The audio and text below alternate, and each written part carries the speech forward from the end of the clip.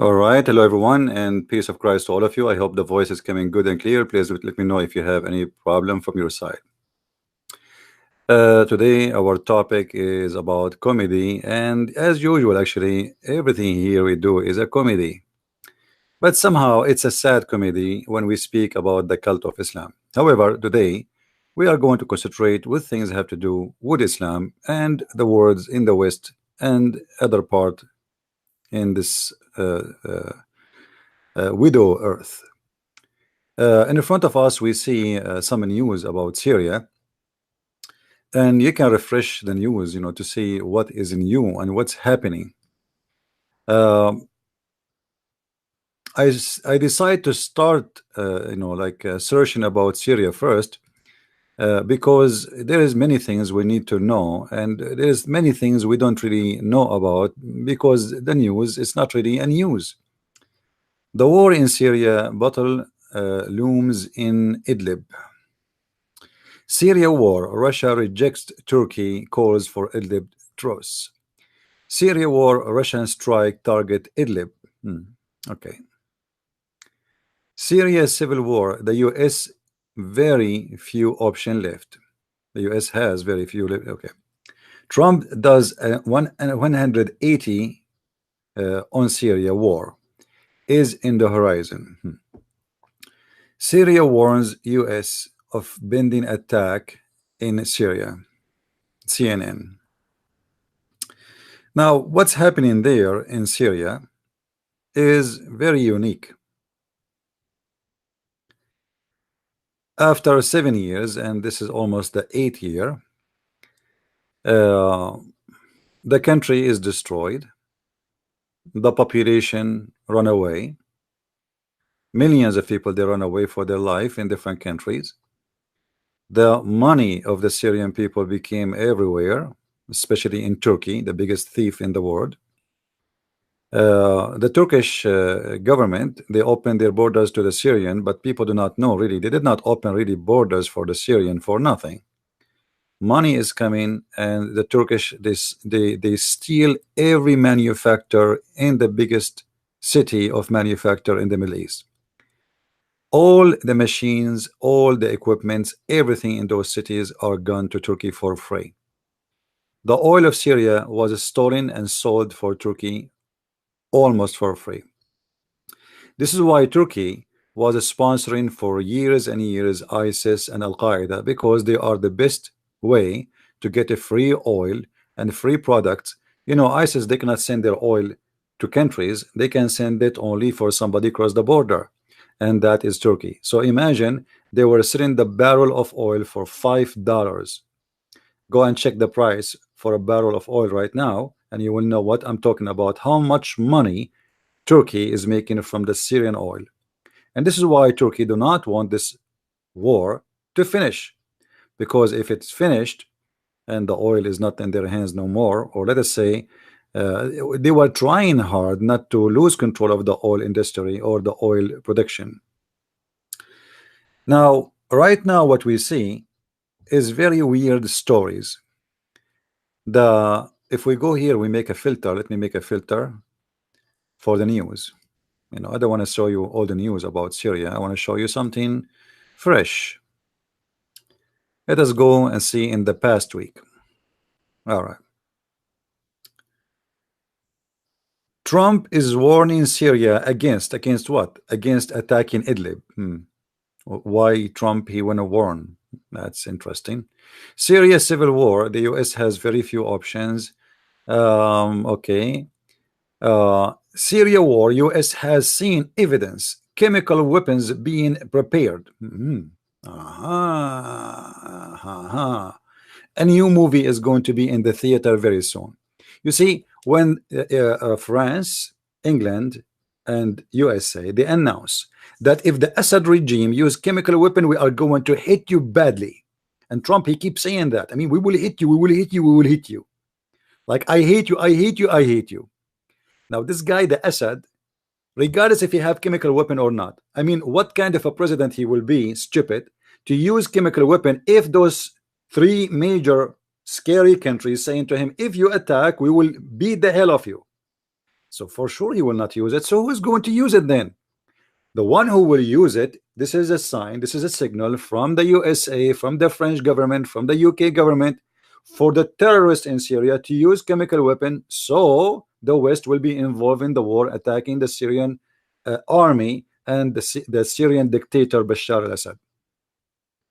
So it's very clear that the West is saying to the terrorists, listen, we cannot help you unless you do something. If you use chemical weapon, then will be a good excuse for us to attack the Assad army. So do it. And this is exactly what's going to happen. Few days from now, we will see a chemical attack happened, and Trump, he go and he tweet and he say, I told you, this animal, he killed his people. So I'm going to ask my army to attack it.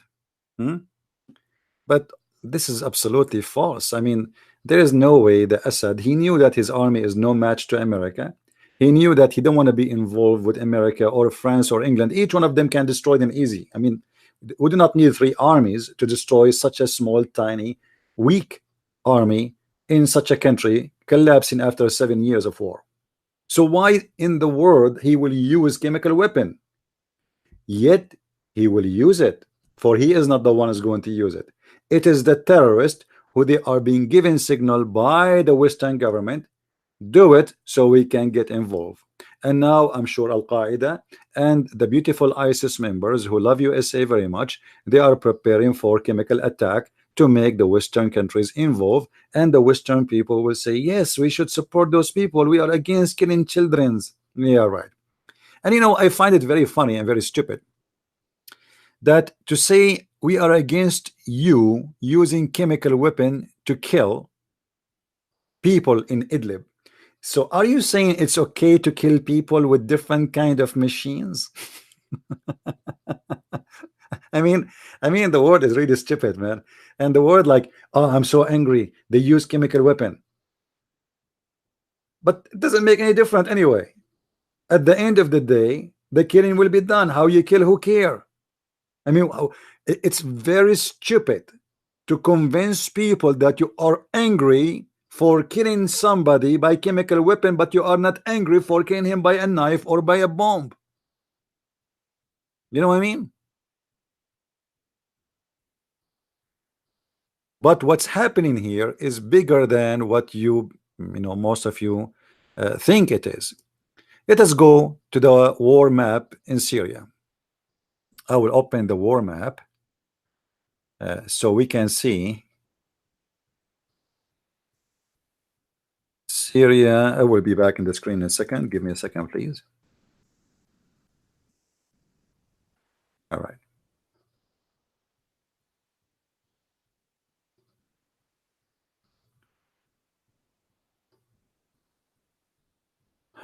Let us see here.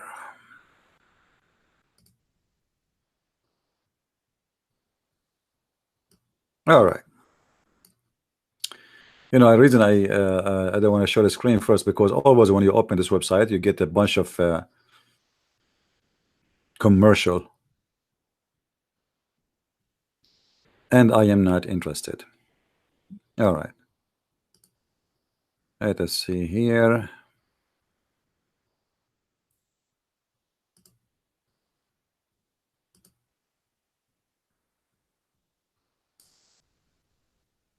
Okay, maybe this website is better.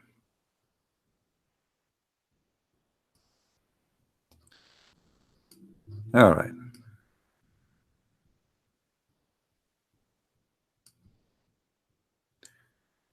If you look with me here in the screen,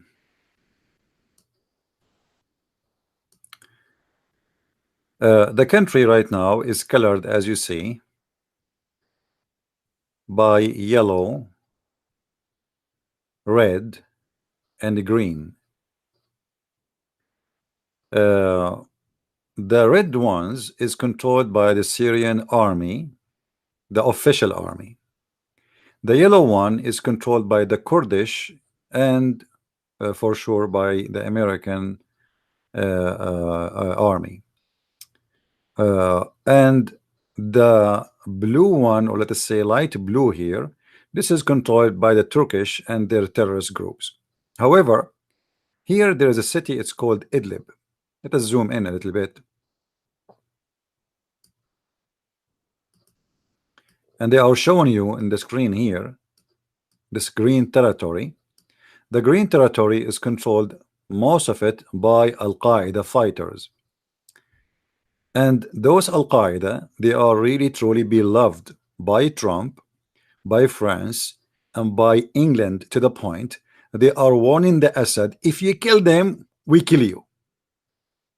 Now, I don't really, I don't know how to explain this. I mean, why Trump is so much interested in defending Al-Qaeda? Those are our first, priority to fight and to destroy. Why he is worried about them? No. He is not worried about Al-Qaeda. He is worried about civilian. You're right. I believe it. The story is bigger than this. The story is as the following. If we leave Al-Qaeda here, even though they are our enemies, that will keep the Russian out of taking control of the major or the majority of the country. And that will keep them busy fighting Al-Qaeda by their own. And will keep Al-Qaeda fighting the Russian together, which means let us fight, let us keep them fighting, and we watch. Giving the chance for the Russian to attack this territory and destroy all Al-Qaeda base and kill them all. Mostly nobody will survive except the ones the Turkish will help them to run. If Russia do that, then it's over. The war is over. The Turkish will not be able to get the money they are getting from Syria, the money they will get from Europe, because Turkey now is making billions of dollars from the refugee. In case you do not know, Erdogan, he made it very clear for the European government, if you don't pay me, I will unleash the refugee and they will swarm all over your countries. The reason for the Turkish army now to stop refugees from going to Europe, because you are paying them every year. Germany, all the European countries are paying tax to Turkey in order to stop millions of refugees to flee to Europe. And when I say millions, it is millions. It's not 100,000, it's not 200,000, it's millions. Right now, there's between 5 to 6 million Syrian alone are out of their country. And they are desperately looking for anywhere to go, especially the Western countries. Nobody want to go to a Muslim countries, because Muslim countries, and for a Muslim, in Muslim land, in order for a Muslim to help a Muslim, he have to get something back in return, either his sister or his daughter or his wife. They don't do help for free, never, and will never do so.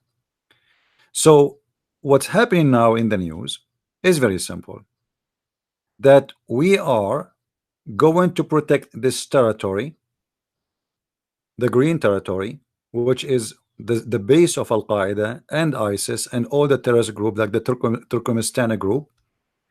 And in return, Al-Qaeda, they are going to keep attacking and fighting back and keeping the war in Syria running.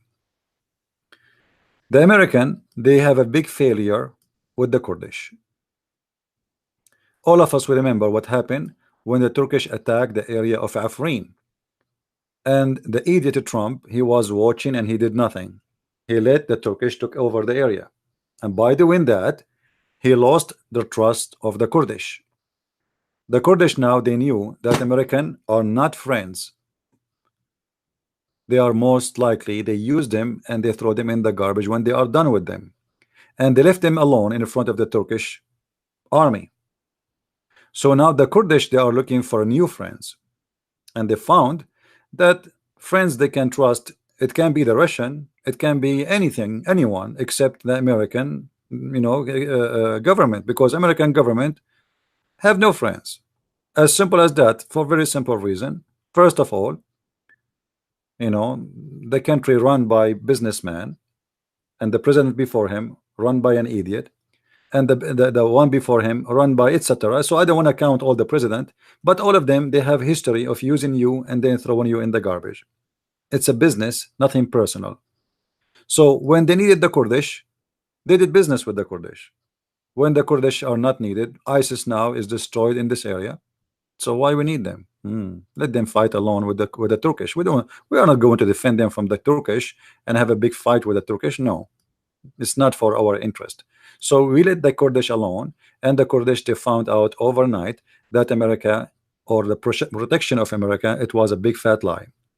So now the Kurdish are looking for a way to get back and have a good relationship with the Syrian regime and the Syrian army and the president of Syria, Bashar al-Assad. And that means the American, they will lose this yellow area, and soon they will be kicked out.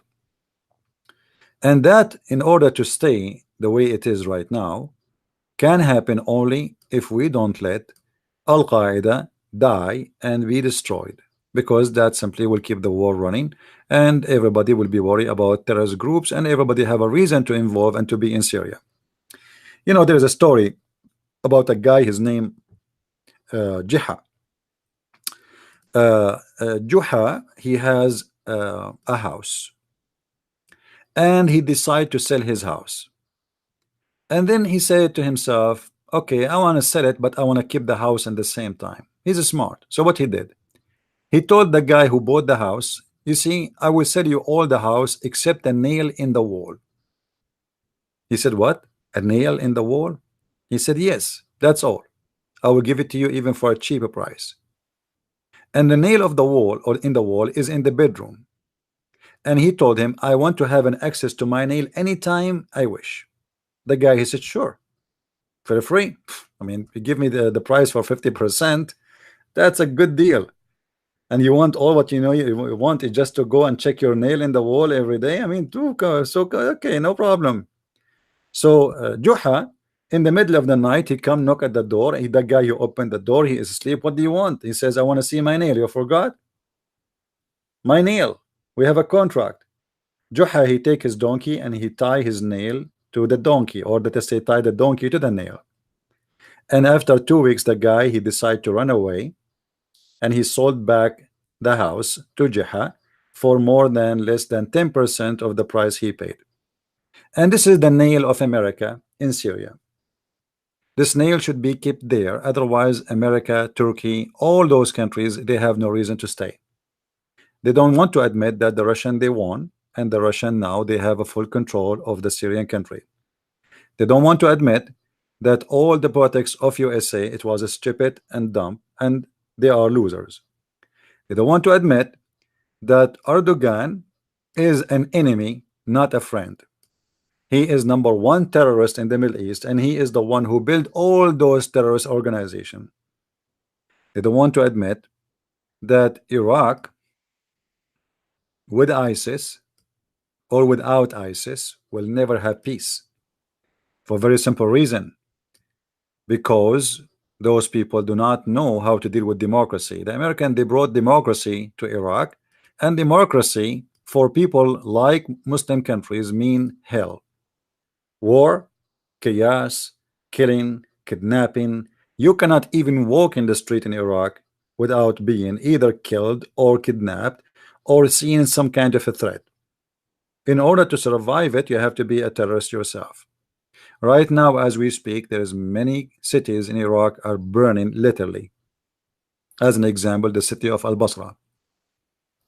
So what's happening when we see in the news that Trump, he threats Syria if they use chemical weapon, he keeps saying that every 2 days. And the reason I see that Trump is doing that because he have a problem. And the problem is very simple.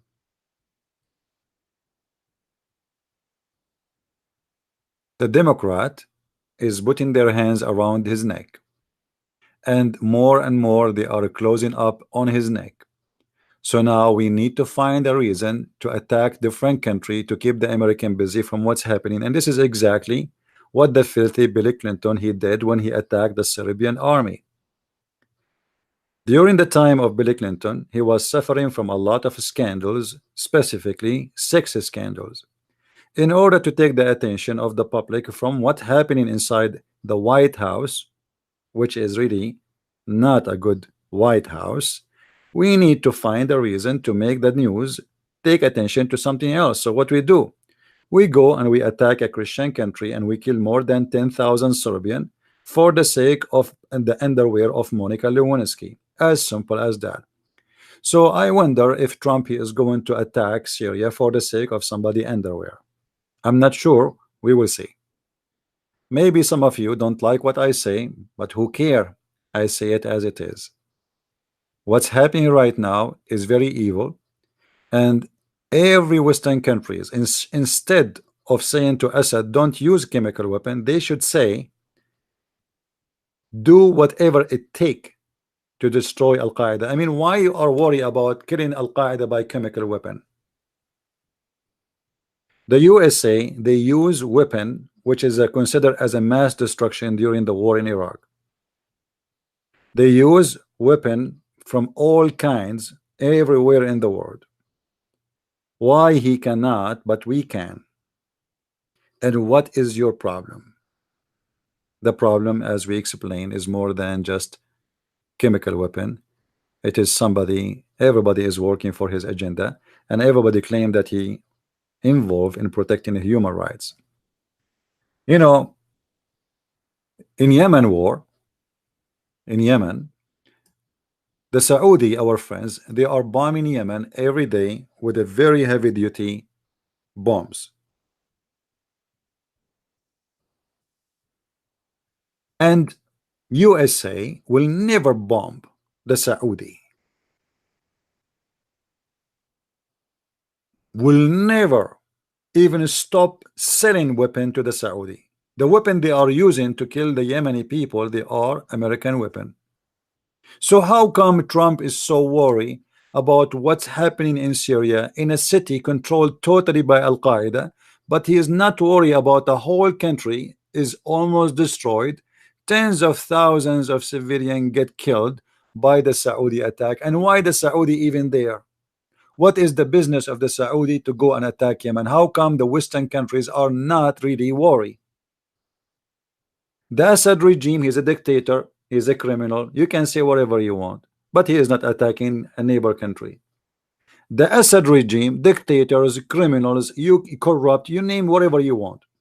And then they can go and take their army and take their weapon and use our weapon to bomb a country which is not even their country.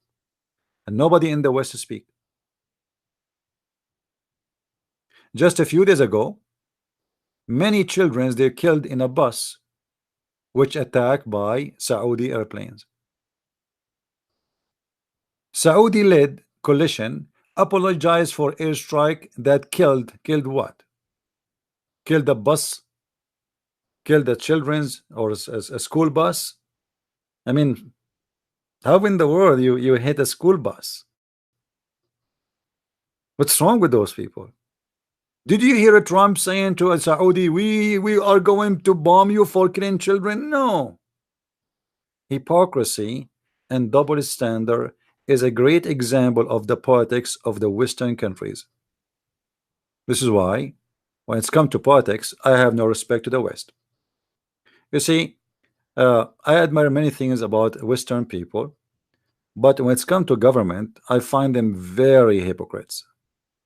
They speak too much about human rights, but in the Ivory Coast, France was watching Christians being burned alive, protecting the Muslim militant against the Christians, civilians, and nobody complained.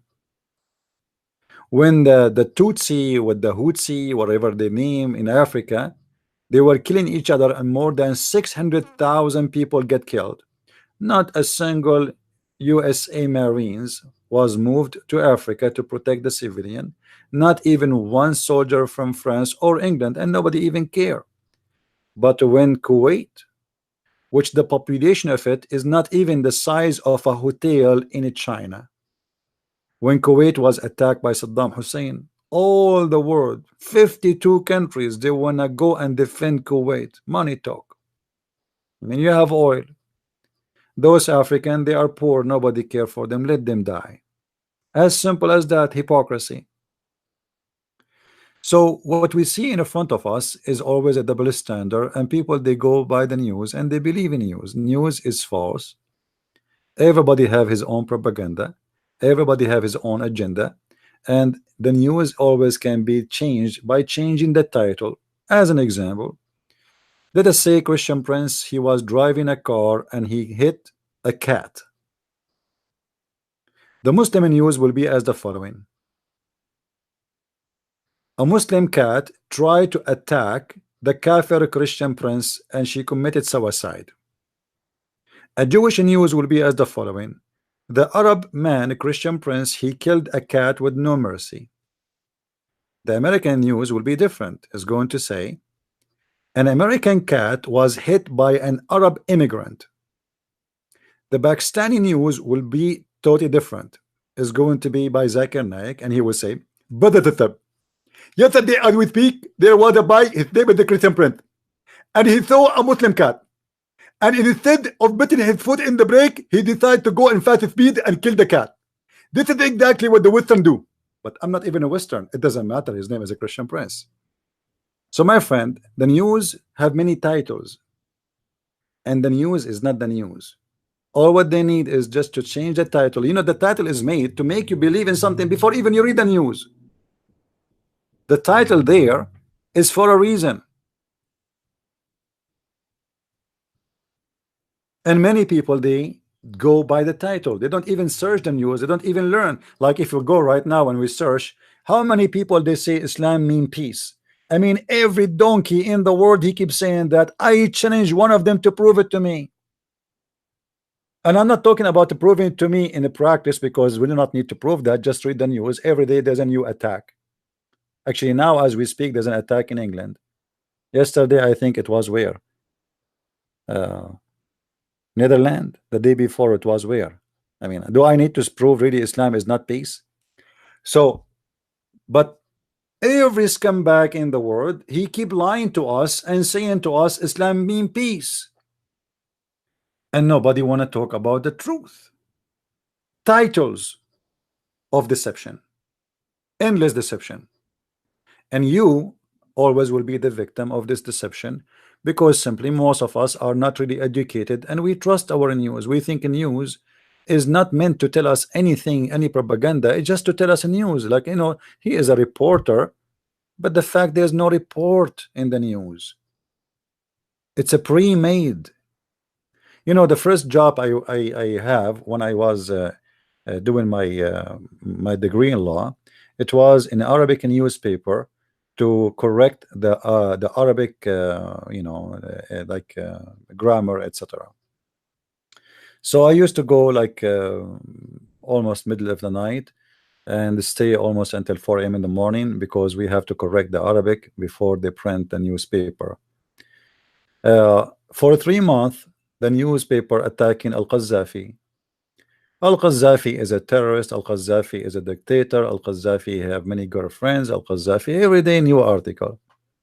Then Sunday, you know, one day, like I was looking the news to correct them. I have to read every article because I am the one who correct the language. You know, we are a team. It's not only me. So I was reading the article, and the article is speaking highly about Al-Qaddafi. I said to myself, what happened? For 3 months we are attacking the guy. We made him like a chicken with no feather. Suddenly Al-Qaddafi became a hero. Suddenly he became the wise man. Suddenly he became Mahatma Gandhi. Suddenly he became Buddha. Suddenly he became God. So I asked the editor, if there is something wrong, like, what is this article is correct, like you sent it to me? He said yes. I said, how come? What happened? They took me in the side. He says, we receive a big check from the Libyan embassy. That's all what it take. Overnight, Al-Qaddafi became a hero. For many months, we publish news, or let us say not a news, a medical study about how harmful to drink tea. And then after that, we have a new article saying how amazing to drink tea. I said, what happened? Is the tea healthy or not?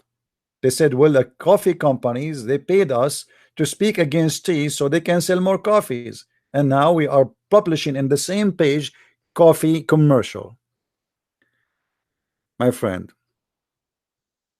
many of you go by news or newspaper or article written in the internet, but all those articles have nothing to do with the truth. I will give you an example of the articles we see in the news, or let us say uh, people publish. This is an article written by Mary Lewis Kelly. How are you, Mary? You have hijacked my heart. Valentine that fight Islamophobia with humor. What? Valentines that fight Islamophobia with humor? I mean, anyone understand the title? As I know, Valentine is forbidden in Islam. And as I know, the one you accuse them with Islamophobia, they celebrate Valentine. So how we can fight Islamophobia by Valentine? I mean, who is the stupid here? Then the article continue. To celebrate Valentine Day, you can buy a sappy card or a silly one. Let us go down, There are some of Valentine creations. The Tanziyal Ahmed, a Los Angeles based writer, artist, activist, and she do broadcast. It's called Good Muslim, Bad Muslims. Ha ha ha ha ha. Good Muslim, bad Muslim. The message make people laugh. About what? I mean, the message make me laugh at you, you idiot. It is a humorous and it is loving, but I think that the one of thing that happens when it's come to talking about Islamophobia and the politics around being a Muslim, people get numb to it. She says, with humor, you are able to sneak into people consciousness and get them to think differently. Wow. If I right now go to YouTube,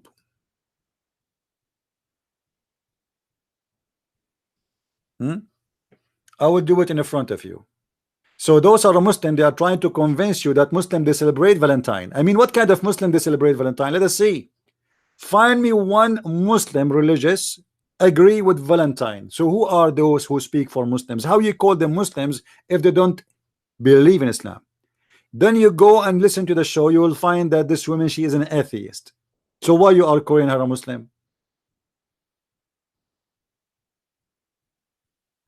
Let me do something in the front of your eyes. Give me a second.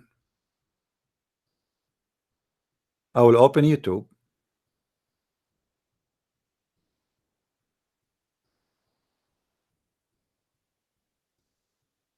Okay. And I will type why Valentine is haram. All right.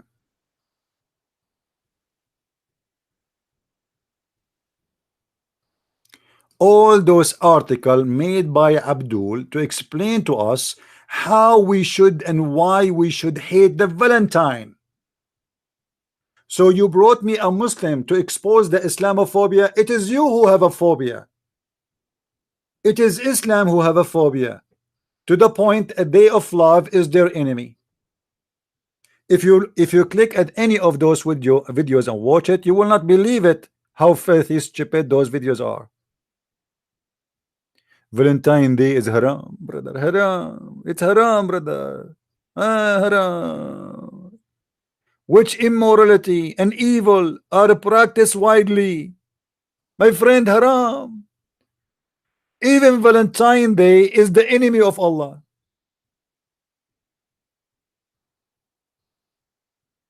Valentine Day is haram in Islam. As what? Roots are directly connected to Christianity. You see the reason for hating the Valentine Day? Because the roots of this day is connected to Christianity. So it's haram. It's haram, my friend. So those who make news, this woman who made this article, and you who read this article, and because she have a name, her name is Mary Lewis. I mean, obviously, she is not a Muslim. You read her article, you will believe. that you must be really suffering from Islamophobia.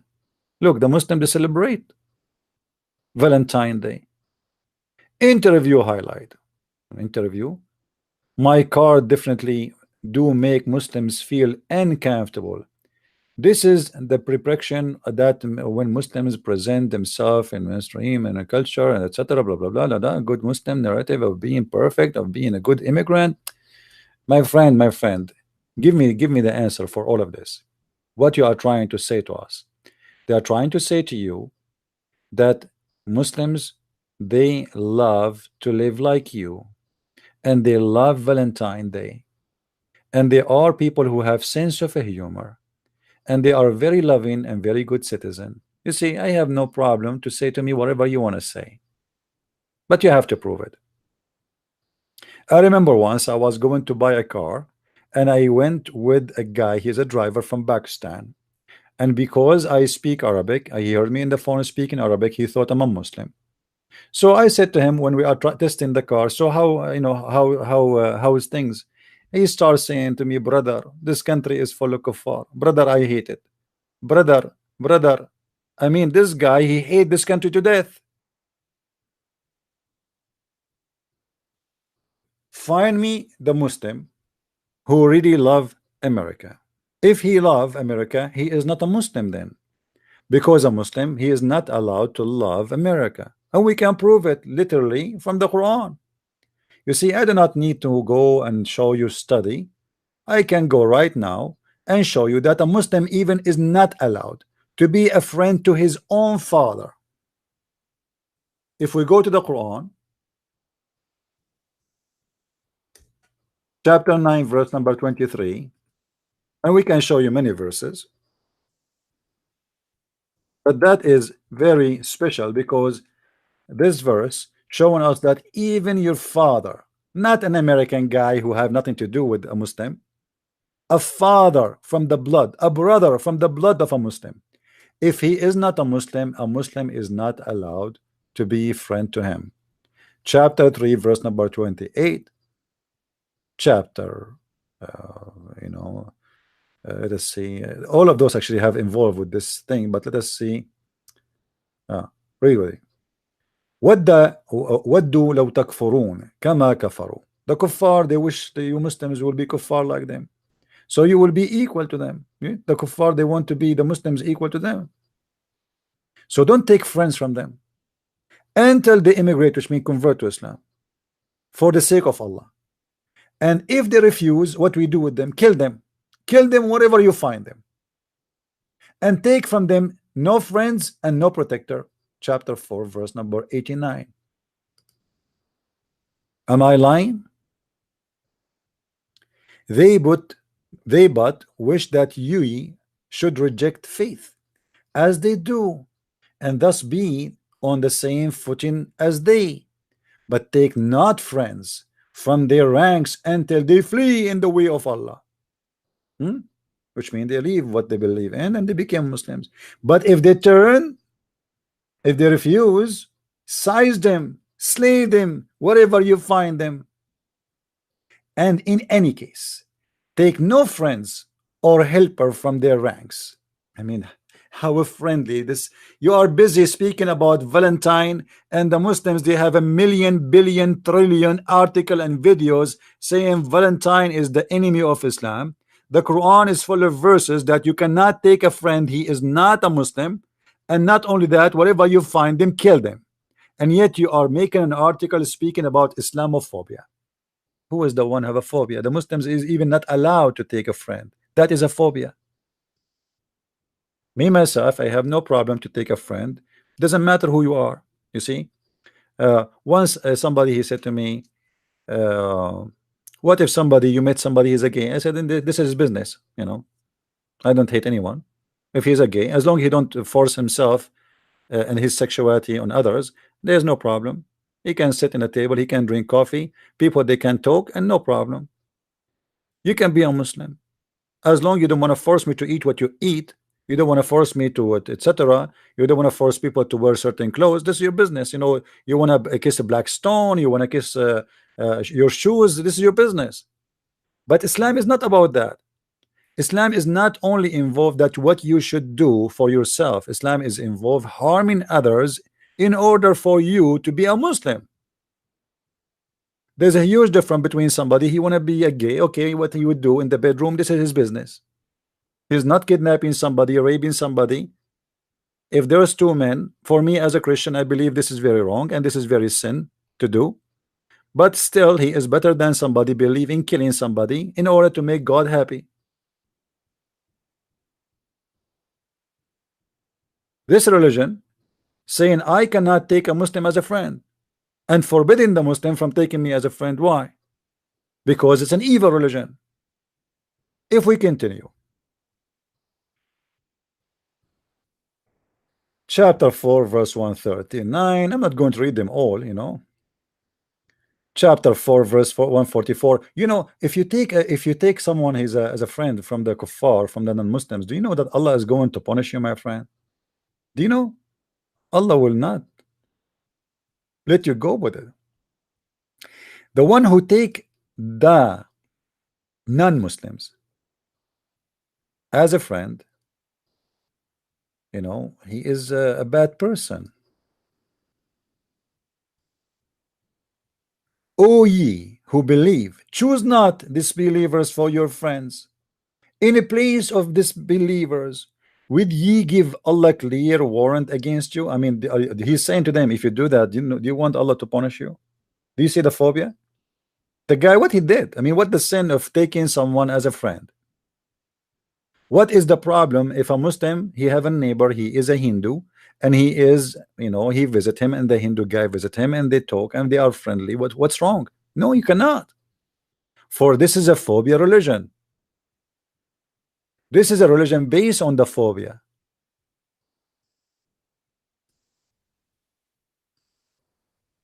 Everything in this cult is based on the phobia. O believers, chapter 5 verse 51, don't take Christians or Jews as a friends. Why? Because Islam is a religion of phobia. Oh, who you believe, take not the Jews and the Christians for your friends and protectors. So the one you are making article about her, that she brought a smile to the face of people, and she fight Islamophobia. Do she believe in this verse or not? If she say I don't believe in this verse, that means she is not a Muslim. So why you are calling her a Muslim?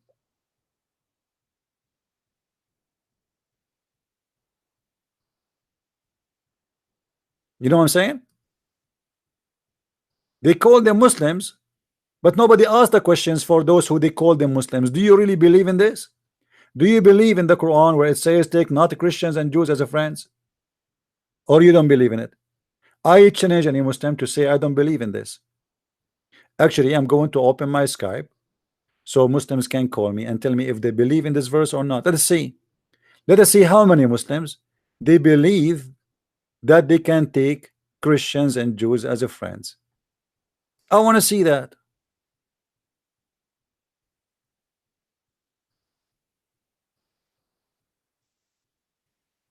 Let us log in. The Skype is opening. If there is any Muslim would like to join us,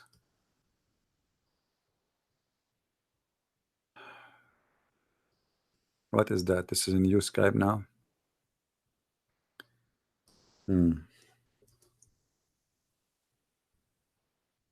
Like Skype having an update.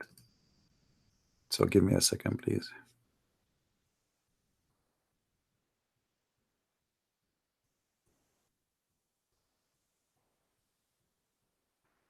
All right.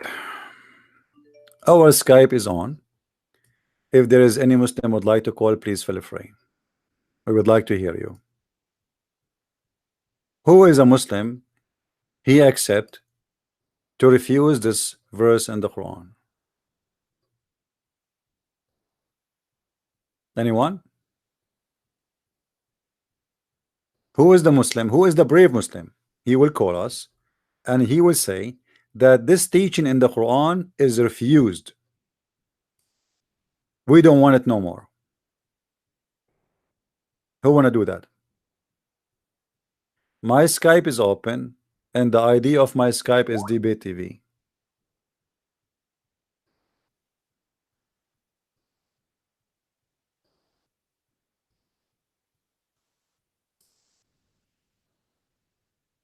Anyone? You will not find anyone.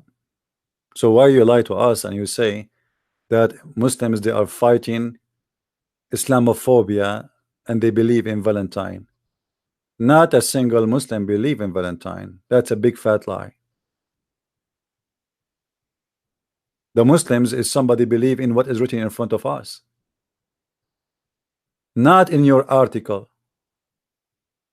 This is a holy book for them, not your article, which is full of lies and stupid teaching and stupid statements. All those verses in front of us is nothing but an insult to the Christians, to the Jews, to non-Muslims, all of them, with no exception. All of them.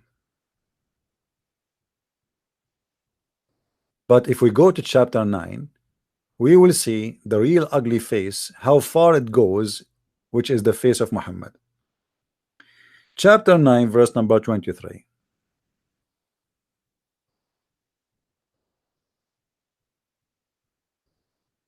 Read carefully.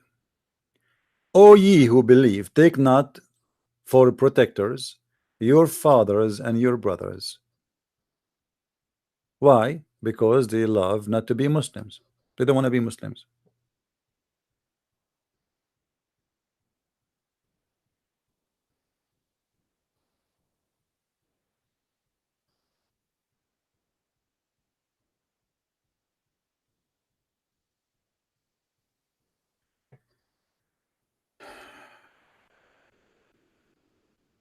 Do we have any Abdul would like to call?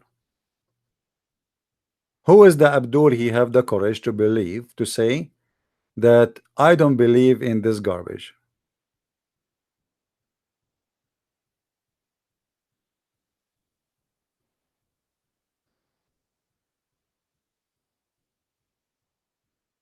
Anyone?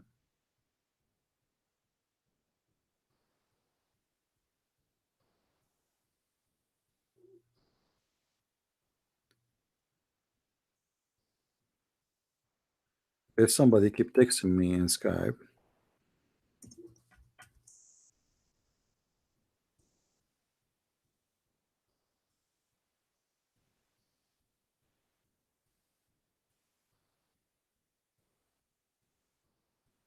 Don't text me. Either you call or don't. I don't open Skype really for text chat. I open Skype for people to call.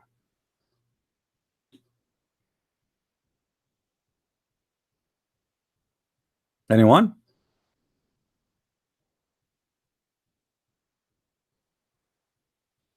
All right. Hello? My friend, excuse me, I'm not a Muslim or anything. No problem. We are live on air and people, they hear you. What do you like to say to us, my friend? Go ahead.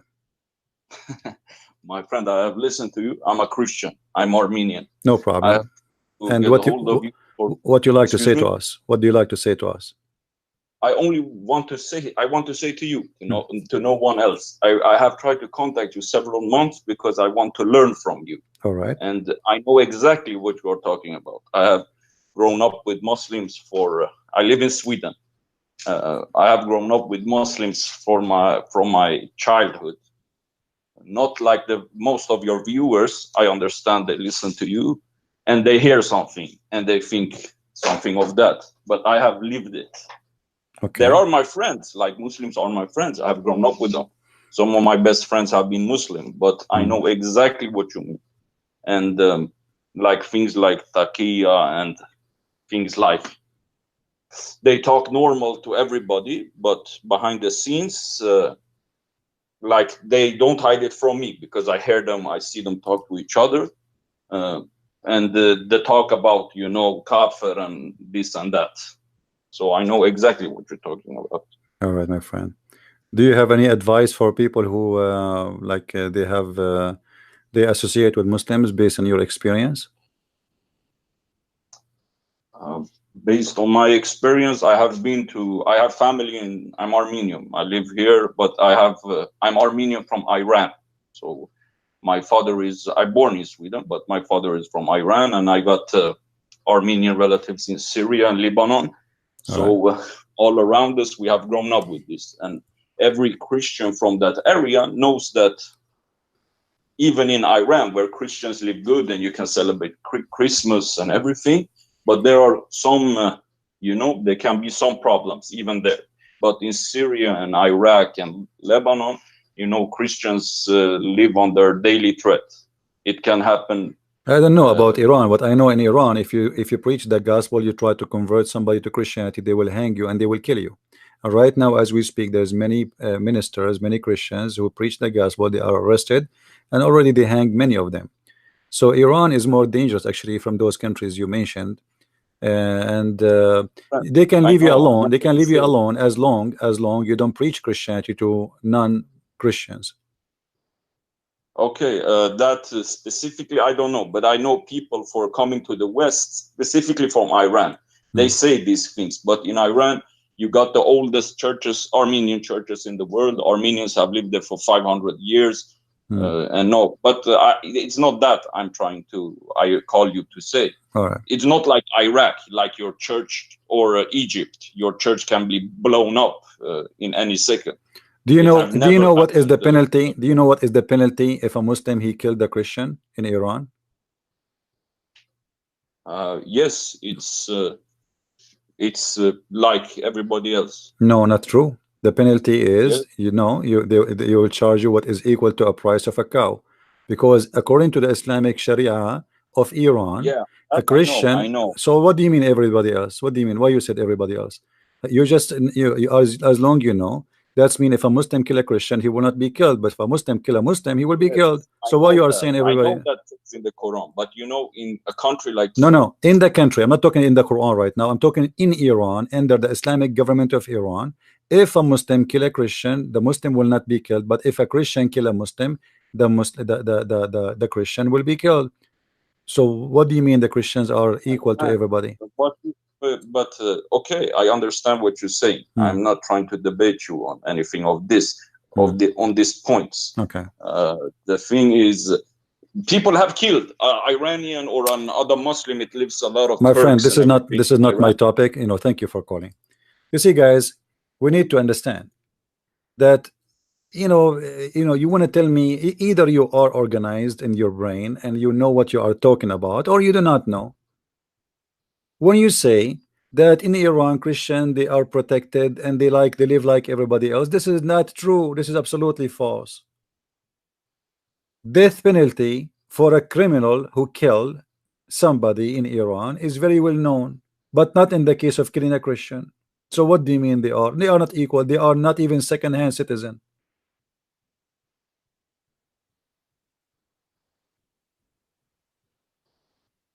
They leave you alone until you have something happen to you. What if one day you fought with a Muslim? You will see that they are not justice to you. What if one day a Muslim killed your son? The Muslim will be set free. He will give you a price of a cow, $500, and he will go free. If you preach the gospel to a Shia guy, they will execute you. But if you are a person who practice the gospel behind the wall inside your church and you don't open the door, hey, they will let you alone. But you are not an equal citizen.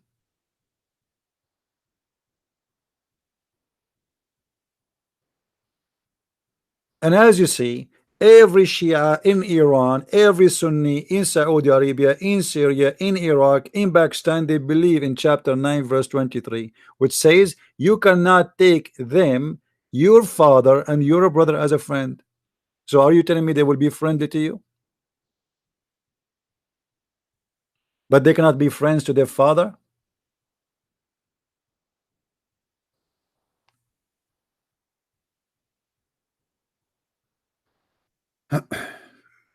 You know, uh, I listen to many people who keep saying to me, I have a Muslim friend, and you try to explain to them that you don't have a friend. Muslim don't have a friend who is not a Muslim. He said, no, no, I have, and it's happened to me. Like I was once at the Philippines, and we attend the senator meeting, and I made a short presentation to the senator about what the Muslims believe. There's a guy. He is from a church. It's called Anabaptist Church. He claimed to be a minister, and he have a church in the Philippines to corrupt the mind of the Filipinos, to lie to them and to fool them. And then he says to me, "So what do you do? What exactly you do?" I said, "I'm here to do seminars." He said, "Ah, you are the kind who divide people." Well, I said, "Why I'm dividing people?" He said, I have many Muslim friends." I said, "Muslims have no friends except Muslims." He said, "No, no, no, I have many Muslim friends." I said, "You are not listening. Muslims, I'm not saying you don't have a friends. I'm saying Muslims don't have friends. For you, you take them as a friends. You believe they are your friends, but they are not your friends. For Muslim, don't accept you to be a friend. The Quran, every Muslim believe in the Quran. If you bring me a Muslim, he don't believe in the Quran, that's mean he is not a Muslim. Maybe he's a Hindu, maybe he's a Buddha, maybe he's an atheist, maybe he's a gay, maybe he's a homo, maybe he's a lesbian, maybe he's whatever, but he is not a Muslim.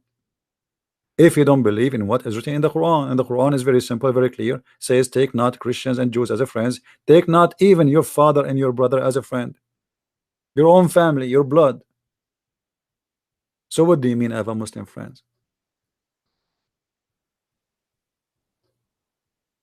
People, they think they are educated. He have some Muslims in the school. They used to go out in the street together. They drank tea and coffee in the coffee shop, and yet he think he knew Islam, and now he is expert. In Iran, my friend, Christians, they have a good life. They don't have a good life.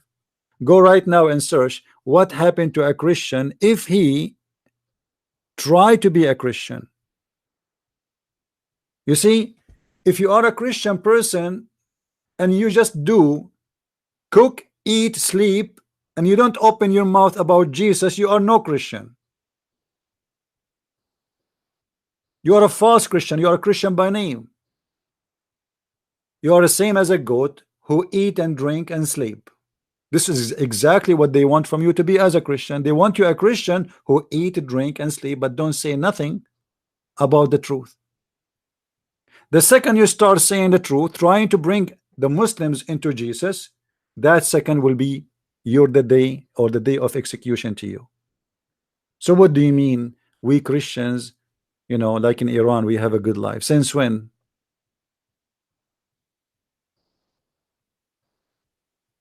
People like to talk, but nobody try to even listen to his own words. Think about it before you open your mouth.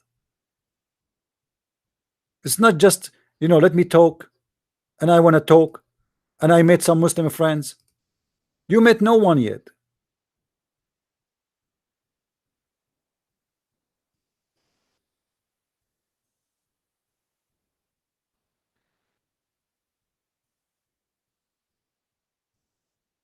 You know, I wish I can have a friends from all kind of belief. I don't mind, because that actually will give me the opportunity to bring people to know the truth, and to to know about Christ. I would like to speak to a Hindu. I like to speak to an atheist. I like to speak to anyone.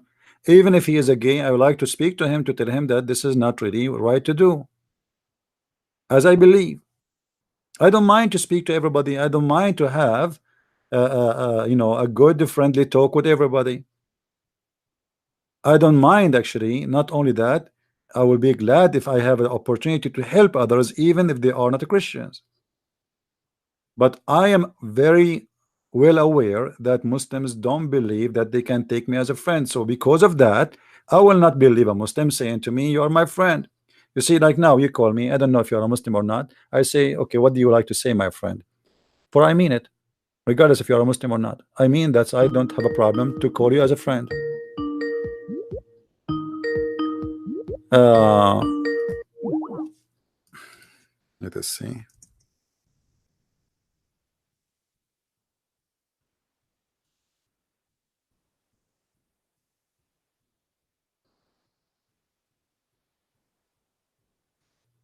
So we have to be careful.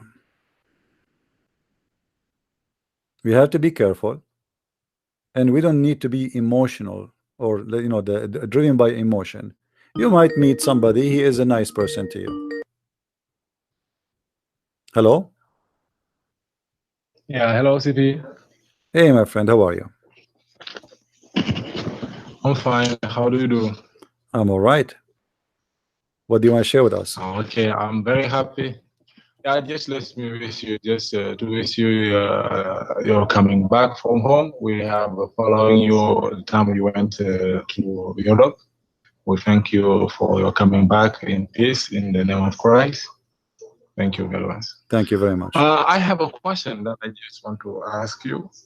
I want to know because I want to know exactly by this question. Yes. Is it true that a Christian can marry a Muslim? Because I just want to know, because I have a girlfriend who is Muslim, so I am just thinking about just to stop that relationship, because I don't want to go deeper. But some people are saying there is no problem, you can be with them, we share the same. But according to what I have learned, and not because I have learned it like that, but I have learned from you, and whatever you say, I go by myself and I check to see if it's true, as you always say. But according to what the book, what the Islamic book say, it is true. So I am just now septic. I'm asking myself, I even want to stop that relationship. But that girl, that woman, I can say, she always say, I love you, I want to be with you, but I will have a doubt, because I don't want to go further. And then finally I have a problem according to what I see now in this world. And I even go to YouTube and to see if really some people can say something good about Christian and Muslim man or woman to marry. I see the negative position.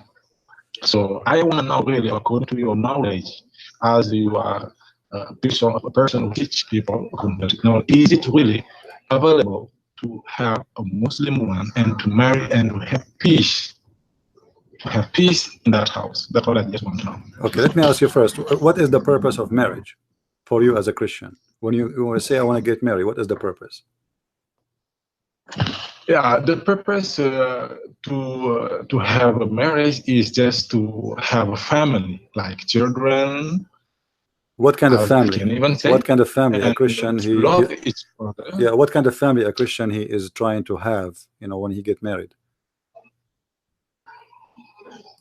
Like some people who follow his identity. I mean, what he really believe, to share the the way that the father used to do, or see something just like that. Okay. Well, in order to have a Christian family, when we say I want to have a family, that family is going to be a Christian family. Is that correct? Yes. Okay. So in order to have that, we both have to agree upon the same conditions of the marriage. What is the meaning of the marriage? A Muslim woman, she don't believe in marriage as a Christian woman. A Muslim woman, she believes that marriage is a contract of sex. The man, he hired the woman and he can kick her out anytime.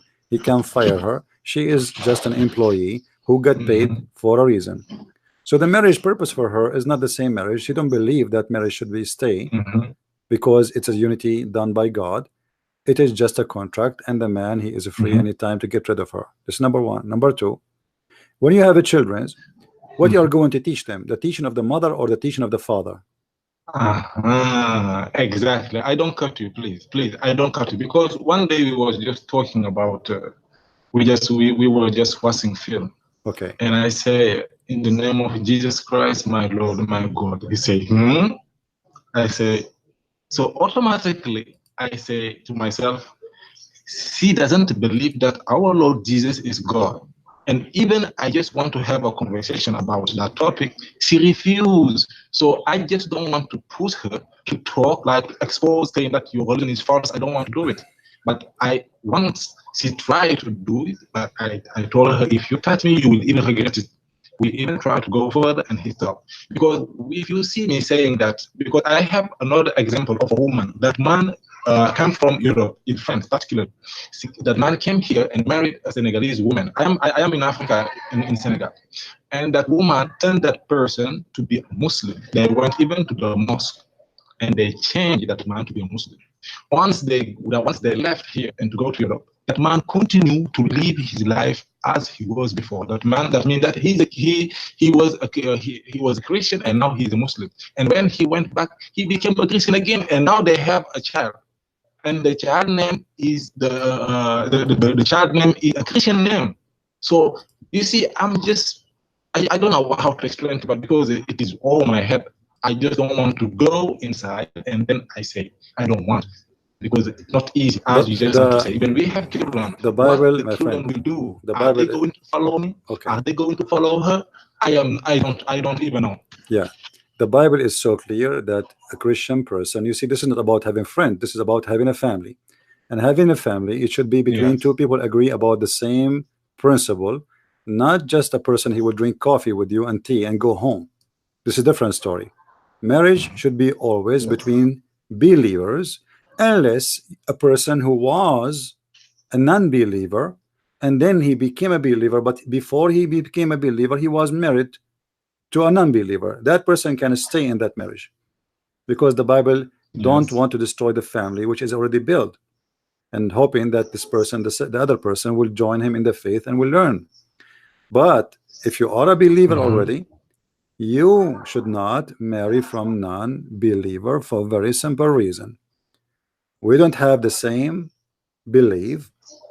Marriage for us does not have the same value, the same meaning, and the same interest. So how you can have a belief, or so let's say, how you can sign an agreement with somebody have different print of an agreement? This Muslim woman who want to marry you, she will marry you as a Christian woman, believe in what is written in the Bible as a marriage, or she believe in marriage as it is in Islam.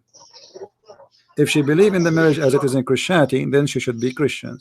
If she believe in the marriage as it is in Islam, then that's mean she want to be a Muslim wife, and Muslim wife don't believe that she should be married to you forever.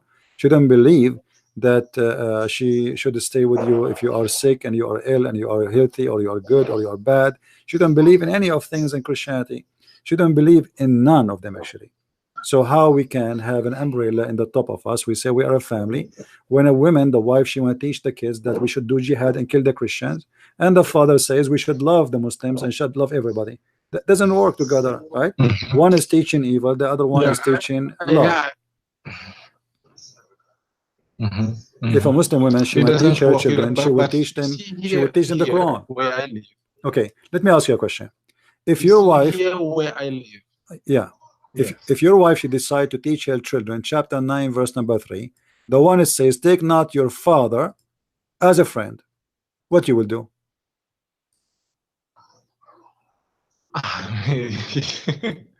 You see, that's the question I'm asking myself, because as the question you are giving me, I will leave her.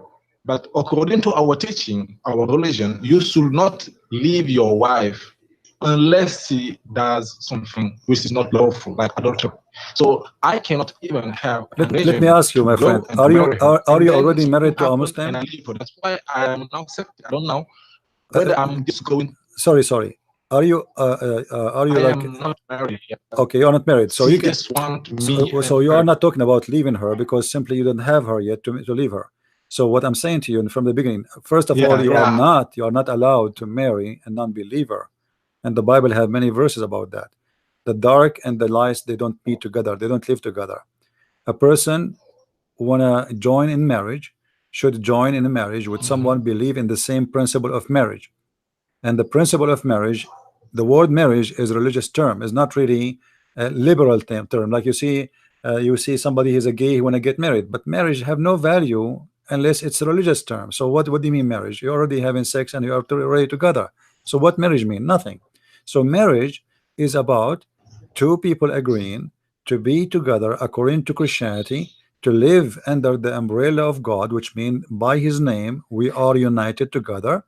And this is what the Bible says, that the man, he leave his parents and he became one with his wife. The Muslim woman, she don't believe in that. So marriage in Christianity is about you living the oneness with your wife. You are going to be united. It's not just a contract. A Muslim women don't believe in this.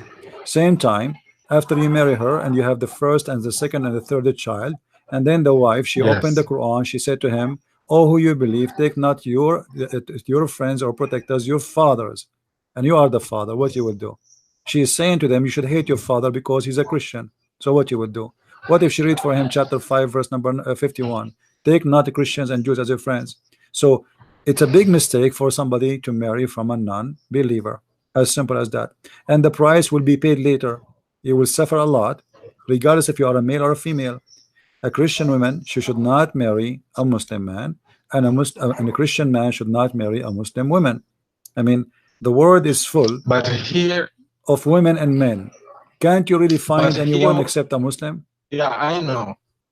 Yeah, of course, of course. I see what you're saying is true. Sometimes I ask myself, how many women do we have? But I always have that kind of situation. But even her family, they didn't want me and her to be, because they said that I am a Christian. Unless I change, I say you can even walk over my body. I even tell her, if it's you want me to change, I would like even to let you, and you leave your religion, I leave. I'm not going to change or anything in this world. Anything. I even tell her anything. Unless you come back, I'm not going to go. So now the problem is her family, they refuse. And she says she wants. My friend, friend, let me make it short. We don't want to change the topic, my friend. We don't want to change the topic for today. But let me, family don't want. Yeah, let me tell you, to make it simple for you. Her family, they want, they don't want. It's what you want will happen. I don't want to hear about her family. And I say to you, my advice, and according to the Bible, according to the teaching of the Bible, that this is very wrong. Secondly, it's not healthy. Even if I am not a Christian, even if I'm an atheist, I will say to you, you will suffer the consequence of marrying from a Muslim woman, because she will teach her children things nobody accept and you don't accept, even if you're an atheist. So just to make it short, my friend, this will never work, and I'm giving you an advice. You are free to take it or to leave it. There's nothing is called marriage to a Muslim. People, they call marriage whatever they want, but this is not marriage. Marriage is something holy. In Islam, marriage is not even called marriage. The Quran called it nukah, and the word nukah mean sex. It's a contract of sex, as simple as that. Legal sex. Okay. It's a legal sex, by license, as simple as that. They don't believe in marriage. There's no marriage. It is just a legal sex. I want to say thank you, my friend, because we want to go back and we have more thank you. more things to cover. Thank you for calling. I'm very sorry. I'm very sorry. I'm very sorry for changing the topic. No. But actually, you have a good question. You to give me advice. Yeah, my friend. No, you have a very good question, and many people need to hear the answer. I want to thank you for calling and asking the question. Thank you. Take care. All right. This is not about having friend. When you marry from a Muslim, you are going to suffer the consequence, because a Muslim, as you see, he don't even accept you to be a father to your children. Secondly, if a Muslim woman, she want to marry a non-Muslim, a Muslim woman, she considered as an apostate. If she do that, the only way to marry her is to convert to Islam. As simple as that. I think he called by mistake again. Not sure what happened. Anyway, we continue with the funny news in the world. You see, I heard lately in the news, this is the website of a Sistani. This is the website of a Sistani. A Sistani is the highest imam for the Shia in Iraq. Let me open the site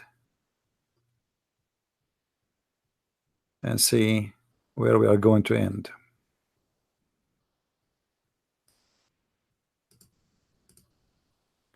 A Sistani, he announced just a few days ago. I will go back in the screen.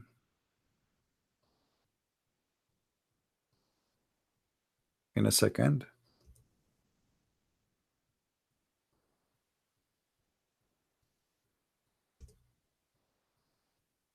I'm not sure. I hope I am not disconnected.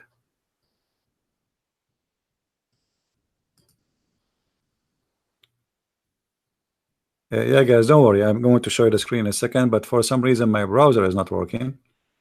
So I'm trying to see what's the problem here.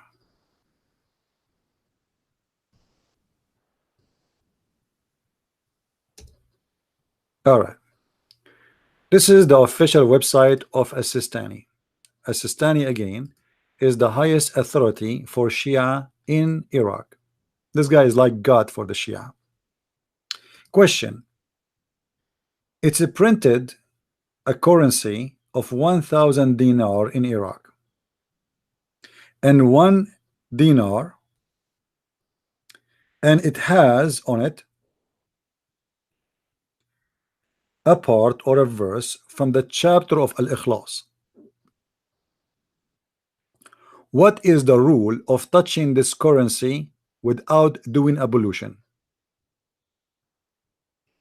Now, the highest authority of Islam in Iraq, he studied and he searched very hard and he decided to give the question an answer. And the answer is, you better wash and do ablution before you touch it. So imagine, you are in the market and you are a Muslim Abdul. And then somebody, you bought something and he will give you money back. Or something, he buy from you. And now he want to give you a currency in the Iraqi money, either 1 dinar or 1,000 dinar. And now you have a problem. You cannot touch this currency unless you go and do ablution, which will take about 25 minutes before you can touch the paper. Do you see how amazing this religion is? The stupidity is beyond imagination. This is the currency, and this is the chapter of Al-Ikhlas, one verse in Al-Ikhlas. It says that Allah, he was not begotten and he never begotten a child. And obviously the one who chose this verse, he chose it for a reason. So now if somebody pay me this money, I cannot take it back. I cannot touch it. I have to go and do ablution. If you ask me about why Islamic countries is always behind, the reason is just in front of you. Those people are busy with this stupidity. Questions is unbelievable. Religion is involved in the most silly, stupid things. And now they are worried. Can I touch this paper, which is money, when it has Quran and I don't have ablution? The answer, absolutely no, you are not allowed, my brother.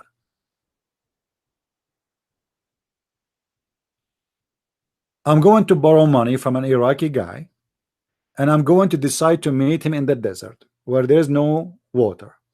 And I say to him, okay, I get you all your money to pay it back to you in dinar, 1,000 dinar each. He cannot accept it. He cannot take it because he did not do ablution. I mean, how is smart this religion and how is stupid those who believe in it, I don't know. But this is how it is. You can search it in news and you can find what this news is speaking of. If you go in different website here, let us see this website. Islam Today. Sorry, USA Today. Did I say Islam Today? Yes. USA Today is absolutely Islam Today. American Muslim women saying, this is an article,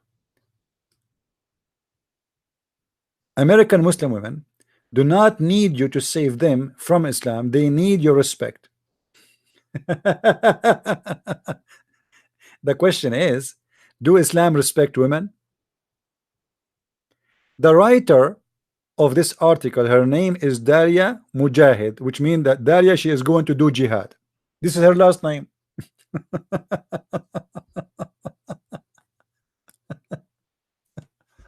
Her last name is Jihad. So Muslim women in America, they do not need you to save them from Islam. My friend, you do not need anyone to save you from Islam in America because you are in America. You are lucky. I want you to say that, to write this article in an Islamic newspaper in Islamic countries. You will see what they will do to you. The same exact article, just translate it to Arabic and post it there.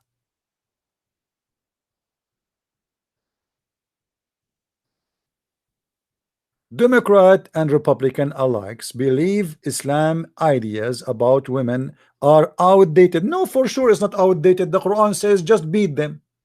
I mean, is that outdated? Do you think really this is outdated?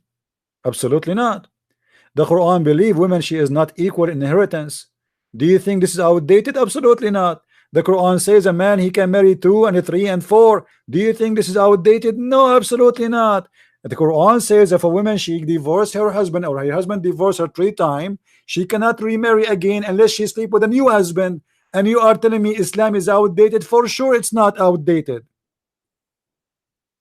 Who dare to say Islam is outdated? And this is an article in USA Today. You see, you open USA Today, you think you are reading an article in USA. Huh?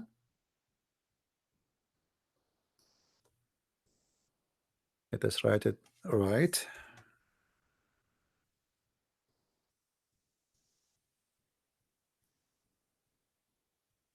الرجال قوامون على النساء بما فضل الله بعضهم على بعض واضربوهن. What واضربوهن mean? I'm not going to read a Christian translation. I will read Muslim translation. Muhammad Biktal. And scourge them. What? And scourge them. And you are telling me Islam, some people they believe that the idea of Islam about women is outdated.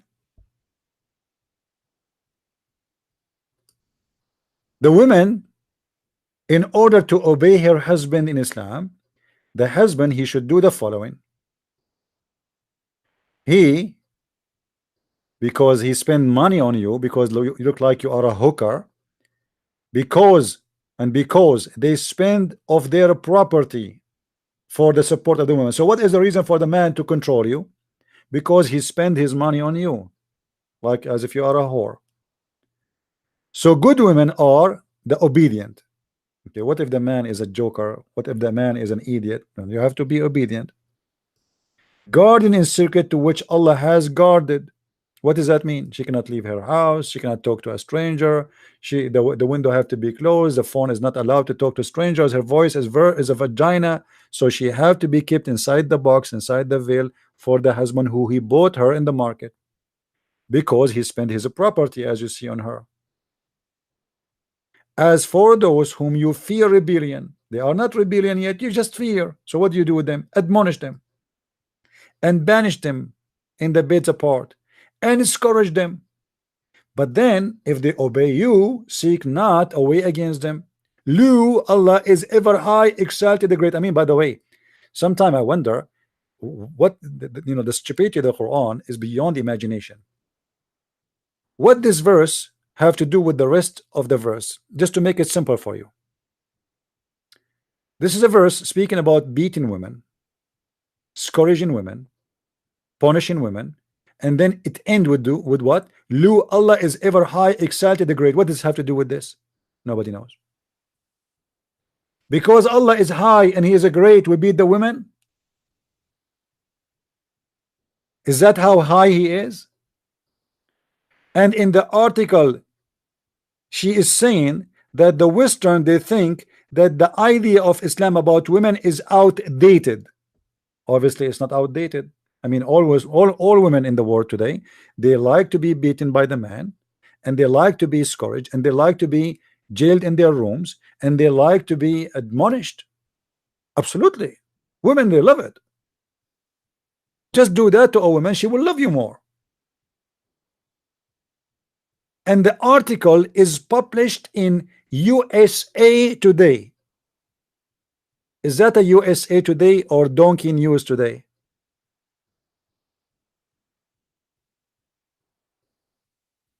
When I saw this article, I was expecting to see it like in a Muslim website and etc. But I never thought that this is USA Today. USA Today? Really? What happened USA Today? And then this woman, she speak about Trump banning Muslims from entering the country. What a big fat liar. Muslims are coming to the country from everywhere. Trump, he did not ban anyone. It was Obama. This is the order of Obama, and Trump, he just resigned again. And look here what she said. Countries from entering USA. So Trump, he attempt to ban citizens from several Muslim majority countries to enter USA. The fact this is false, because the majority Muslim countries are not in the list of ban. The biggest Muslim country is Indonesia, not Libya. Libya is not up even 5-6 millions. Not Somalia, not Syria, not Yemen. Why people lie? They are small tiny countries, and they have a reason. They have a war. There's a lot of terrorist groups inside those countries. Then she say, one example war of omission of honor killing, which legal analysts pointed to as a proof of biased intent in earlier version of the travel ban. What does that have to do with the travel ban?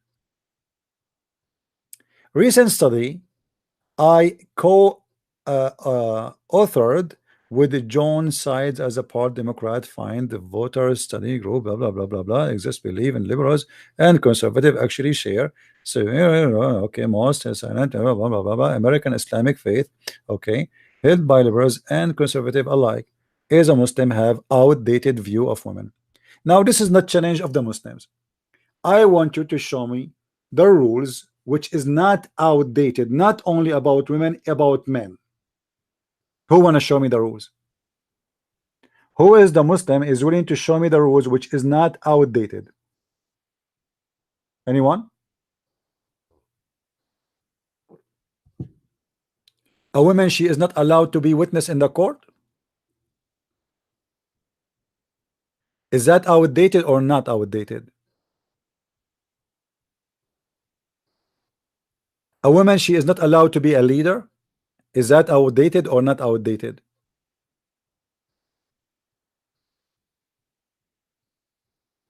Do we have any Abdul would like to call us?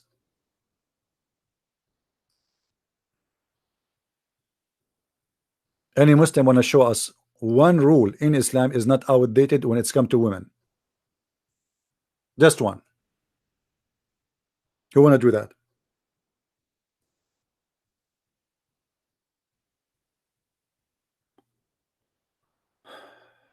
Let us see.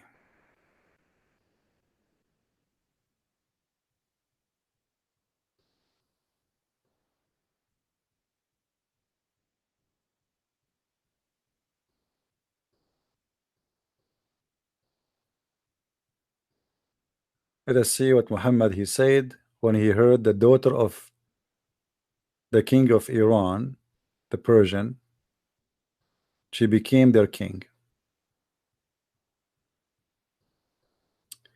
During the battle of Al-Jamal, Allah benefited me with word I heard from the Prophet when the Prophet heard the news that the people of Persia had made the daughter of the Caesar or the king their queen. He said, never will succeed such a nation as makes a woman their ruler. Is that outdated?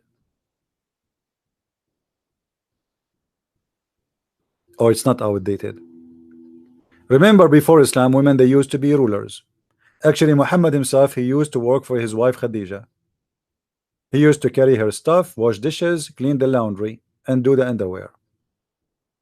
Muhammad, he married a rich woman. The woman, she died. Muhammad became rich, and now he is the boss. Before, he was the idiot of the village who do whatever she wish. Because he was poor, he need her money. He married a woman, she is 25 years older than him, just for the sake of her money. The same as Muslims today, they marry a woman, she is 70 years old and he is 21 because you want to get a green card. But Muslims believe that no nation will be succeed if they made their wife their ruler. So what this woman mean by saying that the Western, they think Islam is outdated view in women? I am still waiting for a Muslim to call me and to show me a rule in Islam which is not outdated. Not only are not outdated, I mean it's outdated even before, you know, in the time of Muhammad is outdated. If you read my book, Sex and Allah, you will find that the Arab women, they have a lot better life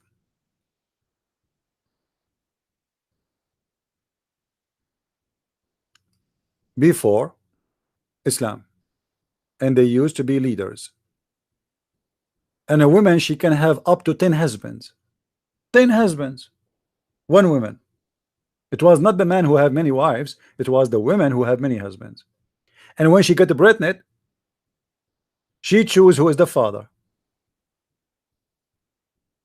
That is the women before Islam. Women before Islam, they used to be queens. I do not need to tell you about a queen, her name is Cleopatra.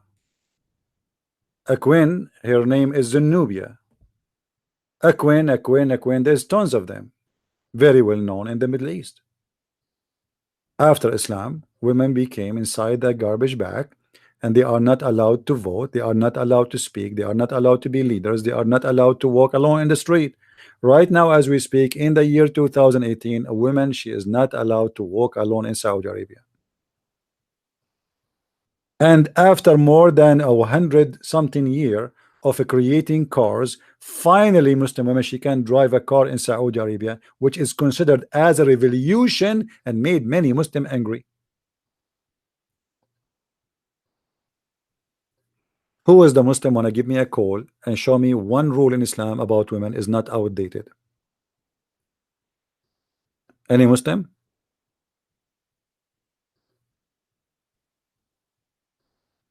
I see there's Muslims in the text, they want to expose me and they want to refute me, but they don't dare. Like I saw a guy, he's a Muslim, Abdul.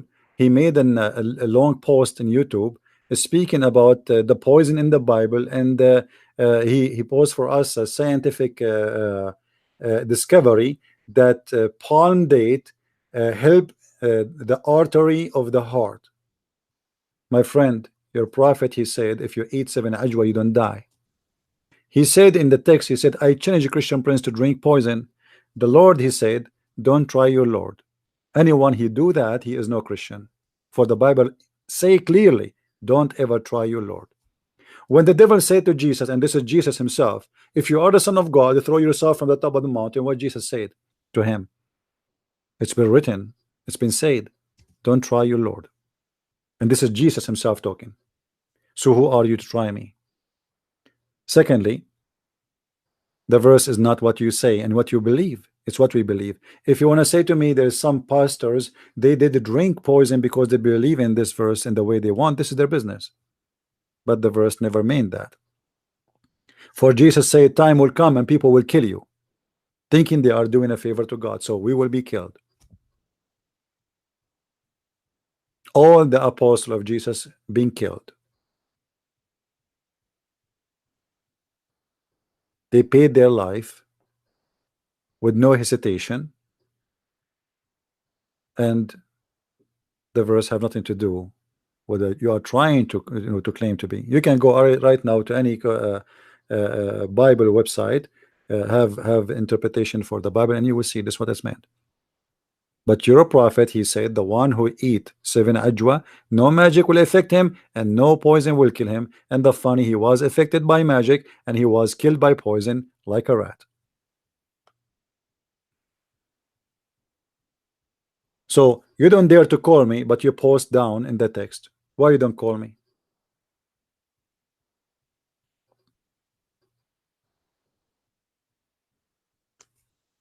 We go back to the article.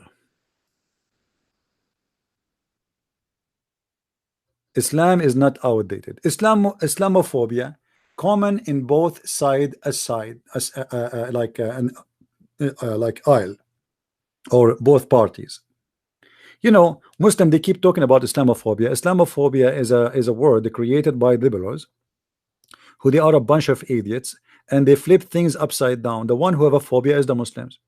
A Muslim, you have a phobia if you hear the bell of a church. A Muslim, you have a phobia if you have a if you know, they go to a hospital of a Christians, and because the hospital they have a cross. This is their church, this is their cross, this is their hospital, it is our hospital. And then the Muslim, he get offended because you have a cross. Who is the one who have a phobia? A Muslim, he have a phobia if he sees somebody eating pork. A Muslim have a phobia if somebody eat in the month of Ramadan in the street, to the point you go to jail if you eat in the street in Ramadan. I mean, you are fasting, why you should fast? Who is the one have a phobia? Christian meet 5-6 Christians, they meet in Saudi Arabia to celebrate a Christmas service. The Saudi police arrest them all, and God knows what happened to them. Who is the one have a phobia?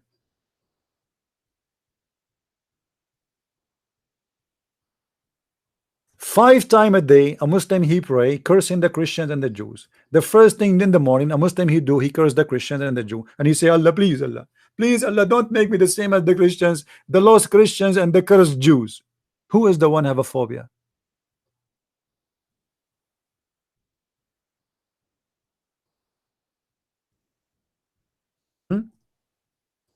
Who is the one have a phobia? Please, Allah. Chapter 1, verse number 7. Allah, please, don't make us the same as the Christians, the lost Christians and the cursed Jews. Please, Allah. Please don't make us like them. Please, Allah. Who is the one who have a phobia?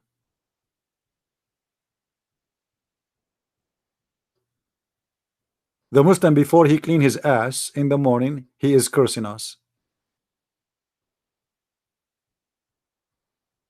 And why the Jews are cursed? Because they did fishing in Saturday. I mean, have you ever heard of a phobia like this? A Jew, he did fishing in Saturday, Allah make him a pig and a monkey, and now all the Muslims believe that pigs and monkeys are Jews. There's a video on YouTube by a doctor from Gaza, you know, from the Hamas territory. And this idiot in YouTube, and the video is there, I made a video about it. It's called why we cannot eat swine, something like this. He said he's trying to prove to us that the Jews are pigs. So look what he said. Brothers and sisters, if you notice with me that pigs, they have a very ugly habit. As an example, those habits you don't see in any other animals. As an example, pigs, they have sex with their mother. Like what? He's trying to prove to us now that pigs are Jews, and the reason we should believe that they are Jews because they have sex with their mothers. And the only animal do that is pigs. What an evil pig. You are a pig and you have sex with your mother. How dare you? How dare you? At least have sex with your auntie or your cousin. But your mother, you pig? So this is the mentality and the phobia. This is a phobia, to believe that a human being became a pig and he's a monkey. Let me see if I can find you the video. Hold on, because somebody might say, oh, where you get this from? Hold on, I will search in YouTube. I will show you the screen back again. Why we should not eat swine. Doctor whatever.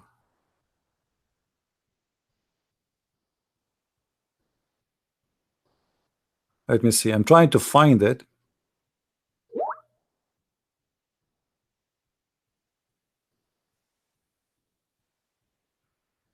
Okay, hold on. Just give me a second, please, until I find the video and we see what somebody is saying.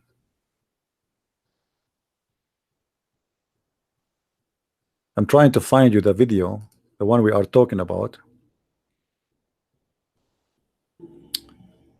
Where is this guy? And he is a doctor. Imagine if this is a Muslim doctor. This is not. This is a guy who is educated, not a guy who is like you know. Here we go.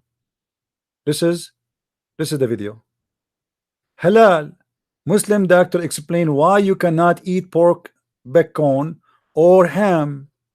Okay, if you listen to it, you will not believe how crazy this religion is.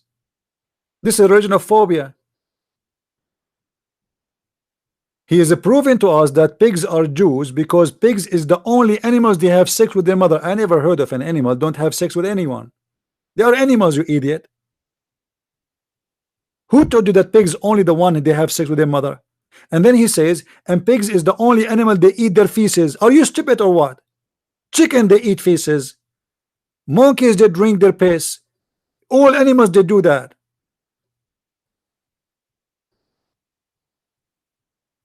All of this because he wants you to believe that the Quran is telling the truth. But this is a very clear sign of a phobia. Even Muhammad, he said that the Jews are rats. How he discovered that they are rats? Muhammad said that the Jews, they are cursed and became a rat. How Muhammad discovered that? He found that the rats are Orthodox Jews. If you read the story, you will not believe how stupid Muhammad is. Let me show it to you.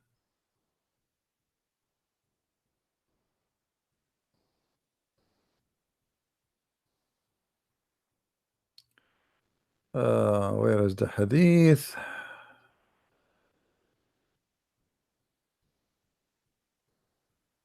Here we go. Hold on, not this one.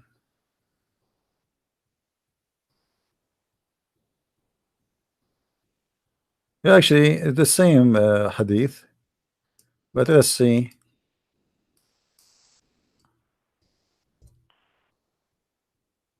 Here we go. The prophet said a group of Israelis were lost. Nobody knows what they did. So the prophet is honest. I mean, he knows everything except what they did. He knows everything. I do not see them except that they were cursed and changed into rats. Ew, how this happened? Allah, he cursed them and made them rats. Why? For, and now Muhammad is showing you his reasoning. Look, Muhammad, how smart he is. For, if you put the milk of a she camel in front of a rat, it will not drink it. But if the milk of a sheep, you put it in front of it, it will drink it. So Muhammad, he's a person who lived with the Jews, and he noticed the Jews, it's forbidden for them to drink camel milk. And he noticed that rats don't drink camel milk. Aha! That means those rats, they are Orthodox Jews. Allah cursed them. They used to be Jews, a human. Allah cursed them and he made them rats. I mean, what do you want more than this as a proof that the Prophet of Allah is super intelligent? Can you find me smarter than this man?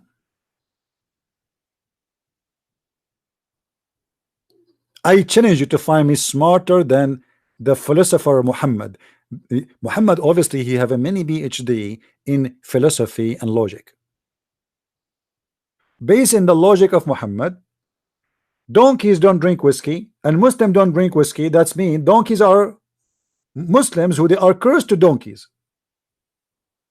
Alhamdulillah. Allahu Akbar. I just learned how to do and to be a logical person for the first time in my life.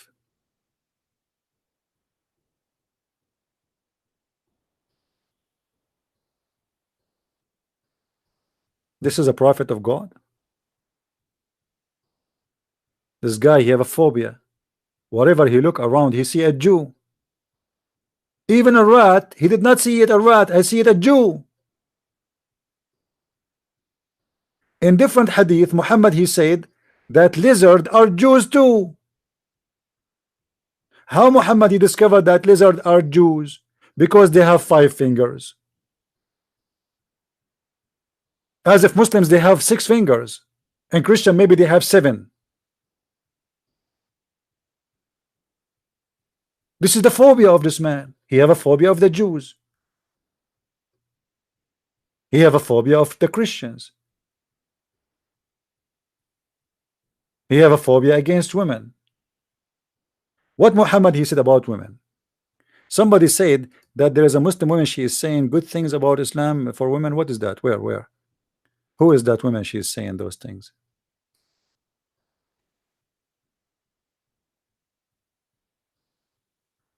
How beautiful and equal Islam for women. Okay, Lina Ahmad, can you show us one example of the beauty of Islam to women?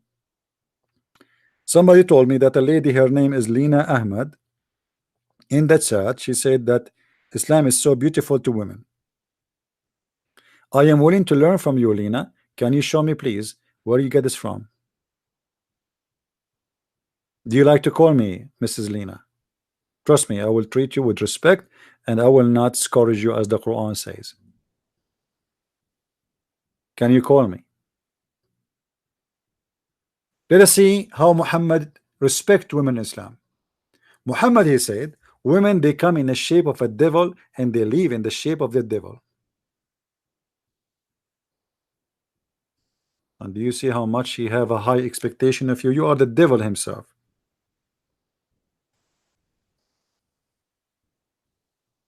Do you agree with that?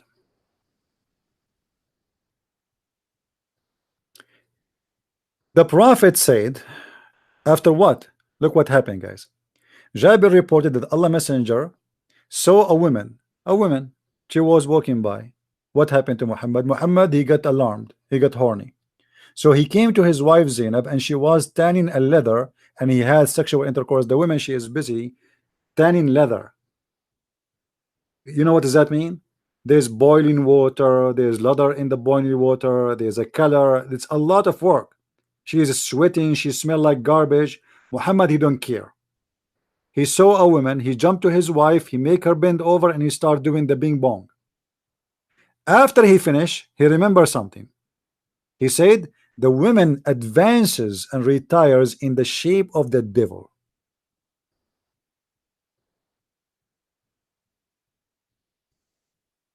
I mean, do you see how much Muhammad he respect women? Women, they advances and retires in the shape of the devil, but yet he have 13 of them plus all the sex slaves.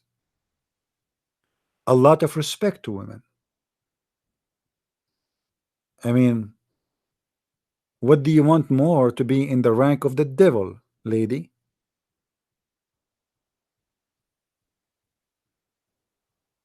Muhammad, he claimed that all women are traitors and they are following their mother Eve.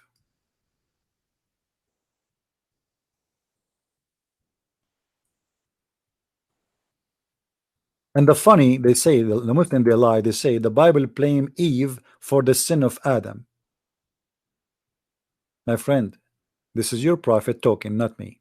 The prophet said, if where is not for Beni Israel, meat would not decay, and were not for Eve, no woman would ever betray her husband. So Muhammad saying that Eve, she betrayed Adam, and she is the reason that all women are evil. In the same statement, Muhammad, he have his phobia against the Jews again. He says the reason for meat to be damaged is the Jews. And yet the Muslims, they speak about Islamophobia. The Jews. We blame the Jews even for the damage of the meat. So now if I leave some meat in the kitchen table, I come after 2 days and the meat is damaged, should I blame Netanyahu for that? Brother Thitter, every single evil in the world, it happened because of the dude. As an example, the prophet said, peace upon him, if they were not Bani Israel, there is no meat is going to shrink and brink and make thing. And this is proven by science. As an example, if we take the meat to the moon and we put it in the moon, and in the moon there is no Jews, the meat will not decay. But if we take the meat to Israel, the meat will decay immediately, brother, because this is proven and this is true. Who is the one have a phobia? The meat decay because of the Jews. Hello? If we put the meat in the moon, the meat will not be decay because there's no juice there, you idiot. No, because there is no air, you dummy. Because there's no bacteria, you idiot.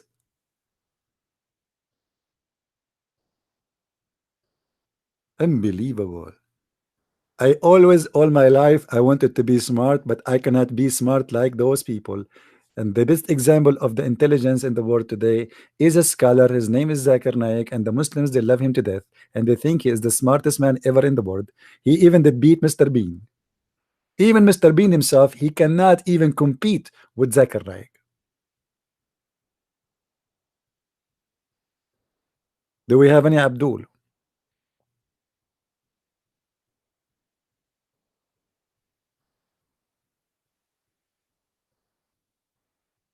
Anyone?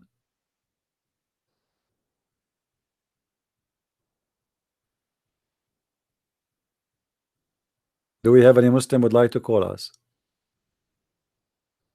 Who is a Muslim would like to call us and show us that Islam is not outdated? All of Islam.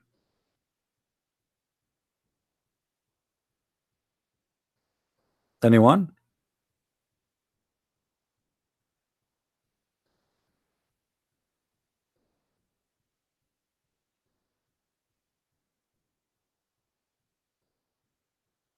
Any Muslim would like to call us? After we close our program and we go, you will see the Muslims posting things in the text trying to prove to us that Islam is not outdated. Why don't do it now?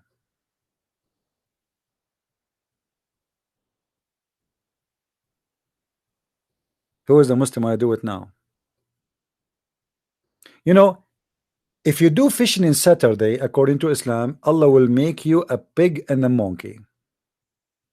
You can go right now to YouTube and search live camera in Israel, and you will see the Israeli doing all kinds of things, including shooting at Hamas.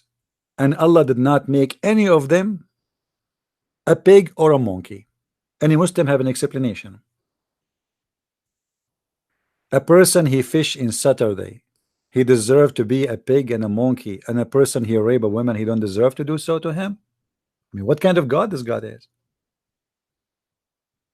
Allah is willing to transform a person from a human to an animal just for fishing in Saturday. Actually, Muhammad in the Quran, and this is another proof that Muhammad is a false prophet, he warned the Christians. He said, listen, Christians, listen, I give you a warning. If you don't believe now immediately that I am a prophet of Allah, Allah will make your faces with no nose and no eyes. You believe it?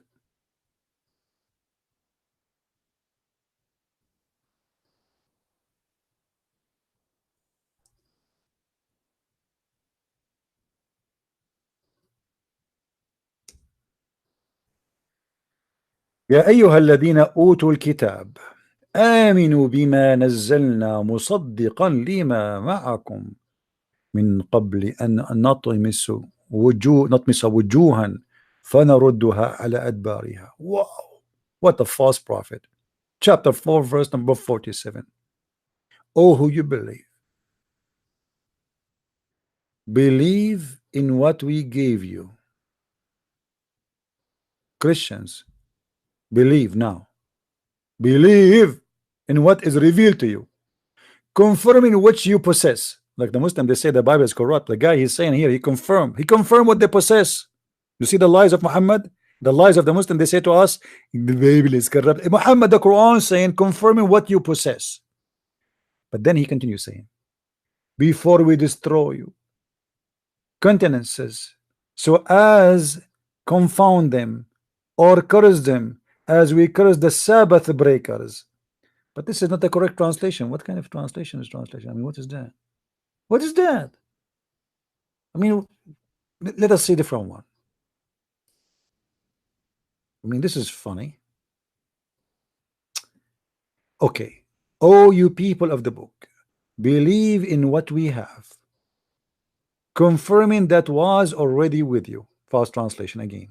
Before we change the faces and the fame of some of you beyond all recognition. Muslims, can you name for me one Christian in the time of Muhammad? He lost his nose and his face and his eyes. Anyone? Let us read the interpretation for this verse. What do you think, Muslims? Should we read the interpretation? Because you might say I'm making things up. It doesn't mean that. I mean, you know the Abdul, right? Abdul are always right. altafsir.com. I will put the screen in a second. Let me open the website.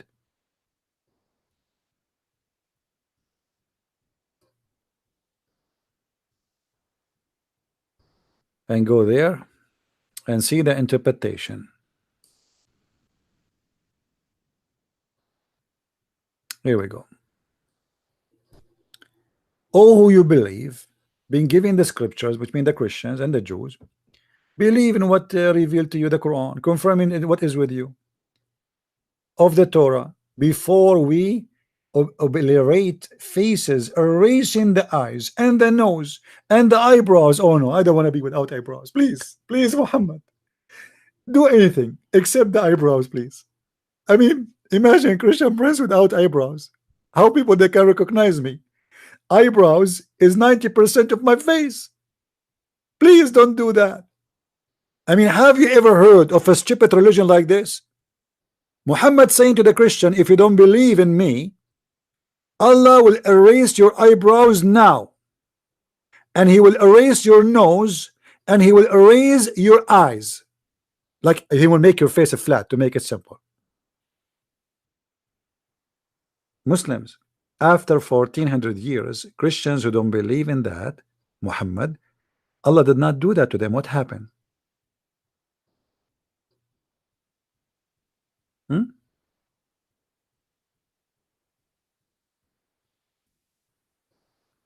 Brothers and sisters. No, hold on. This cannot be done this way. No, we cannot do it this way. Hold on.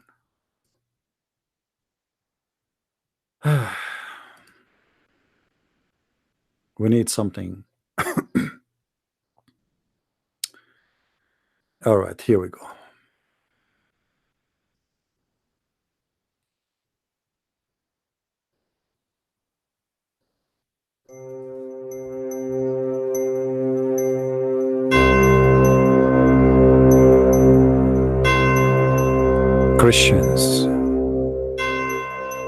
Christians, you better believe now.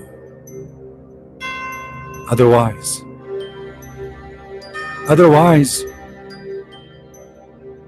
Allah is going to erase your nose. Imagine you are a Christian prince, but you are noseless. Before he erases your eyebrows, before he make your nose in the wrong direction. Do you want that to happen to you? You better believe before it's too late. Commercial break. If you are a Christian and you lost your eyebrows because of the curse of Allah, please go right now to Amazon.com and search for eyebrows growing drugs. Our eyebrows drugs is the best in the world. Allah, he erased your brows, we put it back. He erased it again, we put it back again. Don't worry, be happy. End of commercial break.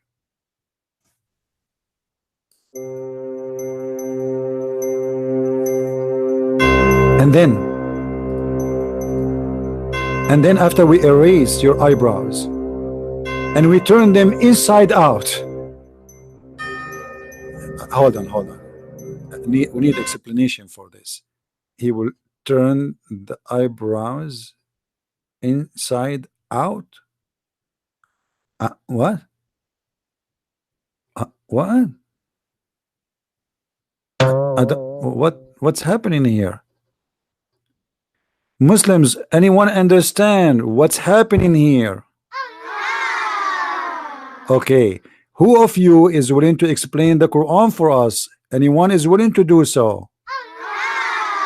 That's wonderful. Anyone is willing to call me? Are you going to call me, or you keep saying uh-huh? So you think Allah is going to erase our eyebrows if we don't believe in the Prophet Muhammad?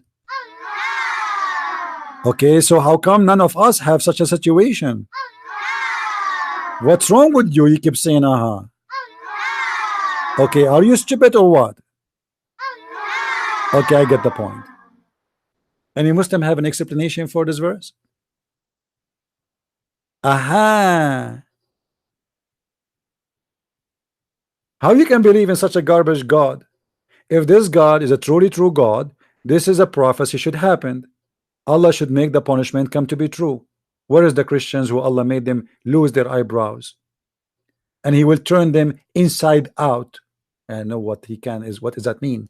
And make them like naps of the neck, a flat plate, or curse them by transforming them into apes. What? What? Imagine, guys, all those things happen to you. Do you know what is that going to make of you? You will look like a Christian prince today immediately. Thank God none of you saw me yet. A few of you only. I don't know even those who saw me how they live after that. I don't know. I mean, I am assuming they are seeing the doctor in the clinic every few days after they met me. Allah will do that to us if we don't believe in Muhammad. All of this. So now there's more than 3 billion Christians don't believe in the garbage of Muhammad, and not even one of them he lost his eyebrows. And Allah will make your face flat like a plate, and He will make them inside out, make them like a naps of the neck. All of this because they will not believe in Muhammad. Okay, what if I became Shia, which is supposedly I will go to hell too? Allah will make me lose my eyebrows.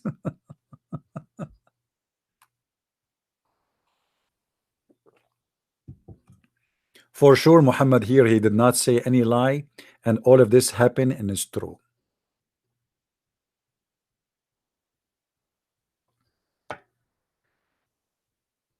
Any Muslim?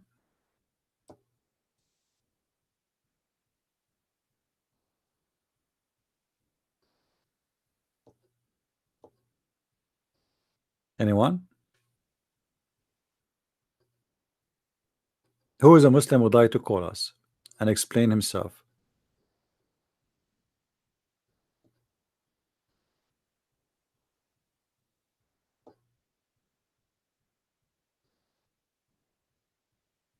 There is somebody trying to disturb you in the text, my friend. Just focus with me and don't worry about those people.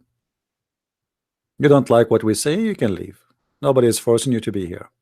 I give you a chance, you call me, and we listen to you. And what you said is not really interesting for us.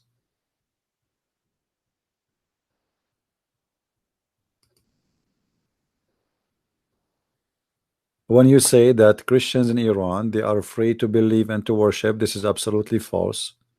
Because to believe and to worship is not what Christianity is only about, is to invite people to the belief. This is what Christianity is about.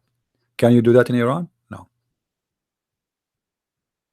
There's many priests as we speak right now, they are in jail, and many of them they are executed already for a very simple reason, because they are preaching the gospel for non-Christians. Christians in those countries are not treated equally. If a Christian kill a Muslim, the Christian will be killed. If a Muslim kill a Christian, the Christian or the Muslim will not be killed for doing that. And that for a very simple reason, because Muhammad, he said clearly that a Muslim should not be killed for killing non-Muslim.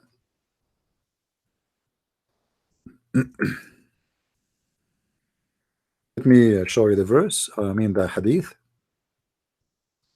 so people will see what we are talking about. Muslim, they will never treat a Christian equally to a Muslim, because this is against Islam.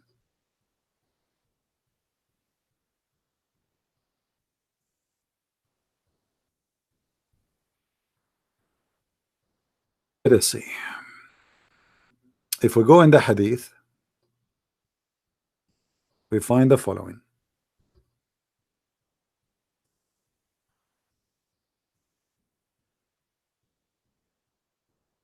A Muslim should not be killed in retaliation for a murder of a disbeliever. That is what is a practice in Iran, in Saudi Arabia, etc. Even in those who they call themselves moderate Muslims, they don't execute Muslim for killing a Christian. They execute him only for killing a Muslim, like what happened in Egypt. When the Muslims they killed many Christians in the churches, those Muslims they did not execute it. They were executed only because they killed a guard who was next to the church. He's a Muslim.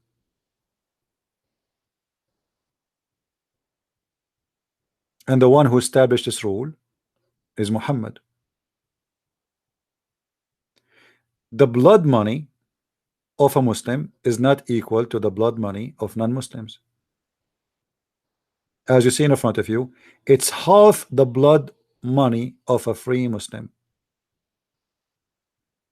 Is that something I'm lying about? It's in front of you, and this is the reference. This is Muwatta Malik, the name of the book, and this is the hadith number.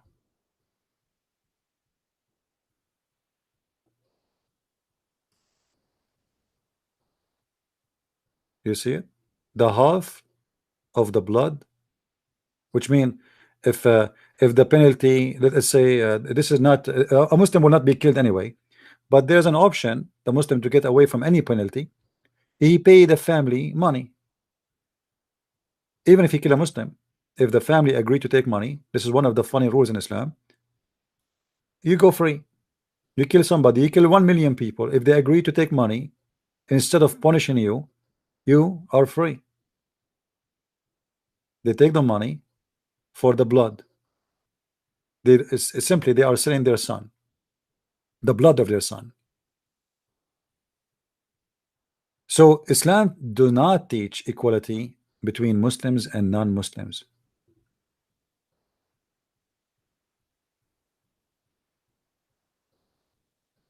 No Muslim لا يقتل مؤمن بكافر. He said, the Prophet said, a believer will not be killed for an infidel. As simple as that. That is Islam. And the Quran make it so clear that a Muslim is not equal to non-Muslim. If we go as an example here, chapter 9 verse number 29, you will see how Islam treat and teach about Christians, that the Christians are equal to animals. Excuse me.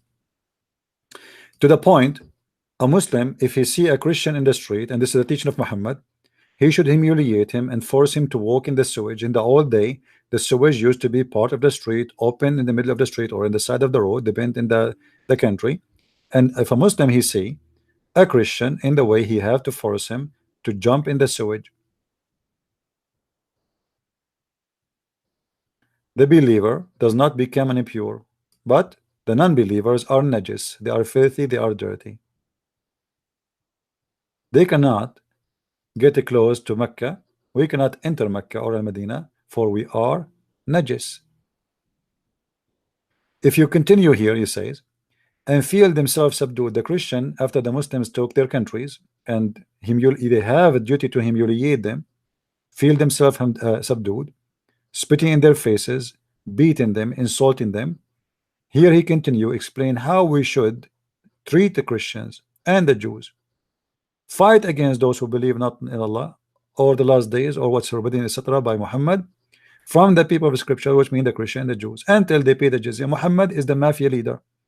You see, if you watch many movies about mafia, there's a group of mafia who give you protection and they ask you for money in return. Otherwise, they themselves they will kill you. The founder of this is Muhammad. When the Muslims invaded part of Europe, the European, like in Malta and Sicily, those the cities in Italy, they learn from the Arab Muslims the business of gang. They come to your town, they announce in this day that everybody have to pay money for protection. Protection from who? From them. Not from the stranger, no, from them. They have to pay you with willing and submission and feel themselves subdued because they did not believe in Muhammad, which means it's a penalty. And here he continues saying, because they refuse to accept Muhammad, then we have to make them insulted, humiliated, and take their money from them. They are like animals for us. The cow, every morning we go and we get their milk.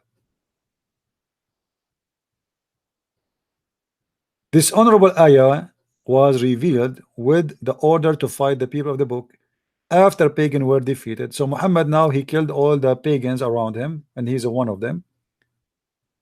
Now he turned his face to kill the Christians. He finished with the Arab non-Christians. So now it's time to kill the Christians and the Jews. The people enter Allah religion by large numbers. Why they enter? Because it says here he became victorious by the sword, and the Arabian Peninsula was secured under Muslims. So now Muhammad he want to kill the Christians who they are not in the Arabian Peninsula, and those are the Roman. So he sent a message to the king of the Roman in Jerusalem saying to him, convert to Islam or I will kill you all.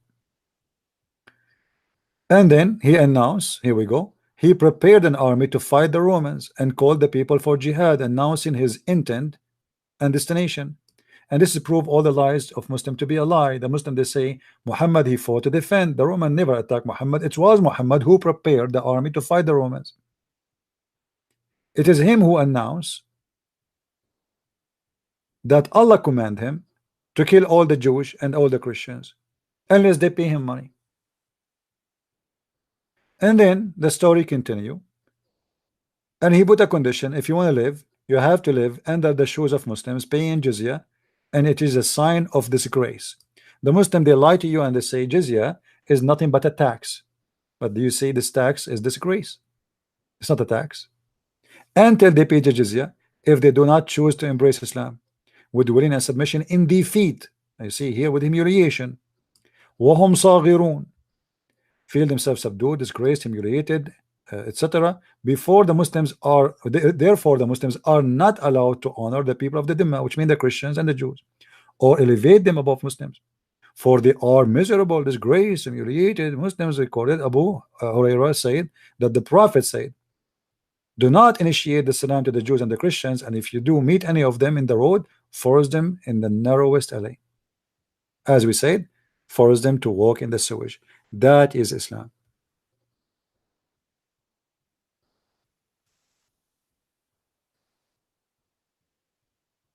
They lie to you. They say to you that jizya is a tax. Don't you pay tax? Yes, you pay tax. Okay, this is tax. This is a lie. This is not a tax. The purpose of this is humiliation. There's a video on YouTube of a guy. He is teaching the Muslims why many Christians in the many countries they converted to Islam very fast. He said, imagine you are a Christian kid and your father he cannot ride his donkey facing the road. He have to face the ass of the donkey. This is one of the rules Muslim they practice in the Christians. They humiliate them. You cannot ride your donkey and your face facing the front. You ride the donkey, your face facing the ass of the donkey, for humiliation. And then your son he asks you, Dad, why you are riding the donkey like this? You look funny, you look stupid. He will say to him, because I'm a Christian. So the son he leave, he don't want to have such a life, and he became a Muslim. And this is a video is in YouTube. You can go and search for it, and they are proud about it.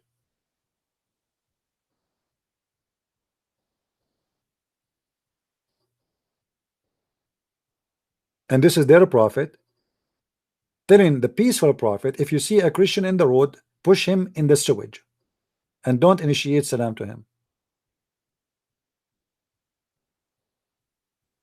Mister, I don't want to watch what you sent to me. I don't like stupid. Just get out of here.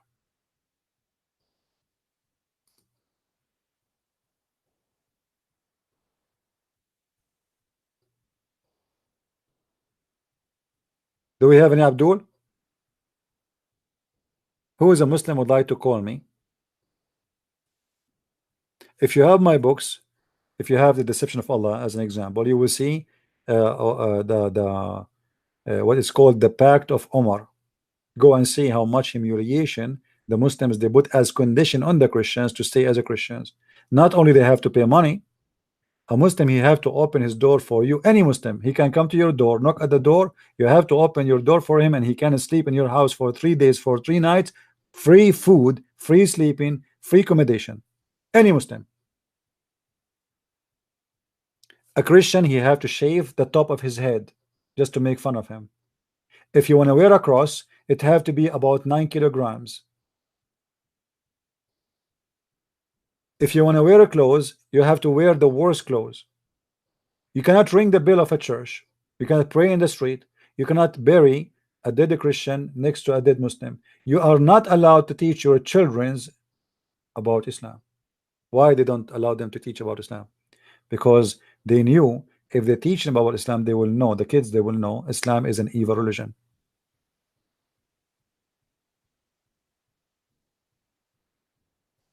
Do we have any Muslim would like to call us? Anyone? I will be happy to hear you. And don't worry, we can change the topic if you wish. Actually, I like to hear a Muslim telling me how nice Islam is as a topic if you want. Give me something nice. Hello? Hello? Can you hear? Hey, my friend, how are you? Yes, I hear you. Oh, we lost you again. All right, let's see. Hello?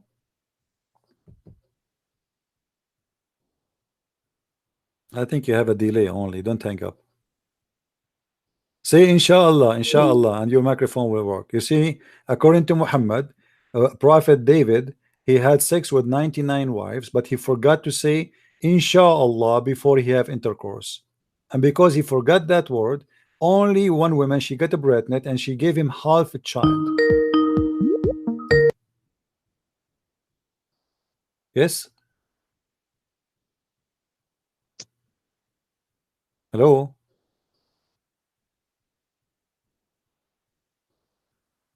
All right, maybe you need to restart your computer, or I don't know what the problem, but it's not working. Do we have any Abdu wanna call us?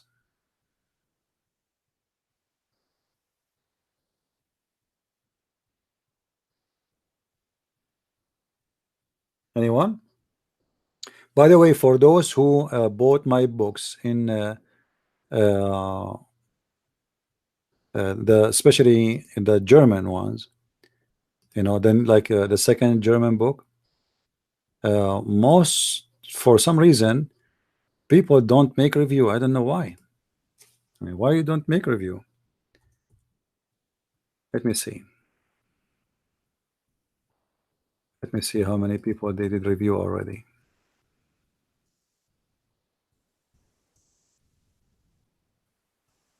All right. Just a reminder that if you have the book and you read it already, please make a review.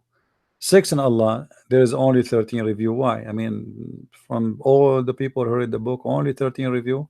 The second volume, only 5. Why? And make, please, an honest review. Don't make a false review. Don't tell me it's wonderful if it's not. Quran and Science, only 35. I mean, why? What's wrong? And this is the case. Look like people, they don't really make review. I don't know what is the reason. Let us see here. The secret do Prophet Arab. The secret do Prophet Arab. It's the same story. Not many review. The Quran, etc. All the books they have. I don't know why. People they read them, but they are not doing a review. Why? Give me a reason. Please, if you have the book, if you finish the book reading it, like Sex and Allah, if you make a review, please make a review in value number 1 and value number 2, not only in one of them. Same for all the other books. All right. And by the way, I don't know what happened. Suddenly, many people start ordering the Swedish, my Swedish book, the Swedish language. I'm not sure why, but suddenly many orders is coming for the book. I hope people who they are Swedish, they will tell their friends about it, and they will make review too about this book. Same for the German edition. Many people did read the book already, and only few actually here. There's no review at all in .com. I don't know if there's a review or not, but look like there's none as yet. Doesn't appear anything. So please don't forget to make review. It costs you no money, and even you can post the review under a fake name. You can call yourself, I mean, don't make a fake review, but you can use a nickname. You can call yourself Potato Tomato. Who care? You know what I mean? Just to give yourself any name you wish. Make a review, and Muslims are welcome to make a review, because Muslims always they make a review without buying the book. And for sure their review will be the best review ever. Anyway, do we have any Muslim would like to call us? Any Muslim who did receive my book Sex and Allah? Any one of you have something against my book, my last book? Anyone? If there is something you don't like about this book,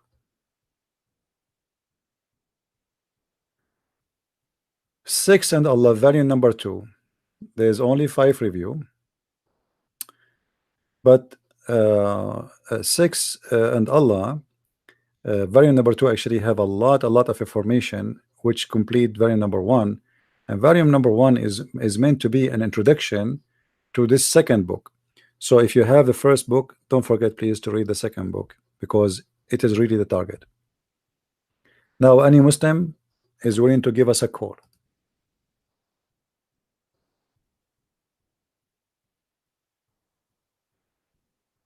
Anyone who is a Muslim is willing to give us a call?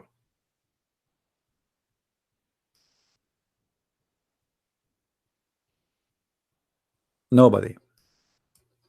Anyway, we try to continue speaking about the news in the world today, which I find it very funny and very amazing how everything in this earth is really truly corrupt, and how the news is not a news. It is an abuse of a human being brain. They try to put a news in your head, and sometimes they create a news that does not even exist. Most of the time, the majority of people, they are victims of the lies you hear in the news. And the lies is always consistent in one direction: praising the devil, praising the evil, and condemning the good ones.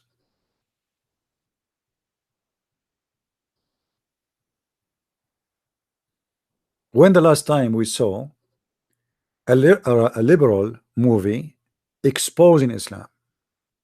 But the Muslims, you know, they are not really upset from the liberals. Actually, the Muslim, they go when a gay strike or a gay protest go in the street, Muslims, they go and sponsor them. I don't know why. Do you know why? I think I know why. You see, the Muslims, they think about it this way, just to make it simple for you. When one day they arrested the prince, Saudi prince, and they said to him, isn't it selling drugs is haram, forbidden in Islam? He said, yes, but we don't sell drugs to Muslims. We don't what?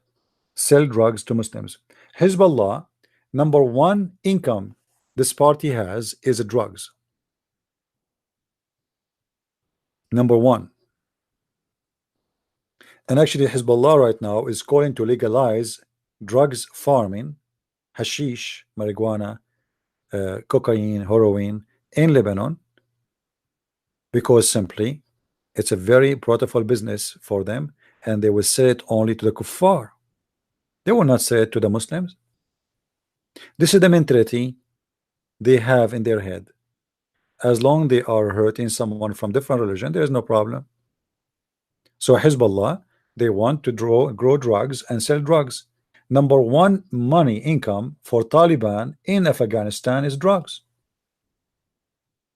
I mean, isn't it weird that Muslims, who they are religious, very much religious, but yet they want to grow drugs? Yeah, why not? They want to say to the kuffar,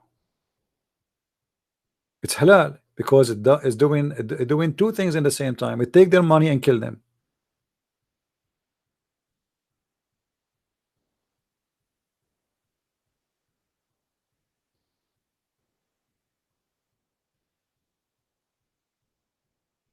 So always you have to be careful about the news you see and the news you hear. If somebody said something against Islam, right away they will humiliate him.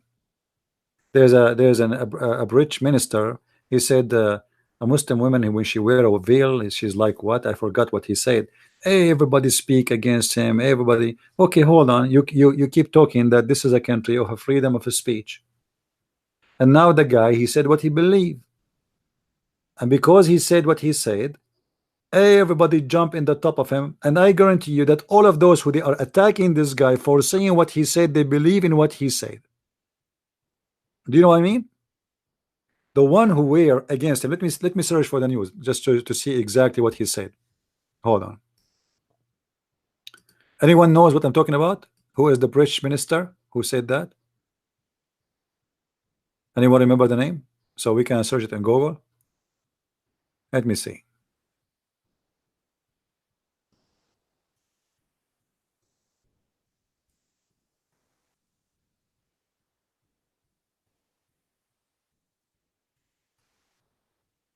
Boris Johnson. Okay, Boris Johnson. All right. Thank you, Christian response.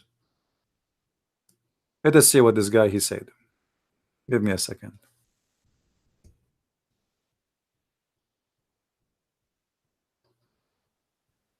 Something wrong with Google.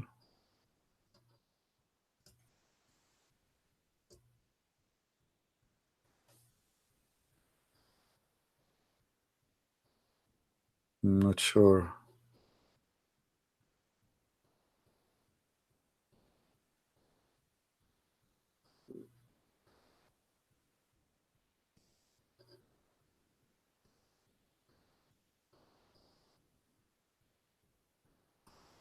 What happened to Google? Maybe I need to restart my browser. Hold on. Give me a second, please.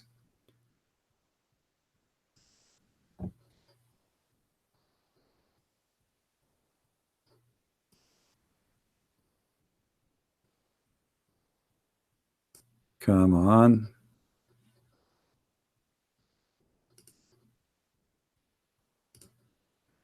Okay, we open it again.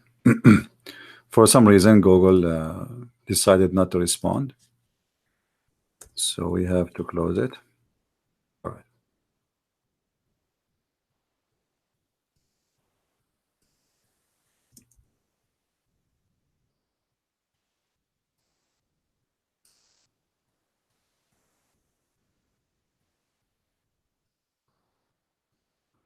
Look at this, at the news. Boris Johnson burqa comments inflammatory and divisive. Okay. He said about Muslim women wearing the burqa, wear inflammatory, okay, and divisive. Okay, look how they attack him. A certain small set of powerful conservative blah blah blah Britain, okay, seem to keep quiet and comes wine and all Muslims. What did Boris Johnson say from burqa letterbox? I mean, how dare you to say that? How dare you? How dare you to say that? Are you crazy or what? You must be a racist.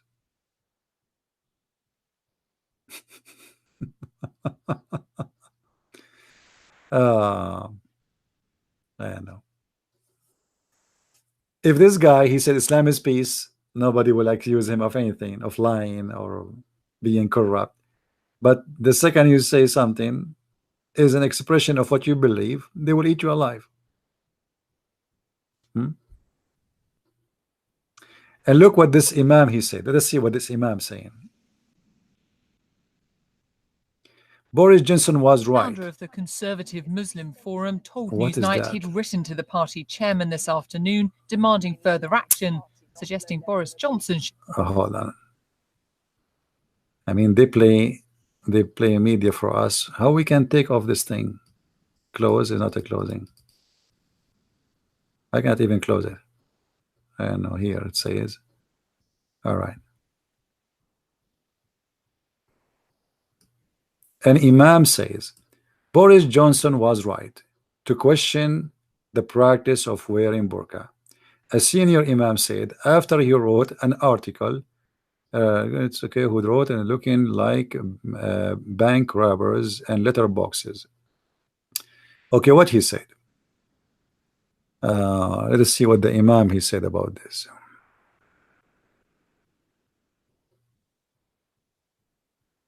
He said, Dr. Harjuri said, there was no Quranic legitimacy for the burqa, adding it was an efficacious component of trendy gateway technology, religious extremist and militant Islam. So this imam, he is saying that Islam don't teach that Muslim women she have to wear a burqa. Okay, so why you Muslims wearing burqa? If Islam don't teach you to wear a burqa, how come all the Muslims in the world believe in that?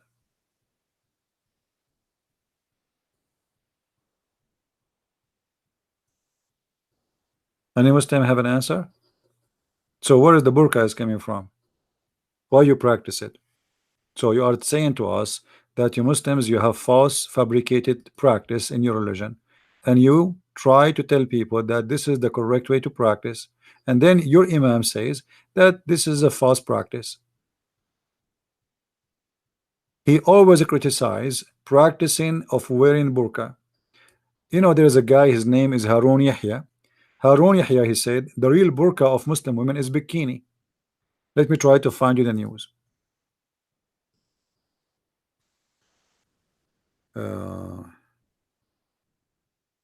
Bikini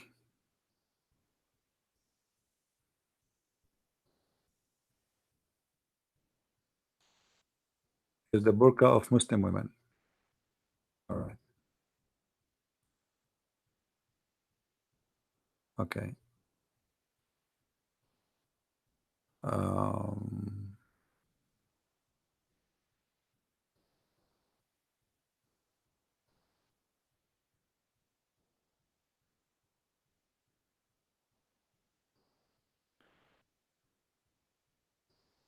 Let us see. I'm trying to find you the statement of Harun Yahya.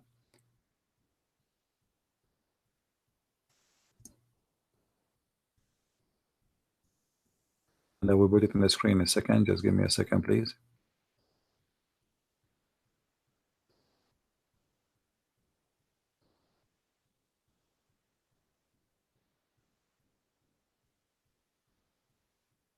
Where is?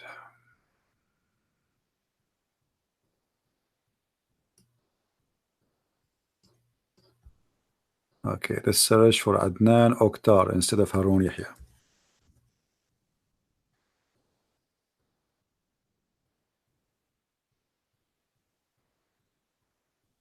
Okay, here we go. We found it.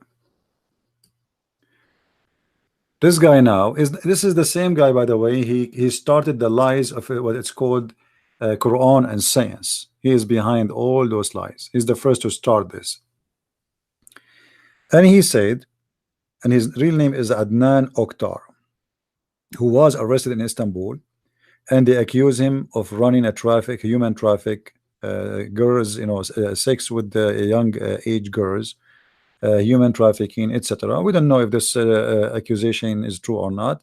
It can be false because Erdogan, he create for you any accusation if you don't agree with him. And look like this guy, he is not too much happy with Erdogan. Mostly maybe he is a friend to the other guy, the master of Erdogan. So what this guy, he said that the burqa is the real burqa for the Muslim women is the bikini, as you see here in this website. And actually if you see here in the news, it says this is Hurriyet Daily News, which means this is a Turkish newspaper. Bikini commercial, man. I mean, what's wrong with those websites? We cannot open a page without commercial of anyway. Bikini is an Islamic veil. Turkish whatever scholar, activist, whatever, Oktar tells police, and this is he is with two women wearing burqa, Islamic burqa. I mean, I don't know. I mean, This is really a nice burqa.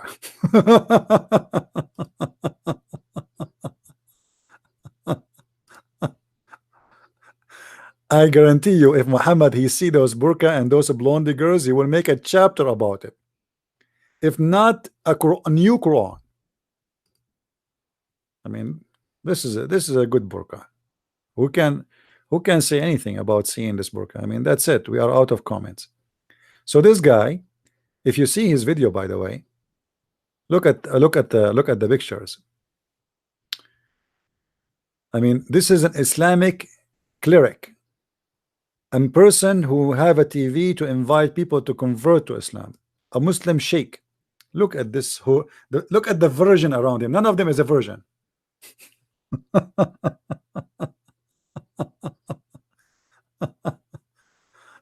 Adnan Oktar, Keaties have respectable university degrees. Turkish police launched an operation in July 11 to detain 234 people associated with Adnan Oktar. Oktar called his female followers Keaties, who sometimes danced during his TV sermons on Islamic values. Some Keaties have degrees from esteemed university in Turkey. Turkish media reported in July 11. Blah, blah, blah, blah, okay. I mean, who can resist to be a Muslim after watching this TV show? Guys, if I play the video for you, you'll not believe it. The girls, they are wearing almost no clothes. Their breast is coming out. Their panties is showing. All of them, they have fake faces, fake lips. They have a plastic surgeries. Simply, they are hookers. Literally, they are hookers. You do not need to be genius to know that those are not, normal girls. They are hookers. And he used those girls to promote Islam. If you go right now and type his name in YouTube, let me see. Let me go to YouTube in a second. I mean, this is a real TV show, not the show of a Christian prince. Who is going to watch my show? This is a show. Look at this. MashaAllah, MashaAllah.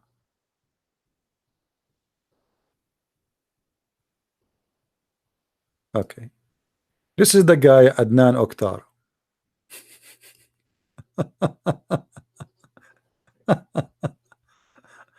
look, guys, this is one of the girls. Do you see? I don't know if the picture is so clear. I'm not going to play the video for you. Do you see what she is wearing? MashaAllah, MashaAllah, Alhamdulillah, Alhamdulillah, brother, Alhamdulillah. Look at this. MashaAllah, MashaAllah. Unbelievable. I mean, do you see how long the skirt? And this is an Islamic TV station. This is a real Islamic TV station. There's nothing there but Islamic program.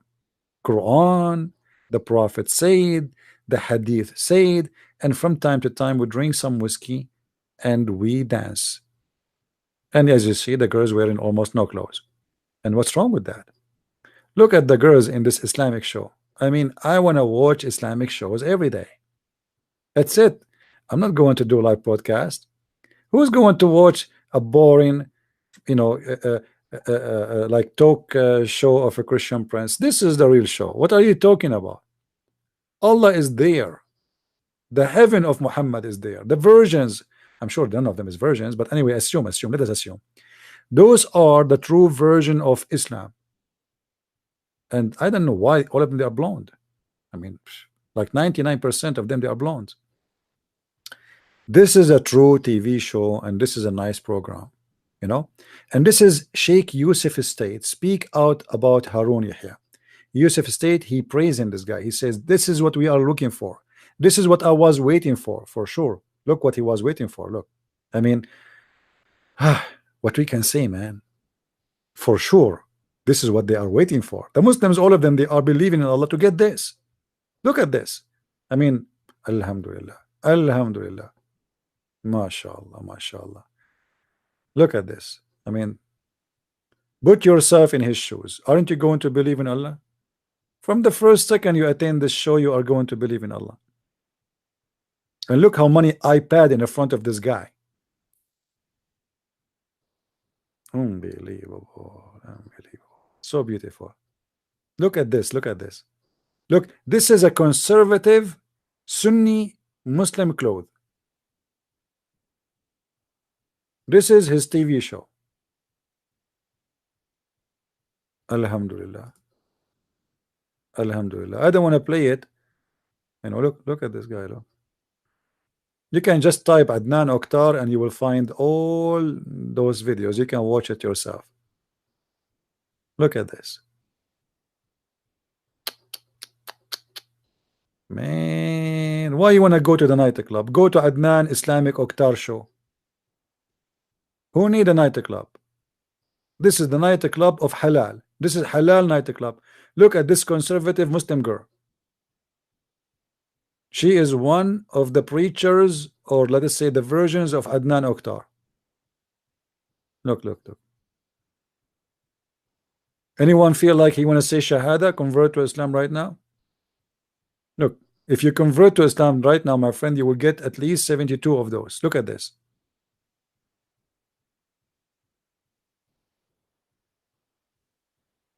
Look at this. Man, what this girl is wearing. Look, what is that?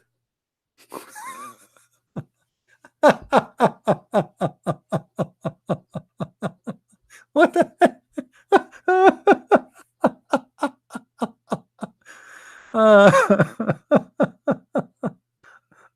Let us skip this one. Oh boy. I'm sure. I'm afraid that many of you will say Shahada after this introduction to Allah. I mean, who can resist this? Who can? Nobody. Nobody. And look, always look at his beard, look at his mustache. This guy, he spent a lot of money just for his face, and he have a plastic surgery for his face to keep himself young. You know, his hair, his mustache, his beard is perfectly drawn. You know, it's not like, it's not a normal. Look at this. Look. And this guy, when he walk with his bodyguards. He have like 10 bodyguards walk around him wearing suits. You know. Yeah, for sure. You know, he is a very religious man. Look at this good believer here. Okay, enough of this. Enough. Any Abdul? Do we have any Abdul?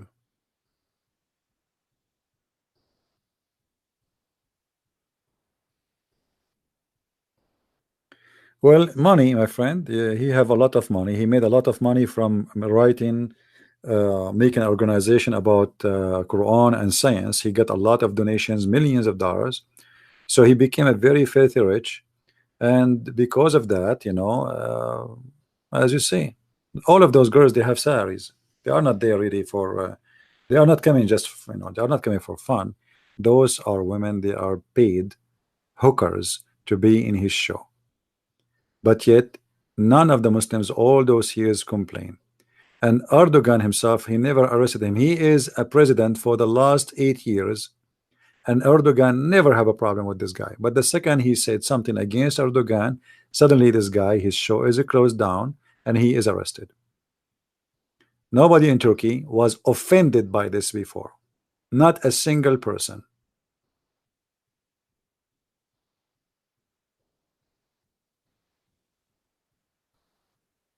Okay, no problem, my friend. They can flag it. Those pictures, yeah, kids these days, they are seeing more than these pictures. There's nothing there. We don't show any, like we don't show naked. This is in YouTube. If this is not for 18 and under and above, YouTube should not even allow them to be there. I did not put a filter to show adult website. I'm just doing normal search, which means any child, he can search it and he can find it.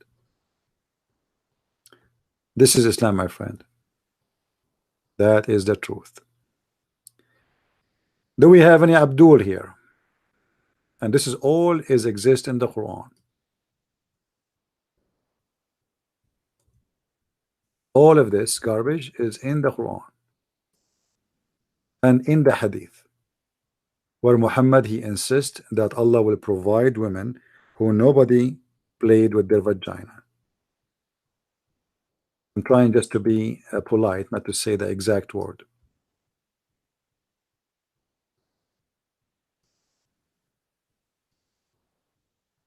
Any Muslim? Women in the heaven, they are jailed just for sex.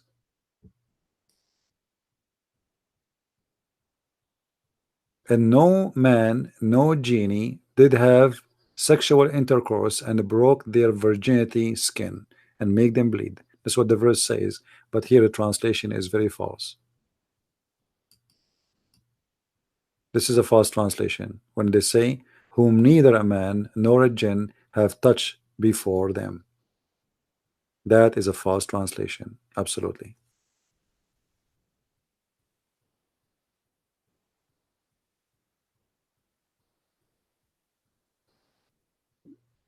Any Abdul?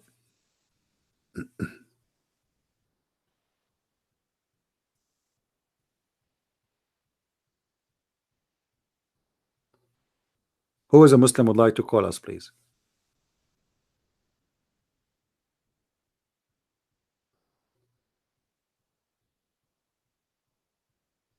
Anyone? You see, Muslims, they get offended from any program speaking about Islam, but nobody get offended because of what this guy do. Because he's promoting Islam supposedly. So what problem? The same as Muslims in Egypt. You saw if you go to Egypt, you will see the belly dancing in the street, the drug dealers everywhere, corruption everywhere. Like you know, someone from Egypt, he told me that almost like you go in an area, there's rarely you will find somebody don't do drugs. Drugs is all over. Corruption, theft, crimes, belly dancing, prostitutions, and nobody get offended. But the second you preach the gospel in your house, they will come to your house and burn your house.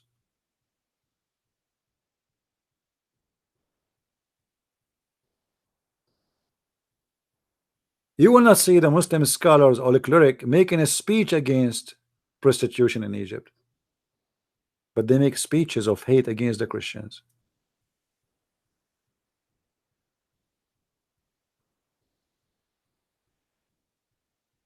Do we have any Abdul?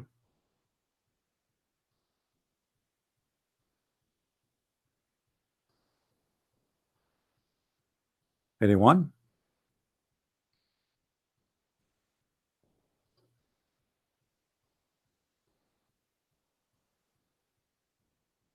Any Muslim want to say something to us? Why I need women? They are jailed in their tents for my majesty, ready only for sex. Their job for eternity is to be a sexual joy, to be a sex toy. What kind of God he promised me that? In the top of that, Allah he promised me a very amazing stuff, like he will give me cushions. I mean, all my life I wanted to have cushions. I dream about it day and night. And now he will give me a fair carpet. All my life I wanted to have that. And don't forget they are green. I mean, I hate to have cushions are not green. I mean, this is a perfect decoration for your house. What do you want more? You will be reclining on a green cushions. This is a promise of God. God promised me green cushions. Are you sure this is God? God Almighty, he mentioned cushions. Listen to me. I am God, worship me. If you worship me, I will give you green cushions. Yes. No, please, Allah. Are you sure? Is it really green? Yes, it's green. I know it's hard to believe. I know you could not believe it, but it's going to be green and it's going to be cushions. Allah, Allah, I don't know how to pay you back. I'm going to pray for you, not 5 times a day, 50 times a day. Please, Allah, please give me the cushions. my friend, you will get cushions. I am sure if you are a Muslim and you see now this, you cannot believe your eyes how Allah is wonderful. The God who promised cushions and carpet.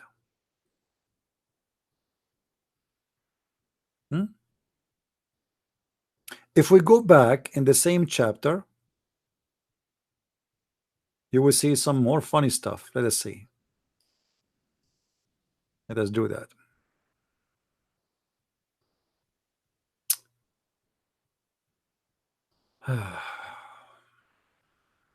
My friend, in the heaven there will be fruits and date palm fruits. In different translation they make it banana.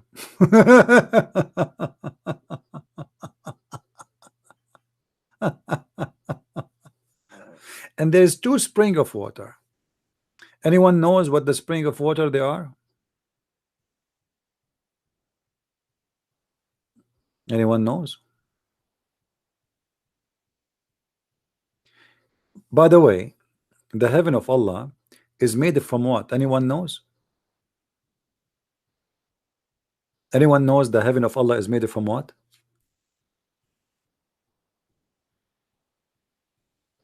Who knows? Let us see how many of you have a good memory.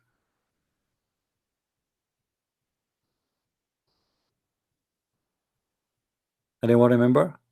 Smoke? No. The smoke is about the creation of the universe, but I'm talking about the heaven specifically. Thin air? No.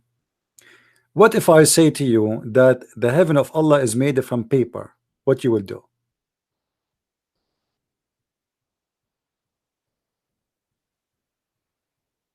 From paper. Any Muslim have a comment? Any Abdul in the bushes? Hello? Hello? It's me you are looking for. They are looking for me. They cannot. Christian Prince coward is running away. You cannot debate him. You know where is the coward? Let us go to the hadith. Let us see what the heaven of Allah is made from.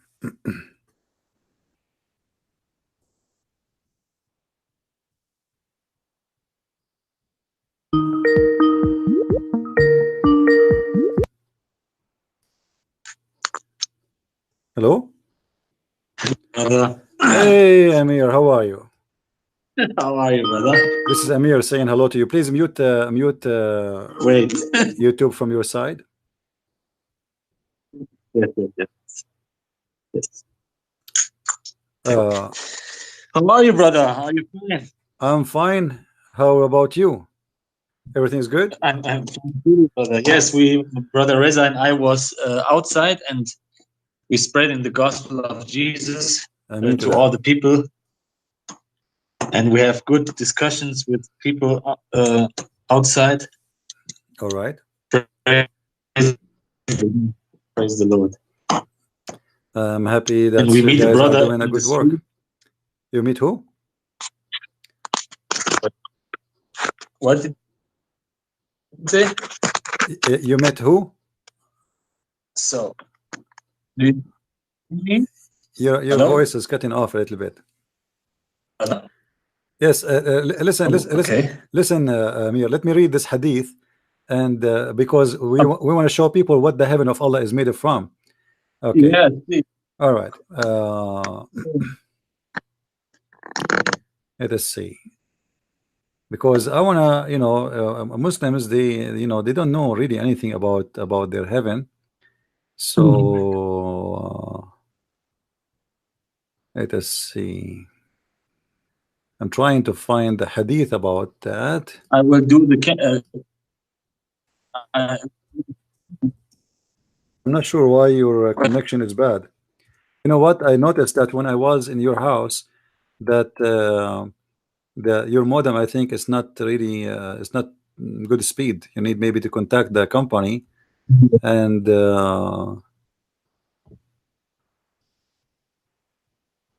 Let us see.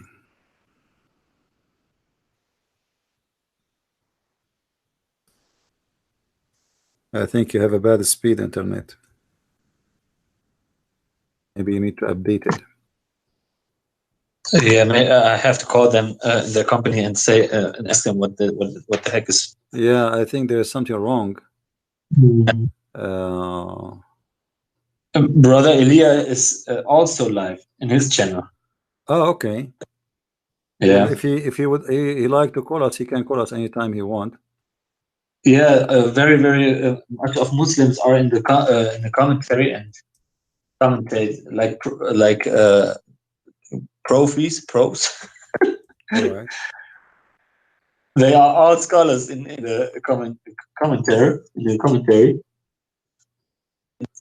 But only in the text, right? Not they don't call. Did they call? No, I think not. Yeah, I'm trying to find the hadith in English, but I cannot find it really. Jannatain.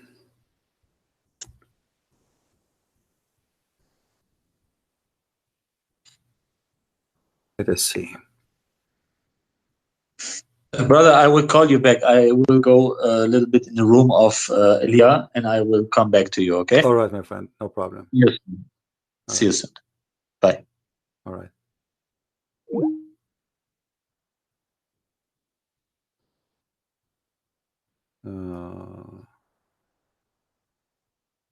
All right. I cannot find really the story in Arabic and English. Let us see here.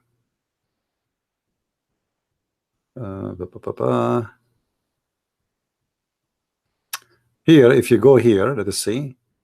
This is فيض القدير الجامع شرح الجامع الصغير. And here it says في رواية جنتان من ذهب للمقربين ومن دونهما جنتان من ورق. So there's two heavens made from gold and there's two heavens made from paper.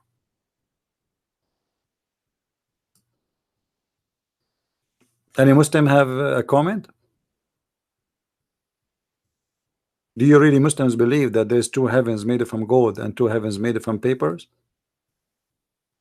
Now, how you can make what do you mean heaven from papers? Well, what kind of paper that paper is? There's a river, there's an ocean. There's no, sorry, not ocean. There's two rivers, a huge river. There's a river of milk. There's a river of honey. There's two spring of water. They are running in the top of the water.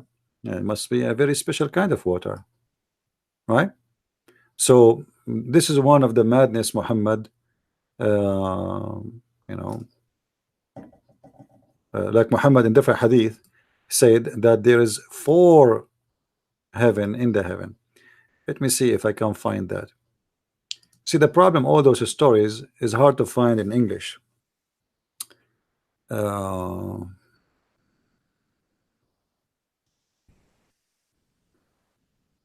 Let us see this. Each time you search for something, you ain't finding nothing. In this hadith here, Muhammad, he claimed that the heaven of Allah have 100 floor, 100 floor, and the distance between each floor and the others is the same distance between the earth and the heaven, which is funny. Which heaven? Okay. Here he say, Muhammad, he says that there's 4 rivers in the heaven. In paradise there are 100 level. What is between every 2 level is like the between the heavens and the earth. Al-Firdaus, which is the heaven in Islam, which is it's not an Arabic, even Arabic word. It is highest level, and from the 4 rivers of paradise are made to flow forth. So when you ask Allah, ask him for Firdaus. So Firdaus is the highest level. Okay, we continue.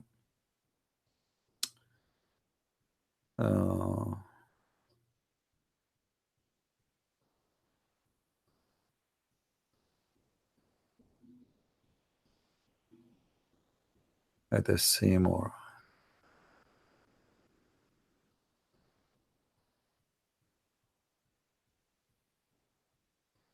Okay, read this one here with me. He said that the Firdaus is the highest place in paradise. This is the last floor, and it is the most expensive.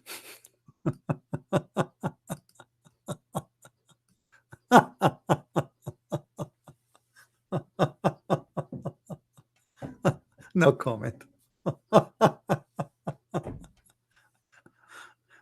I mean, all of us, we like to go in like 5 stars hotels, 7 stars hotel, 8 stars hotels. I mean, this is the most expensive. Don't you like to be there? Be honest with me. Do you like to be in a less expensive hotel or most expensive hotel? I thought it's for free. I thought the heaven of Allah is for free. What do you mean it's most expensive? Any Abdul have an answer? This is the most expensive heaven? Is Allah going to charge us or what? Any Abdul? Oh, not expensive, sorry, not expensive. Expensive, expensive, expensive. I thought he's saying expensive. Expensive. Yeah, it's all inclusive. Sorry, it's my fault. And above that is the throne of Ar-Rahman. I mean, isn't it amazing? Above that, you will be a neighbor to Allah. Just the second floor, and the top of you is Allah.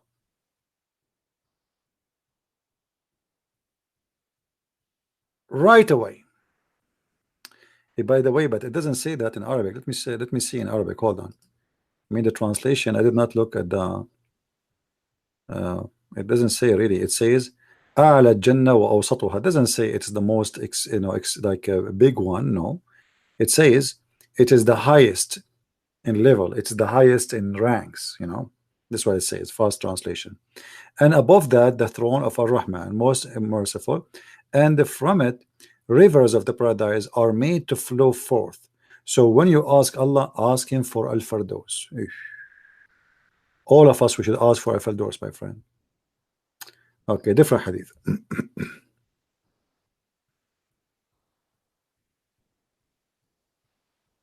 There's not one heaven in paradise. There's many heavens. Look, there are many paradise, and your son is in the most superior paradise, which is called Al-Firdaus. The woman, her son, he died, and now Muhammad trying to fool her. So he says to her, her son, he's a young boy. He took him with him to war. He's a young boy. Muhammad, he took him in the attack. The army of Muhammad contain young boys, and this is a Muslim translation. They took the boy to fight with them, and he died in the attack. And now Muhammad, fooling the mother who lost her boy, she's crying.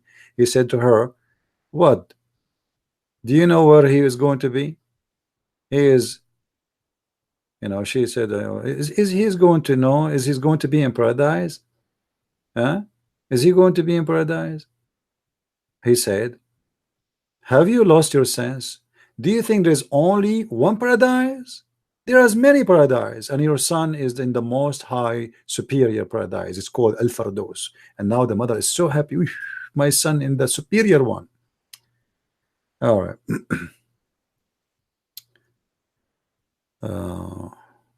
So all the Muslims, they want to go to Al-Firdaus, not only paradise. Do you think there's only one paradise? There are many paradise, but Firdaus is the most superior. All those are saying the same. Okay.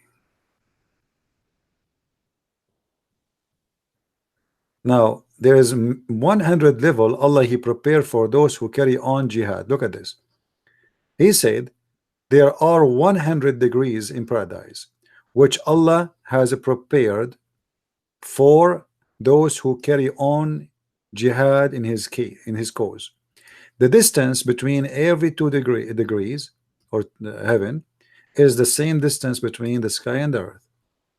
So if you ask Allah for anything, ask him for the Firdaus, for it is the highest in the top.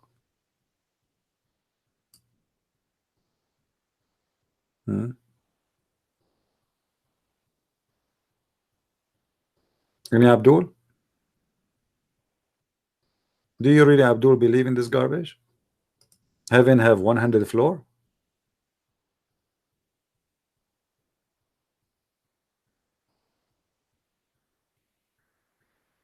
Let us see different hadith.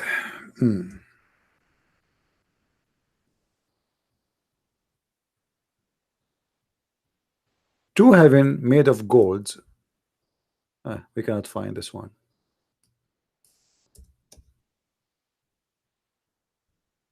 Read, guys. Read with me. Read at the madness. Allah Apostle said, two gardens are utensils, and the continents, the continents of which are of silver, which means those gardens, they are everything is inside. The furniture is made from silver, and it is made of silver. And two other gardens, it's made of gold. But this is not what it says. It says here in Arabic, جنتان من فضة آنيتهما وما فيهما. Two heaven made from silver, and even what is inside it from dishes and etc. And two heaven of gold, and what is inside them is made of gold too. All right, this is what the hadith say in Arabic. This is how Muhammad, he fooled people to go and do jihad and die for him. Gold and silver. What is the value of gold in heaven, and what the purpose of having gold in heaven? What I would do with it? Even Muhammad, he said, the bricks of the house of a Muslim is one brick of gold and one brick of silver. One brick of gold, one brick of silver, which means your house will be ugly, disgusting. Because making a house from brick of golds and brick of silvers will make your house very ugly. Silver and gold, they don't match really to make a good wall. Same time, they will make your house look a piece of metal, like a tank. Do you want to live inside one?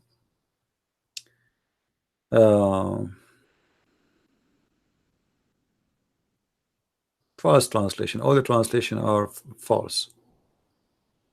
It doesn't say what they are saying there. Here we go. See, here is a correct translation. Two gardens of silvers, and their vessels and everything in them is silver too, and two gardens of gold. Finally, we found a correct translation. This is what all the hadith before them saying. Two gardens of silver and two gardens of gold, and everything inside each of those gardens are made of either from silver or gold. What kind of heaven? Everything inside is made of gold. That means there's no roses, there's no flowers. What about the grape? Is going to be made from gold?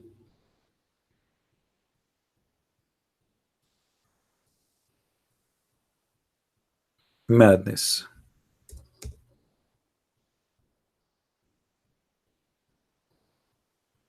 See the previous hadith.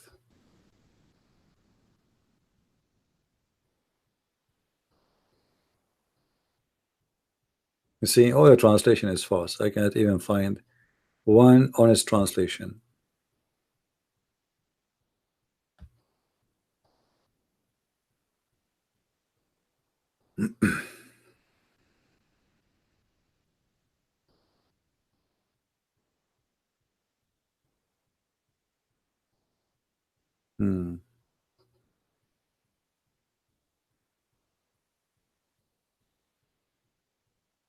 Do we have any Muslim would like to call us?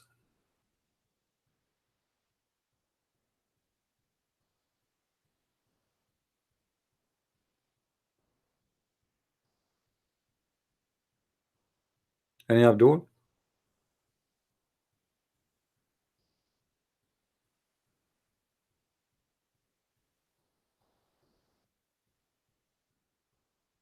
Any Muslim have a question? Any Muslim have an answer? Any Muslim he agree? Any Muslim disagree? Any Muslim want to say something smart?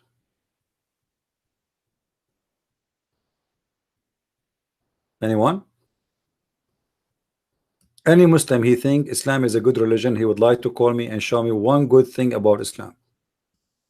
I don't want to talk about bad things in Islam. Who is a Muslim want to show me one good thing about Islam? Just one. Anyone?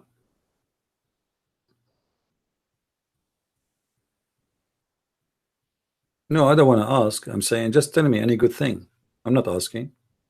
Just share with us. Share with us something good about Islam. Like what about the heaven of Allah? What is good about it? According to the Quran, I will have a tent.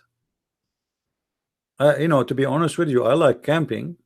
You know, I go camping, take my gun with me, and I make fire. It's fun. But to live for eternity in heaven, but yet it is a tent, I mean, this is something weird.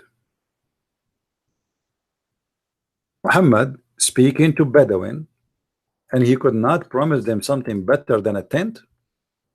حور مقصورات في الخيام. Khiyam is a tent.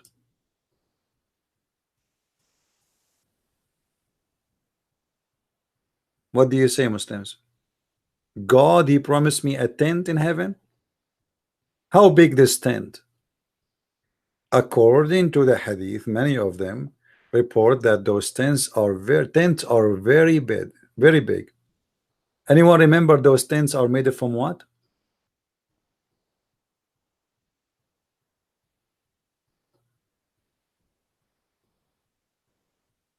Tony 3, you have a question for? Oh, no problem. Go ahead. What is the question? You want to call me or in text, Tony? Give me your question, please. The tent is so huge to the point you cannot see the end of it. Some stories they say is the distance between the wall of the tent and the other wall is the same distance between Damascus and Yemen. It's like 1,500 kilometers. So it's a very small tent. No problem. Hello. Hello, hi. Hey, my friend, how are you? How are you, Sheikh Prince? Oh, where you been? Your Skype was not working. I think you forgot to say inshallah before you call me. I didn't say Bismillah. Actually, in talking about the Bismillah thing, I was reading a hadith where Muhammad said that, you know, before you eat the food, you have to, you know, say in the name of Allah or whatever, keep me from shaitan and that. And the hadith was saying that the guy almost ate the food, but he had forgot to say that. And basically shaitan was eating with him because he had forgotten to do that. And then in the end of it, he remembered and he said that, and then the shaitan throw up. So don't mention me this stuff, please. I mean, this is a true story, and that happened always. I would like you to try it.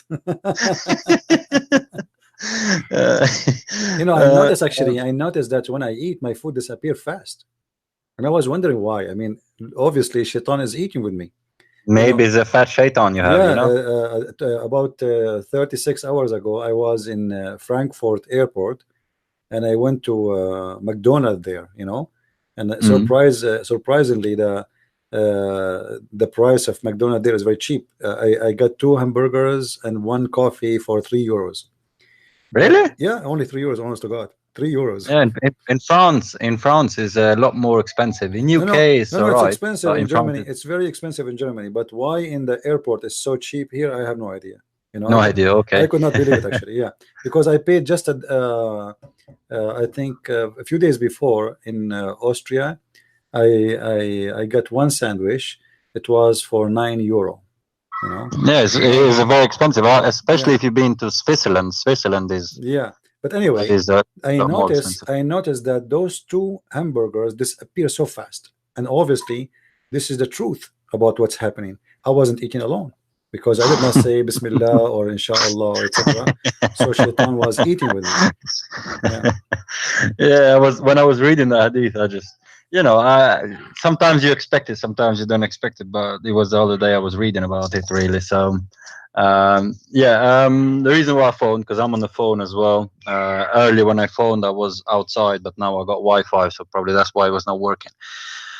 I was with a Muslim friend last night.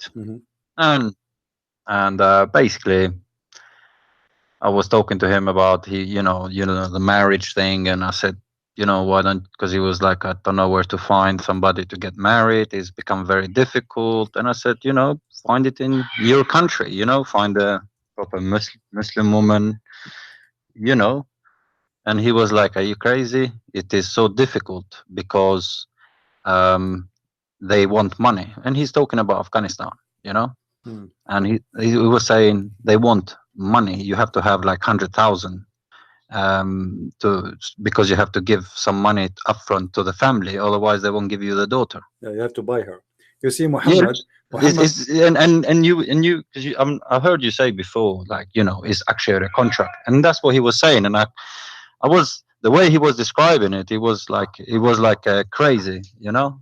So it was like you know, the way he was saying it was absolutely crazy as to how difficult it had become even for them. So it just kind of shows that even for them it has become really, really difficult to actually find. Why you don't tell him to do what his prophet do? I mean, look, Muhammad, if you see the hadith in the screen, Muhammad, he said a woman should get married for 4 reasons. On the phone. Oh, okay. Muhammad, he said a woman, she is married for 4 reasons or 4 things: for her worth, for her lineage, for her beauty, and for her beauty. Then he said, select the bias, may you be pleased. Okay, so Muhammad saying marry the biased woman. Muhammad, he did not do that. Muhammad, he married the woman for her money. Khadija, you know. Muhammad, he did not marry Khadija for she's a bias, and we can prove it easy. According to Islamic books, Khadija was a woman of a drinking. She get drunk, she have always party, and even she made her father get drunk, and she made him believe that he agreed to marry Muhammad to her. Yeah, and this is on your book, The Deception of Allah. Yeah, so obviously Khadija and Muhammad, both of them, they are not biased and they are not righteous people, because what kind of women? She drunken her father to make him believe falsely that he agreed to marry her to her, you know, boyfriend Muhammad. You know, obviously he married her. He knew she is corrupt woman. He knew that she is a bad woman, because a woman, she do that, she is not a good woman, obviously, and she is, you know, a fraud. And just because she is rich, even though she is a lot older than him, because she is rich, he married her. Well, financial interest. And also in the Quran it says that you basically have to give some sort of gift, which means you have to give money to, you know, when you get the wife. Remember the story of Sophia, whatever her name is spelled, the one where they killed her family and then he raped her. And there's a hadith where the Muslims, they basically said to him, Prophet, you know, you haven't given her any gifts. And he was, oh, my gift for her is that she will no longer be a slave. Basically he had slept with her, and he gave her something he took from her. You believe it? It's her freedom. Somebody said here that this has happened to Muhammad about Khadija. They made her father drunk. This is before he became a prophet. Okay, but remember, the Muslim, they say that the Arab in the time of Muhammad, even before he was a prophet, they call him the Amin, which means the decent, the trustworthy, the truthful, trustworthy, the truth. So what kind of a trustworthy if his first step in life it was a fraud? Marrying a woman he did not marry, and the father never agreed to marry him to her. They made him a drunk in order to make him believe that he made this marriage happen. So what kind of a good man he is. And also Khadija is probably the next biggest woman after Aisha, no, in terms of Islam.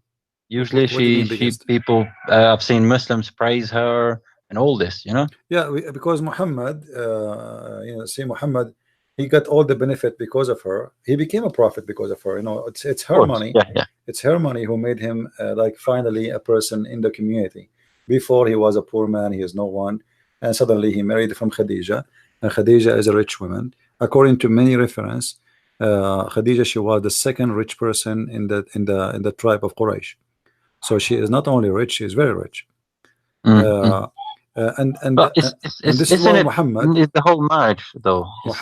Sorry to interrupt, but because I was thinking the whole marriage now, because the problem is that now a lot of, for example, these people, Muslims, have gone into the West and they've got money, and now they ask people for basically money. I mean, I asked the guy, I said, look, this is like prostitution, you know, that you're having to buy the person. And he was like, no, man, prostitution is cheaper. These people, he said, they want gold. You have to buy, they will tell you which gold they want. Is this something that is then being practiced across all these Muslim countries, you think? Isn't it Muhammad first? He allowed Muslims to practice what it's called nukah by exchanging money with women. Read this hadith with me here. Let us see.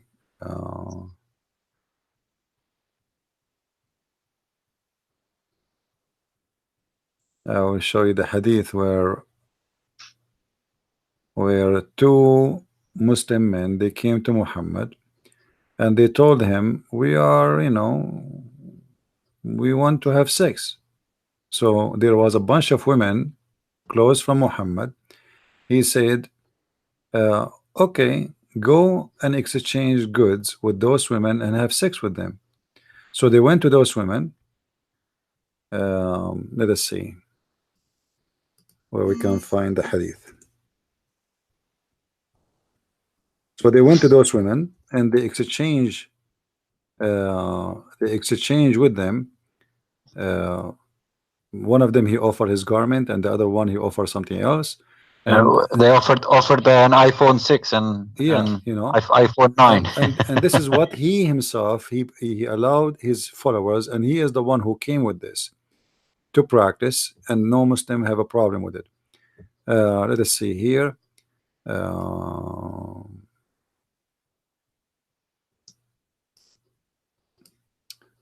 Trying to find it in English. In Arabic, those hadith are easy to find, but and in English is you see here, because they don't translate the garbage. They try not to translate as much garbage as they can. While we were in army, Allah apostle come to us and said, you have been allowed to do mut'a marriage, so do it. You know what is mut'a? You can ask anyone. A man, he go to a woman and he said to her, give me yourself to sleep with you and I will give you some money. This is mut'a. As simple as that. Okay, that is Islam. So why this guy he don't do mut'a? You know, that doesn't that show that, because what this means is that the whole, then it cannot corrupts the whole society in that sense, you know. It corrupts it from the core, where even a marriage is not, I don't know, is this is one of the reasons that Islamic society is very broken, because you know a man, he is not attached to his wife. There's nothing is called marriage. There's only sex contract, and that always break the family. You see, it doesn't matter what society. When a child he grow up and there is no parents and there is no etc., the child will suffer from problems. Of course. Families is based in a wife and a husband, and each one of them he do his part to grow their children and to guide them and to teach them. The mother, she have a good part, and the father, he have a part. But in the Islamic family, because there is no real family exist, and all what is there is just temporary contract. As you see in the front of us here, it says, we used to participate in the holy battle led by Allah apostle, and we had nothing, no wives with us. So we said, shall we get ourselves castrated? I don't know what that word mean in English. I'm just reading translation. Do you know what that word mean? I'm not sure. He forbid us that, and then allowed us to marry women. Let us see in Arabic. Yeah, sorry. He said they are saying to him, should we like stop having sex, like we don't do sex, you know? He said no, you should do sex. So he forbid us from doing that, and then he allowed us to marry women with temporary contract. And he recited to us, "O who you believe, make not unlawful the good thing which Allah had made lawful to you, but commit no transgression." So now Muhammad, in order to stop them from doing something wrong, he allowed them to do muta. And what is muta, and what is wrong, and what is right now here? Marrying a woman, which is not marriage really, it is having sex with women by paying her some money, is lawful. So what is the unlawful and what is wrong? Muhammad, he legalized prostitution. This is not a woman she will be a wife to live with. This is a woman I will sleep with, and I will pay her some money for little short period of time.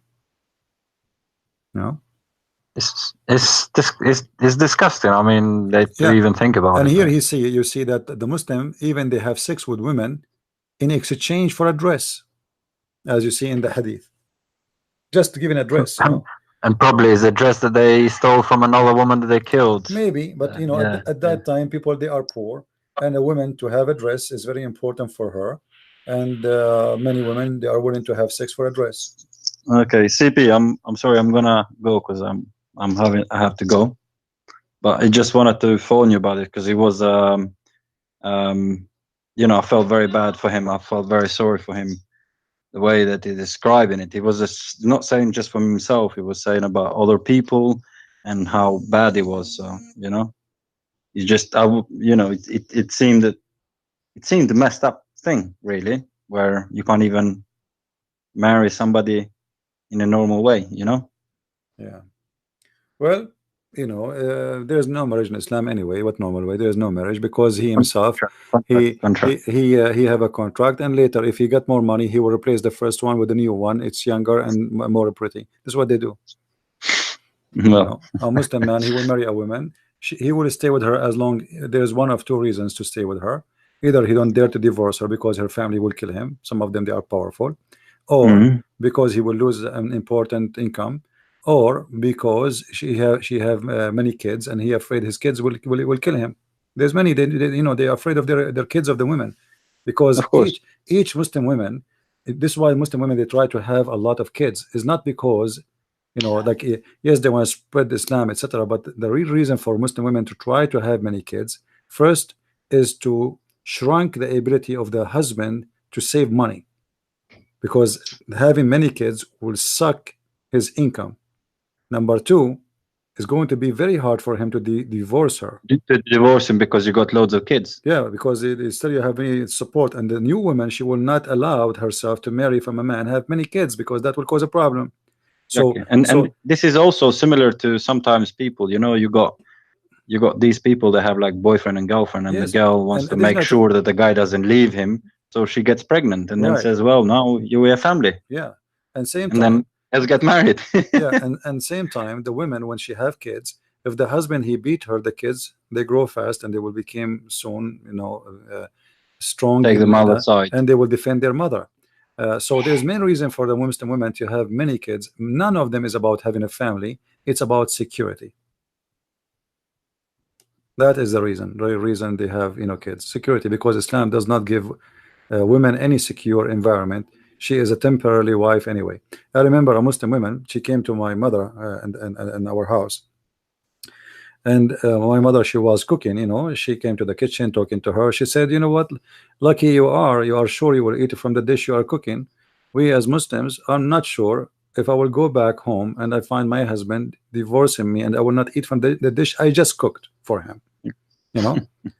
And this is sad. They have it's no very security. sad. Yeah, it's very sad. I mean as much as I criticize Islam, I feel sorry for the Muslims because they're victims. And loads of these people are victims of different things like this, you know, that affects people.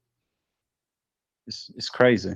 This is you know, this man, he have no ethical, he have no ethic, and because of that impact everything. Like when Muhammad, he said to a woman, give your breast to someone, and supposedly that the woman, she complained that she have a slave and he is growing in her house and he became a man, and her husband don't like the way he look at her.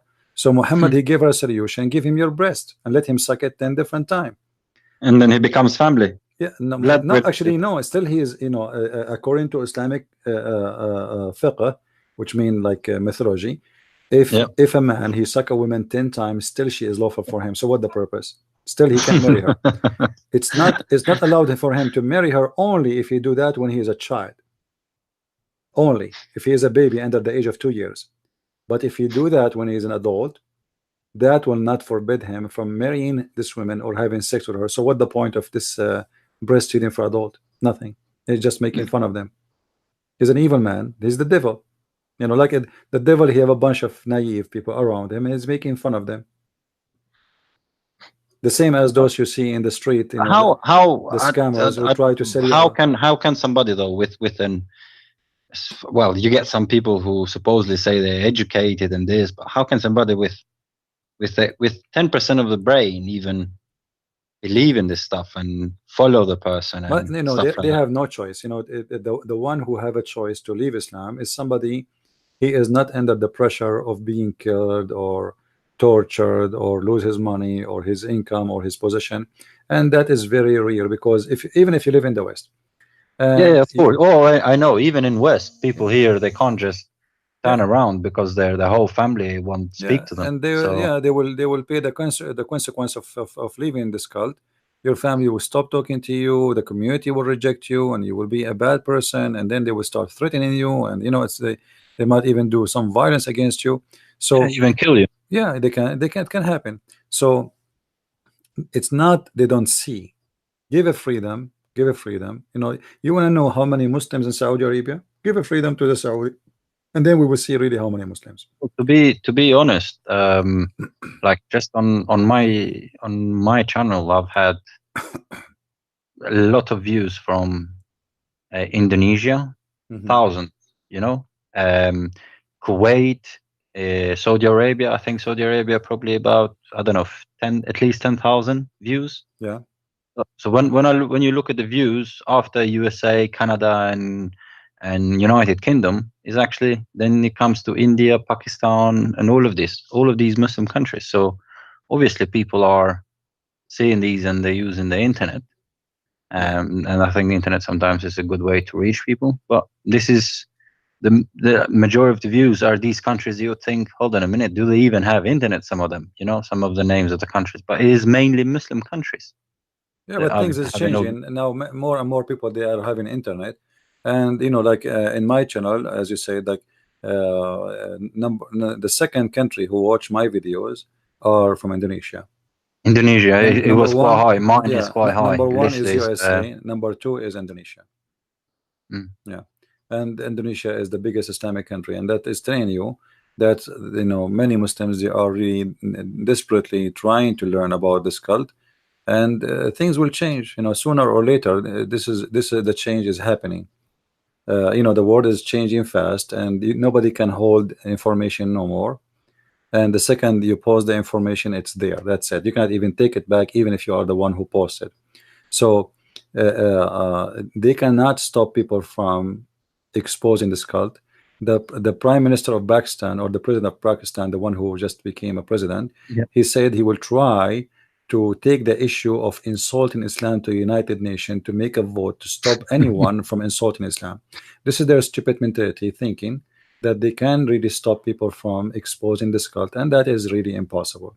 You know, Islam is an insult to itself. I do not need to insult Islam. Islam is an insult to Islam. Amen to that. Yeah. Thank you very much, my friend. Anything else you want to say? Thank you very much, CP. Thank you. Good to see you back, man. I missed you. You've been away for a long time, you know. Well, I was doing broadcast too, right?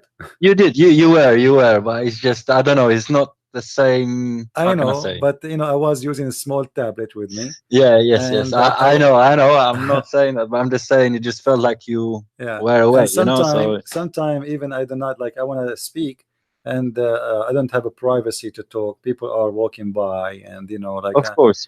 Even now I have people calling me to go and eat, you know, so they're making noise. So I wouldn't be able to run a show if I was to, you know. So yeah. All right. Well, no, I'm home now, and everything is good. God is good. All right. God bless you. God bless you. Thank you, my friend. Take care. Thank you, man. Thank you. All right. Do we have any Muslim would like to call? Any Muslim would like to call? What kind of a prophet? He allowed his friends and his companions to exchange sex for a garment.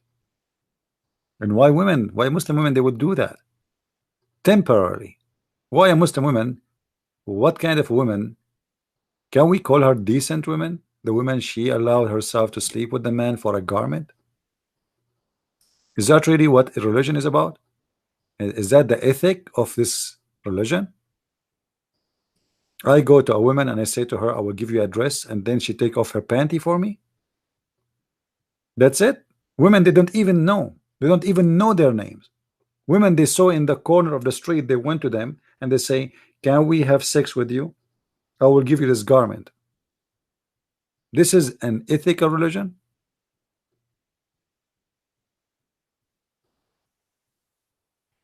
Any Abdul? Where is the decency of Islam? The Muslim, they say we protect our women, you know, our women like jewels, this is why we cover them. No, you know, this is not because they are Jews, but because you own them. You are selfish. You think they are your property. That's all. You paid money for her, so you don't want anyone to see her. That's not because you are a trustworthy person, but because you don't have a trust. You're afraid that your wife, she will see other man, and if she see other man, your wife, obviously you think she is not decent, so in order not to see an indecent woman, you know, leaving you, maybe because you are not confident about you and your marriage, and you are not confident about you being a man, which a woman she will love to be with. So what do? You jail her inside the house between four walls, and you lock her door. You don't allow her to see anyone, and then supposedly this is because she is a Jew, not because she is a Jew, because she is a goat. I know a story, and this is a real story, about a Muslim man. He got married, and he forbid his wife to have any visitors. She don't go out. She cannot go out. When he leave the house, he locked the door. He have bars all over his windows, and his front door is metal. He locked the door. There's no phone.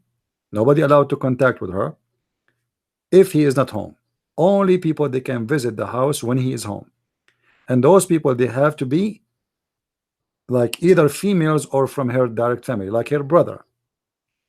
So this woman, she started having a friend come into her house. A friend. This Abdul, somebody ring the bell. He opened the door. He see a woman wearing burqa. You know, okay, a woman wearing burqa. She is a stranger. He is not allowed to talk to her. He say, oh, you want to see my wife? Okay, hold on. The moment she don't talk, she shake her head. He go to his wife. He say, your friend is outside and she is coming. So he asked the woman to get in, and he closed the door, and he don't go to the room because supposedly it's a woman visiting his wife. So for about 6 months, this guy, the women only come when the guy is home. Imagine, and that make the man happy because the visitors are not coming when he is not home. That's perfect. 6 months or more, this guy, when this woman she come, he is being very nice to his wife to make her happy because he jail her 24 hours, 7 days a week. In return of that, he is being kind to her, so he make coffee and tea for her friend, which is supposedly a woman. So for all those months, this woman come when the husband is home, and one day the sister of this man came to visit.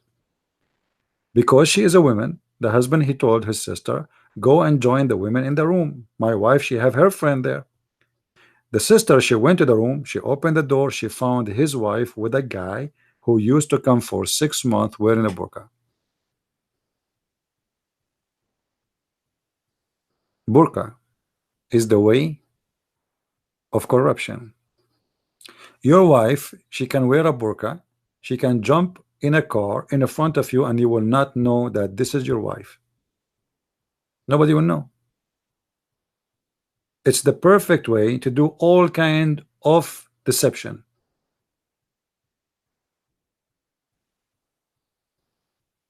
How you will know? Right?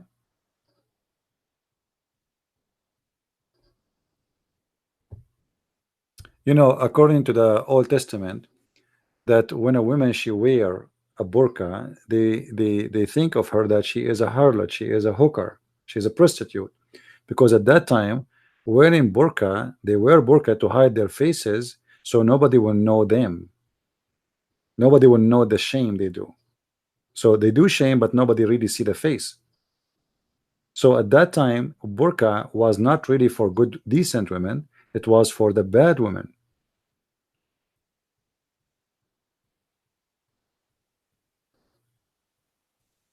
Do we have any Muslim here want to explain to us the burqa business?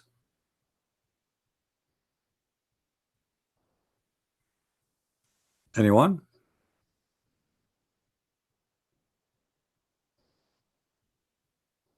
Any Abdul?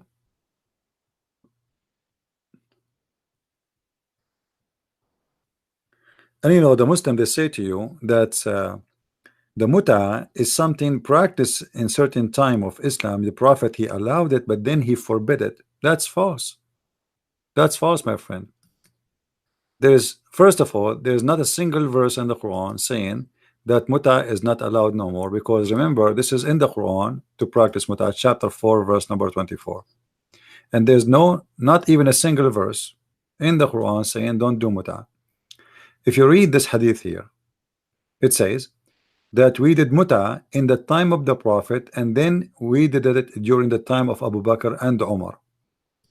So how Muhammad, he forbid muta? Muhammad now is dead. Abu Bakr and Umar is still practicing the muta, as you see.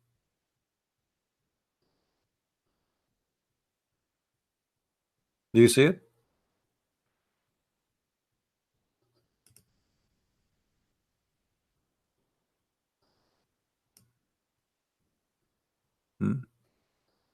And then they made a mention of the temporary marriage, whereupon he said, yes, we had been benefiting ourselves by the temporary marriage during the lifetime of the Prophet and during the time of Abu Bakr and the time of Umar. So long after Muhammad's death, the Muslim, they practice muta. So how Muhammad, he forbid muta? Any Muslim want to explain to us? And this is Sahih Muslim, this hadith number 1405C. So the fabrication of the muta is being forbidden is a contradiction for this story, which is a Sahih hadith. All the Muslims, they practice muta. Before Muhammad and after Muhammad. What does the verse do not come zina mean? I don't understand you, Suze. If you can rephrase, please, your question. What does the verse doesn't come zina mean? I don't know what you mean. No, and actually prostitution in Islam, my friend, is not even forbidden. You see, the word prostitution in the Quran mentioned only once. It is al-bagha. Actually, it mentioned more than once. Mentioned when speaking about prostitute, and mentioned once about Mary.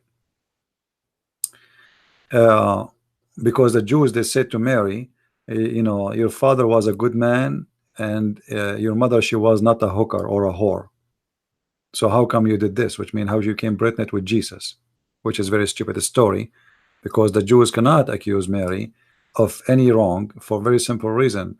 According to the Jewish practice and belief, Mary, she is married, she is engaged, which is equal to marriage in the Jewish practice. She is engaged, which means she is married, but there is no sexual relationship yet. So legally she have a husband. That's why she did not go to a court, for she is being pregnant without having a man. According to the Jews, this man is her husband, and he is the father of Jesus. Al-bagha mamnu'. No, my friend, al-bagha is not forbidden. This is the verse in front of you. It says, وَلَا تُكْرِهُ فَتَيَاتُكُمْ عَلَى الْبَغَاءِ إِنْ أَرَدْنَا تَحَصُّنًا. What does that mean? Force not your girls to do prostitution if they choose to be in chastity. Okay. So here, the Quran never said don't do prostitution. It says the opposite. It says force not your maids to do prostitution if they desire chastity, which means if they don't desire, it's fine.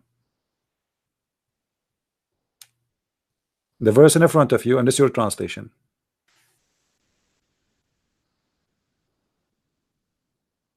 Is that correct, guys? The verse is clear, isn't it? Force them not if they choose. The verse never said prostitution is forbidden. The verse saying force them not. if they choose. But if they choose, it's fine. And if you force them, Allah is all merciful anyway, which means it doesn't matter. Still, it is allowed. That is Islam. You know, this is a chapter 24, verse number 33.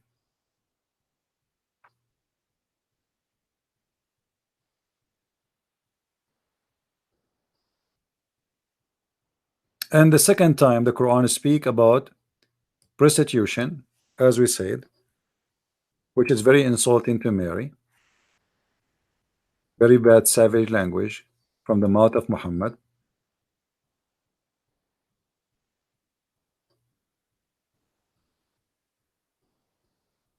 Let us go. Here Mary, she mentioned that she is not a whore. I mean, look at this verse. I mean, look how stupid, how disgusting. Chapter 19, verse number 20. Mary, she said, how I'm going to have a son and no man touch me, and I am not a whore.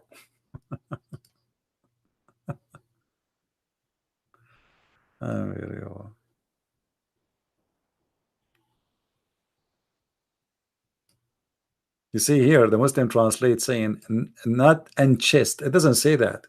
It says, I am not a whore. I mean, can you believe it that Mary, she is saying that?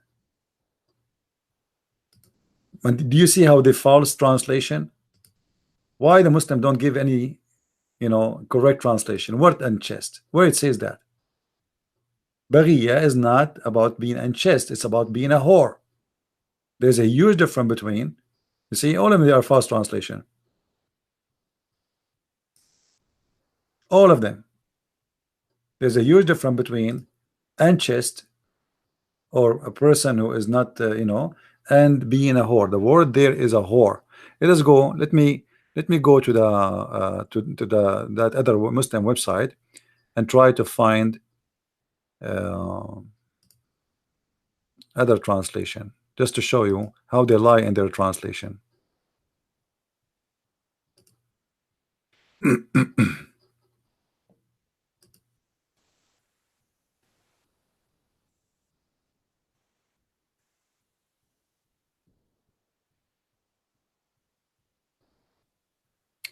Here we go.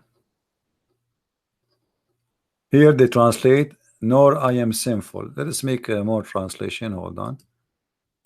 I want to make all the translation appear so nothing is missing, so you can see them all.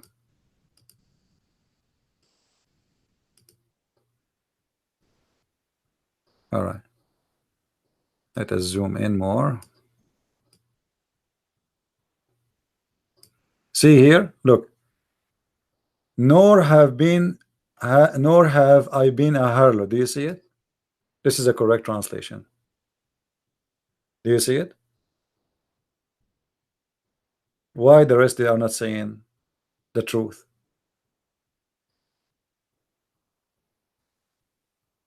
Why the word here harlot appear? In the other translation we cannot find it. This is why I say you cannot really trust the Muslim translation. Look, all of them, they are saying unchaste, unchaste, unchaste, but it doesn't say that. Nowhere it says the word unchaste. It says, she said that I am not a whore. See, false translation. Only one Muslim, he gave the correct translation. If you go here in the other one, chapter 19, verse number 28. Again about Mary.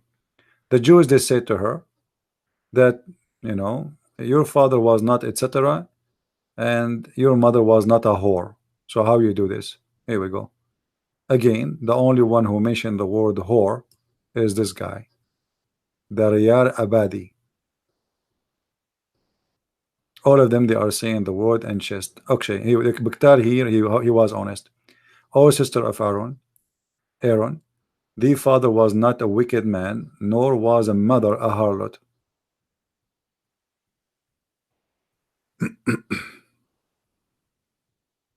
Here, Talal Itani, he used the word whore. Do you see it? Okay, why Talal Itani, he did not use the word whore when it's come to Mary? Why Mary, she did not say that word in his translation? Let us go to his translation. Let us see this guy Itani. Did he say the word whore and we miss it? Big Tal, he used the word harlot. Itania, he say whore. Okay, I did not see it. Okay, sorry. See, so here and oh, we are still in the same verse. Hold on. 1928. We want to go to 1920. Okay, let's see. Talal Itani. Talal Itani. Here we go. Here he says and chest. See here, he falls the translation.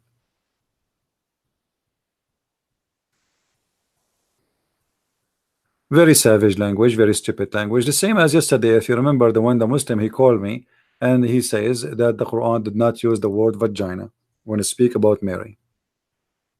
But you know, that's false.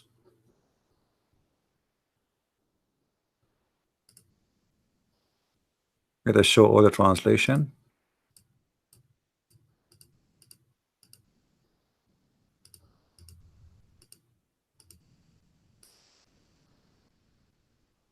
Okay, here chastity, chastity, chastity, maintain her chastity. The false here guarded her virginity. Look how they lie. It doesn't say guarded, it says guarded her vagina. What virginity?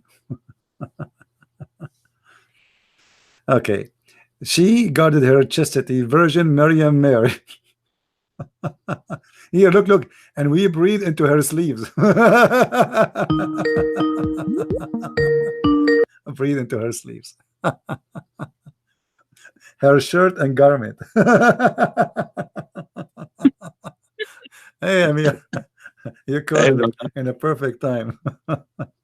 Yeah. Brother Elia and I, we want to join your room with our channels. You have to send us a Google link from Hangouts that we can join you in your room with all the people from our rooms. Okay, I think in order to do that, I have to do it before I start the broadcast, or what do you know how to do it? If you know how to do it, you can ask me to join you. I will join you. You know what I mean? Yeah, you know what? Now live on maybe, Google Hangouts. Yeah, right. Maybe tomorrow, we will see how we can do that. I will check in YouTube to see how to do it. We learn how to. Because I never did that before, and we learn how to do it, and then we start doing it. Yes, because we have a lot of subscribers in Germany, and you can show us everything and teach them. If you know that they are saved of this deceiving Muslim Islam religion. and translation. Allah, he breathed into her t-shirt. Guys, how Allah created Jesus? He breathed into her t-shirt. Have you ever heard of God? He do that? T-shirt? The vagina became a t-shirt? Yeah, t-shirt. Yeah, the farj became a t-shirt. Yeah, the prophet, he washed his farj, which means translated, he washed his penis, suddenly became a t-shirt. So Muhammad don't have a penis. Muhammad have a t-shirt too. Yeah, what we can say. So you guys having your YouTube is running right now? Yeah, he is live, but I'm not live on my account. Okay. Well, tomorrow I will contact you before I start, and I will send you a link for both of you, and I will do it. If I do tomorrow is what? Tomorrow is Sunday. Usually Sunday I don't do. Do you do broadcast Sunday? No. Okay. Yeah, Sunday I don't do. Maybe Monday then.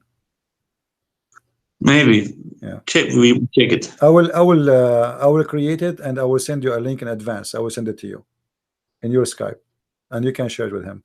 But I think I need your email and his email in order to invite you in Hangout. I think I remember such a thing before.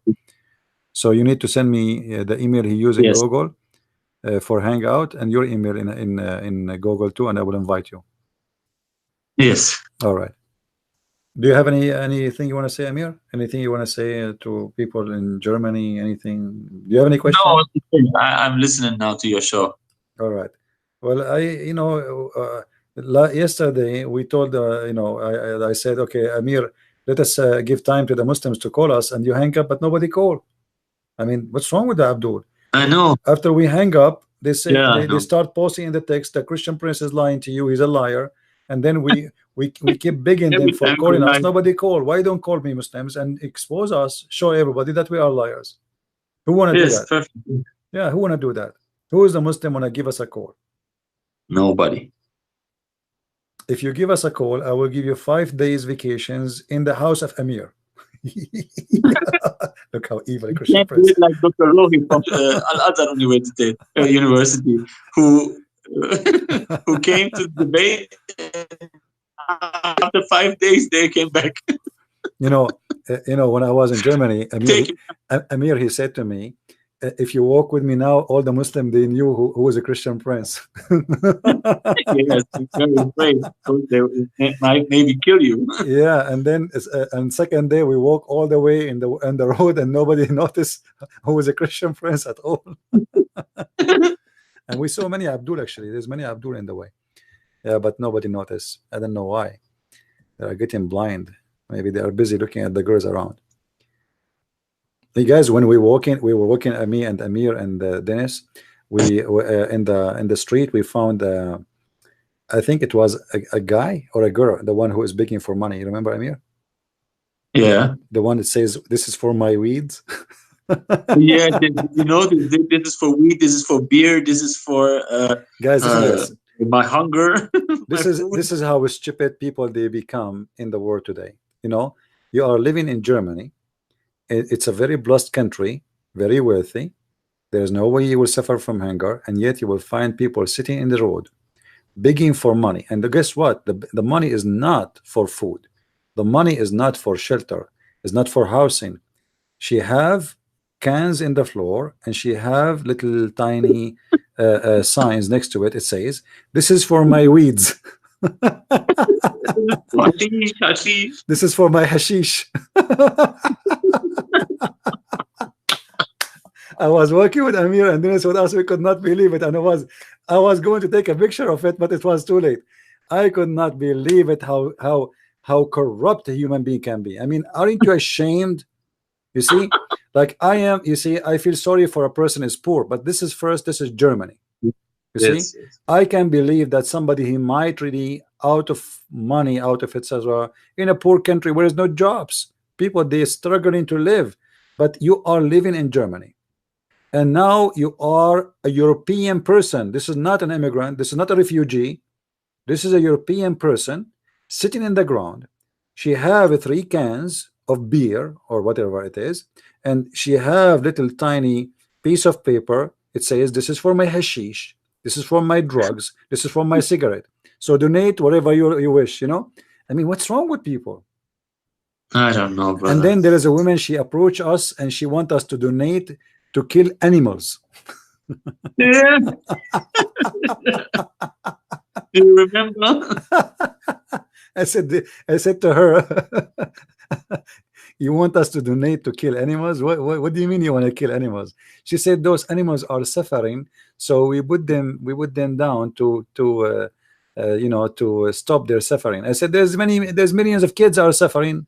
What about taking the money for the kids?" And you remember I mean what she said? She said she ran away. She said, okay, bye. What she wants money. This is what they imagine. They are collecting money from the naive citizen in Germany to what? Because they want to kill animals, and those animals are suffering.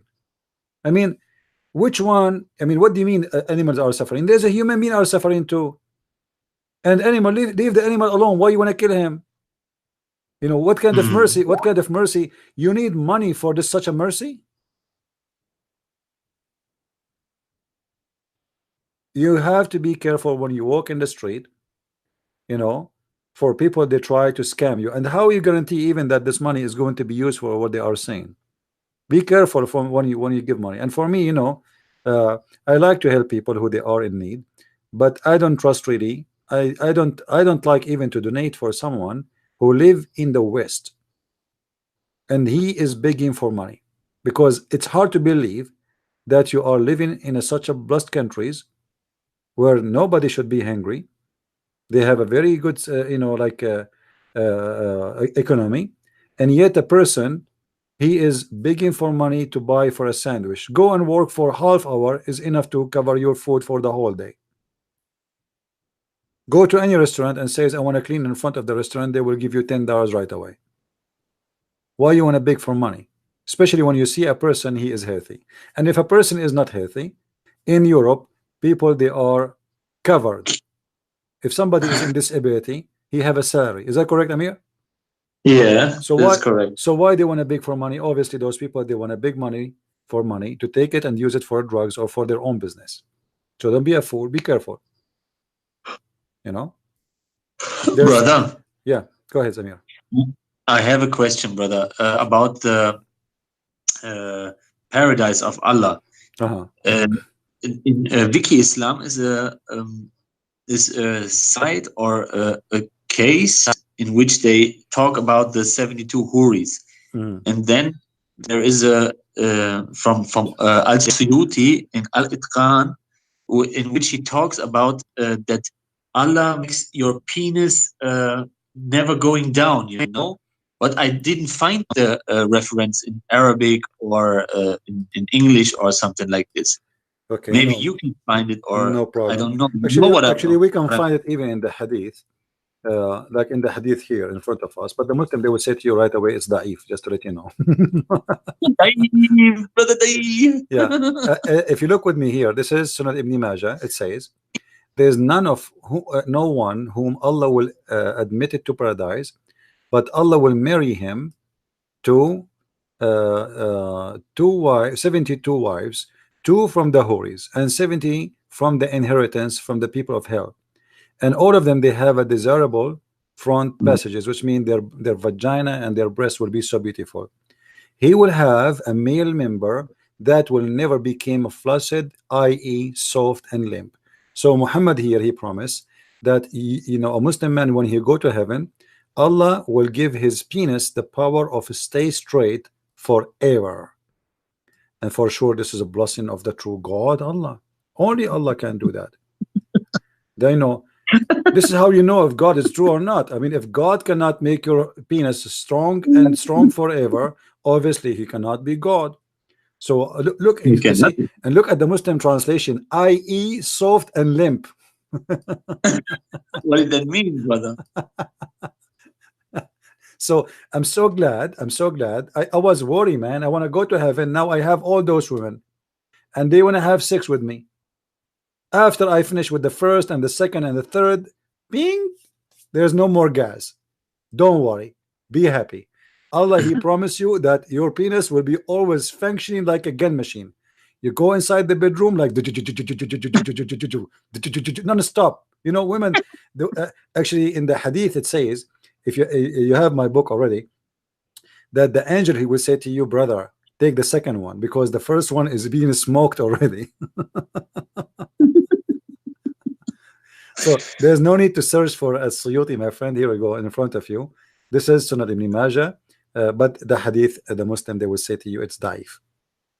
Brother, where can I send you now the link, and where can I find this hadith from this guy? Let me send it to you. Hold on. I will send you the hadith right away. I will copy the link for you. The reference is Al-Itqan fi Ulu. You want it from Al-Itqan? Why you want Al-Itqan? Al-Itqan is copying from here. Yes. Yeah, they are copying from those hadith anyway. You know, it's here. This is the important one. This one, and this one is translated already. That one is in Arabic, and people will not be able to translate. This one is better for you. Let me send it to you at the link and your Skype, so you can keep it. But if you wanna go and find it in the Arabic, no problem. ذكر لا ينثني.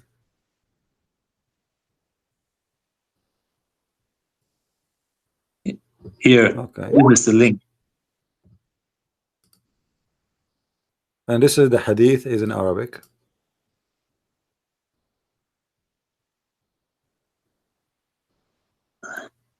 me see.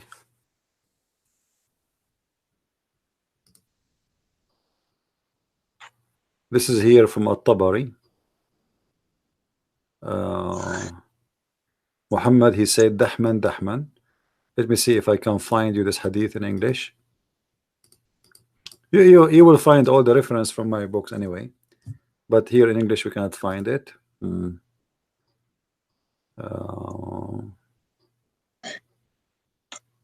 They hide it good from us, huh? Oh, it's too late. They cannot be hidden no more. It's already documented, and my books are, you know, actually 6 and Allah. I wasn't really expecting that's like is going to be, let us say, sold so fast, but look like you know, people they love those books, and what is written inside, many things is hiding, and never heard of it. Let us see here.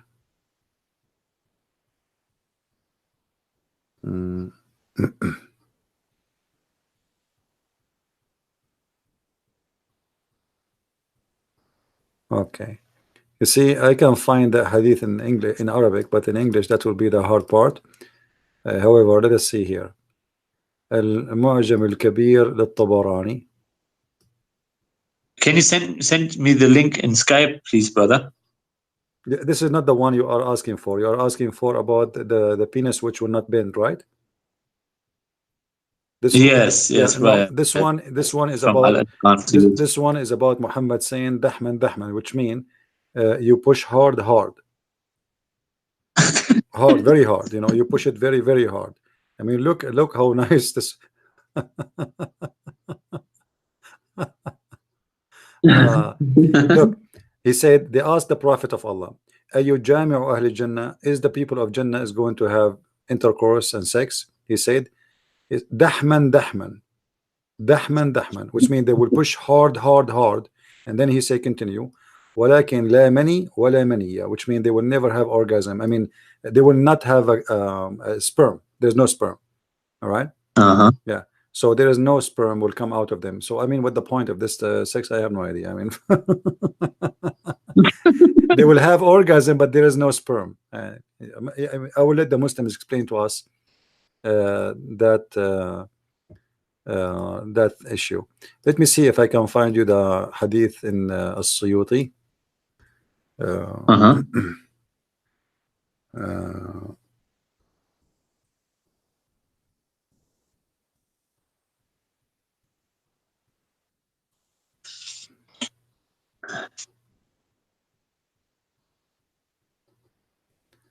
Let us see.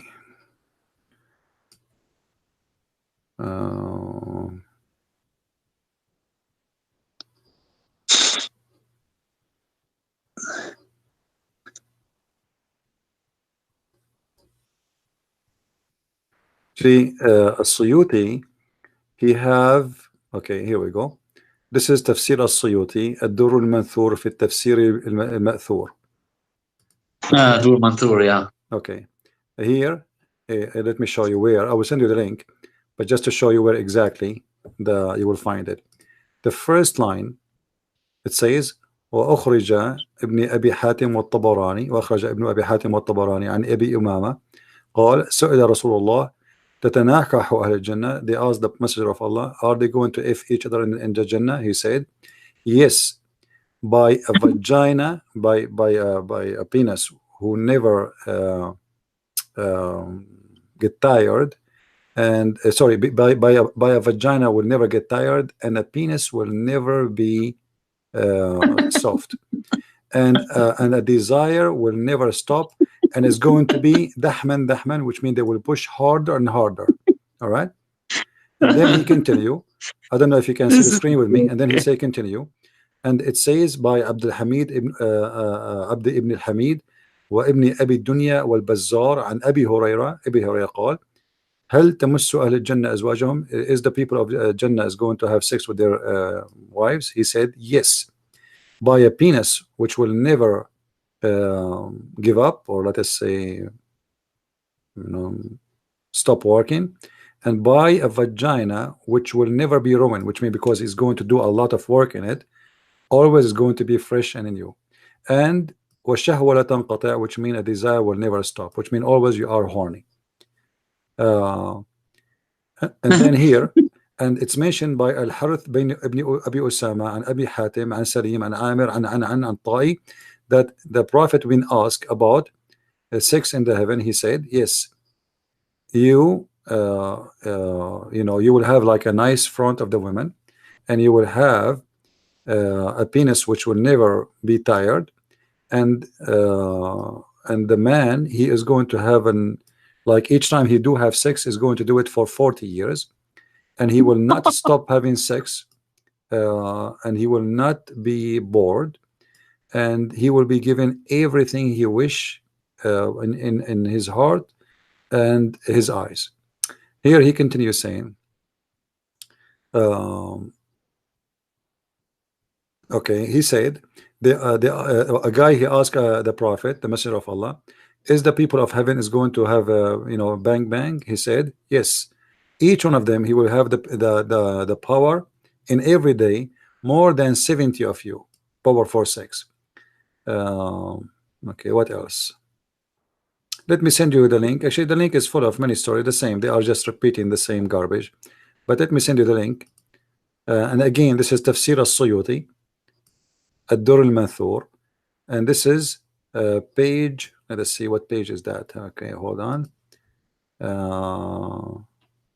Maybe Wiki Islam gave the wrong page. Page 76, I think. No, sorry, 85. Page 85. 80. Yeah, this is no, this is not the page number. Look like here, there's no page number. But I think it's a page number. Hold on, this is page number 86, 85. Yeah, 85. This is the interpretation for the chapter of Al-Baqarah, verse number 25. Let me send you the link, and you can share it with your friends. Thank you very much. There is tons of books. It's not only As-Suyuti. I mean, As-Suyuti actually, he have a book about sex. But the Muslims must As-Suyuti, you know. That's why I took him for reference. You know, he is most reliable, or what is called you know, the Muslims always they make it authentic when they want. They make it not authentic when they want. You know, as simple as that. So, you know, you will find a Muslim, he says, I don't believe in this, but you know, who cares? Look what here it says.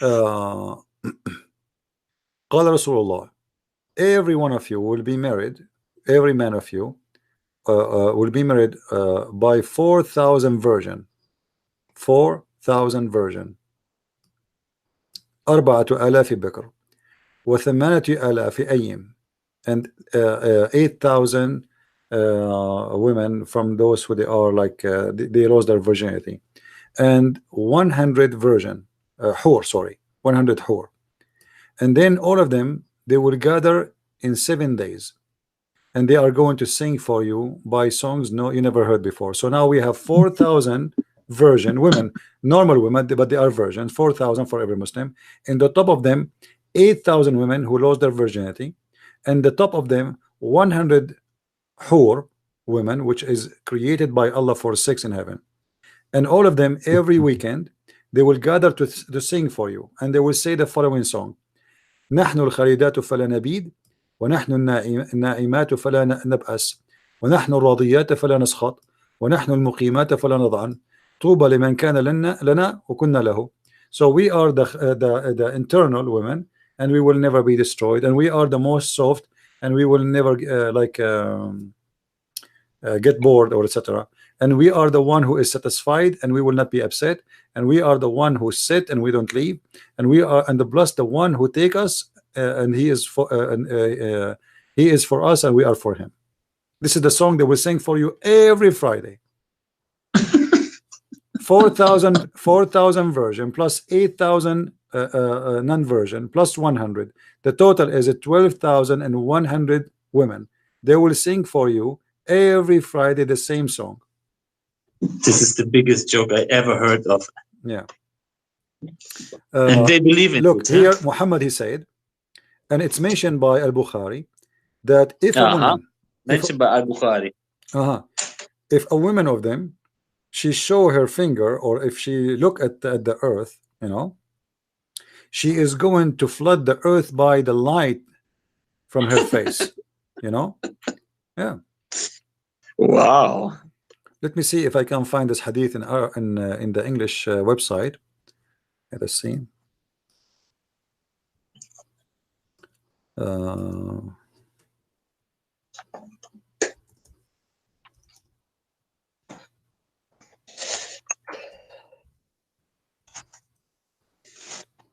I cannot find it. It's not in the English website. Let us see. Look where it says. أخرج البزار والطبراني. It's mentioned by Al-Bazzar and Tabarani in the book of As-Saghir, and Abu Shaykh في العظماء and Abi Sa'id al-Khudri. He said, if they have intercourse with their women, they became virgin again. Each time you have sex with your wife, she will become a virgin again. So you have now 12,000 women. Each time you sleep with one of them, the second you finish having sex, she is brand new again. Good. Wow. All right. This is the hadith I search for. Yeah. Because Allah will put the vagina into her informer. What it says in English. Each time you have sex with her, she is going to be a virgin again. The vagina. Yeah. But the vagina will be fit for your penis again. Huh? This is different. This different story. I will show you that. Let's see here. It says, and look here, Muhammad is describing how tall the people of heaven will be. He said, طول الرجل من أهل الجنة 90 ميلا. The man in the heaven, he will be 90-mile tall, and the women. This is what Muhammad said. Yeah, this is coming from Muhammad, you know, and the women will be 30-mile tall. Now let us make it simple here. I'm going to draw here just to show you how stupid this is. So if we draw a line, let us draw a line. Okay. This is 90 mile. Let us say this is 30, and this is 30, and this is 30. The woman, she will be here.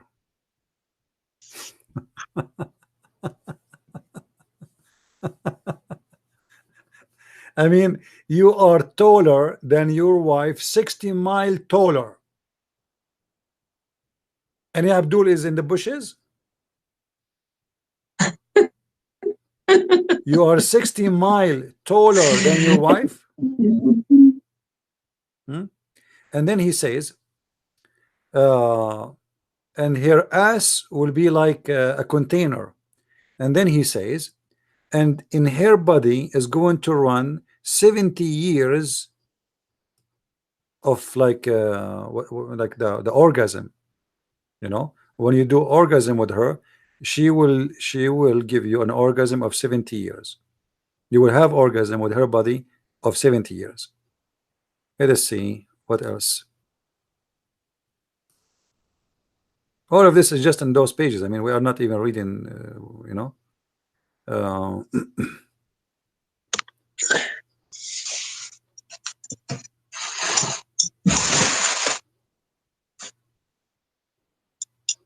Let's see.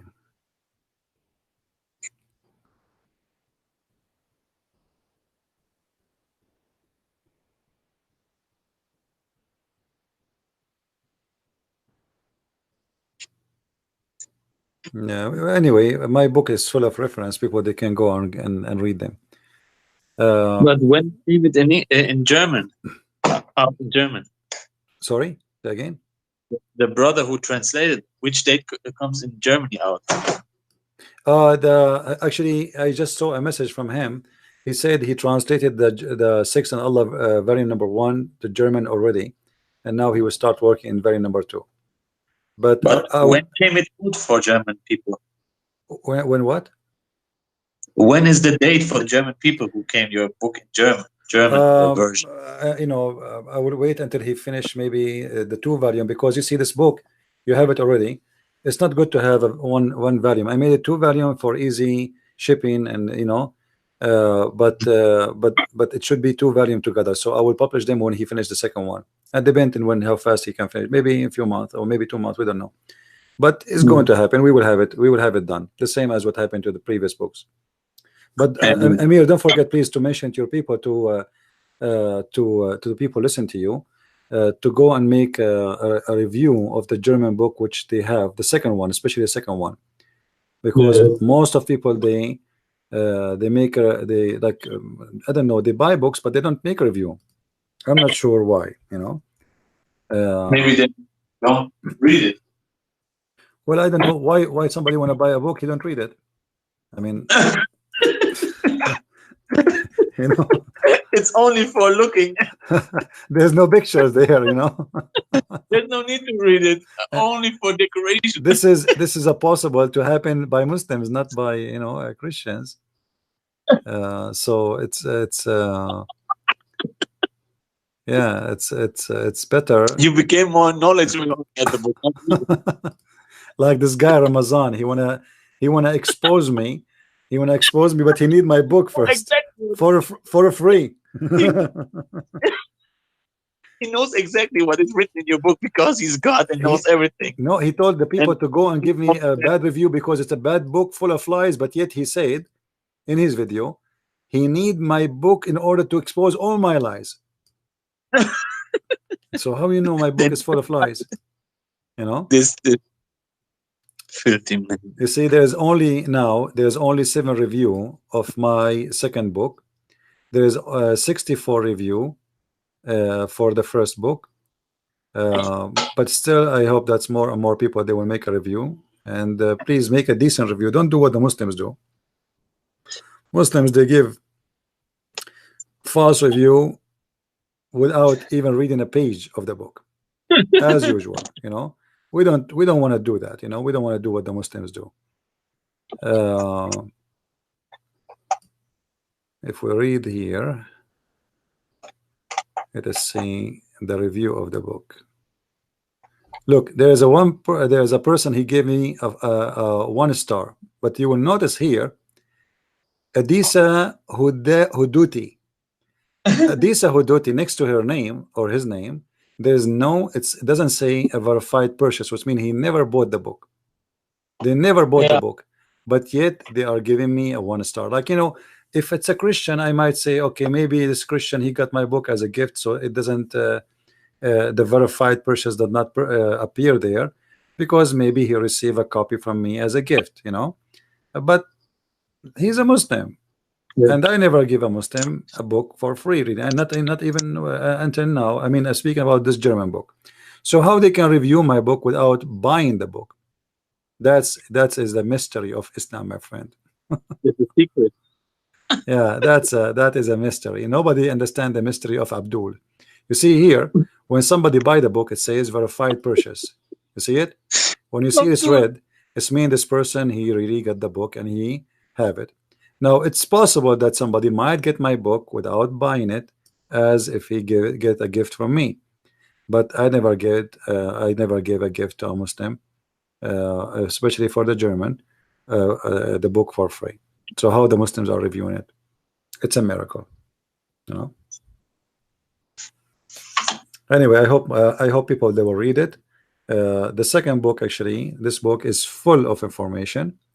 And it's like a library of reference. You will find, because in order to answer what they call miracles in the Quran, I had to go behind the stories of every verse the Muslim they quote to speak about it as a miracle, and that exposed a lot of stories which you never heard of before.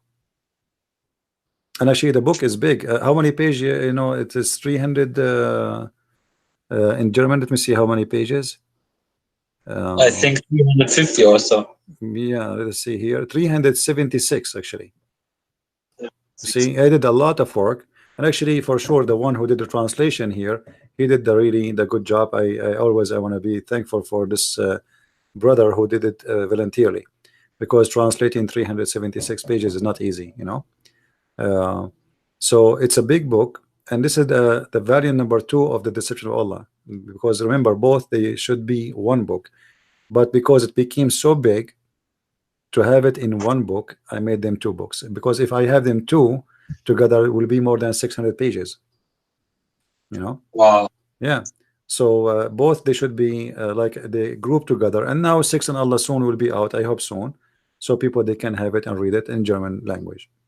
And actually I have a brother, he is translating my book Six and Allah to the Malay language, which is the most of people in Indonesia, they understand it, and I hope soon we will have it published in Amazon too, you know. Brother, Yes, I translated. sorry. I translated your video. Do you hear me? Yeah, what video? I translated a video from you about the sex with animals. And you gave a lot of reference and from Ibn Qudama and everything. But some Muslims are very upset and text. They make some text, you know. Yeah. And it was very, very much to read and very hard to read, but because it's that Muhammad has sex with animals. Your voice is cutting. Say again. Is that true that Muhammad had sex with animals? Well, I wasn't there. I'm just reading what it says. You know how I know? I mean, this is their problem, not my problem. You see, the problem with Muslims, they get angry for us reading from what is written in their books. I did not write the book. You know, my books is based on what the Muslims have in their books. So why they get angry? And like when I make a video, like you're translating my video, I'm showing it in the screen. Isn't it in the screen? So yeah, instead of being angry from you or me, what about they read it themselves and see what is that? I mean, what is the problem? Why suddenly they became so aggressive? You know? Yeah, what it's our it is there. It's in the front of your eyes. Read it. You know, read it. You know, once I have a debate with the guy. I don't call it a debate. It was like for fun. His name is Nader Ahmed. So when I asked him about his prophet having sex with an animal, he said, "Better than your Bible says, smash the head of the baby." So he agreed that is a prophet having sex with animals, and he have no problem with it, you know. So why you are angry from me?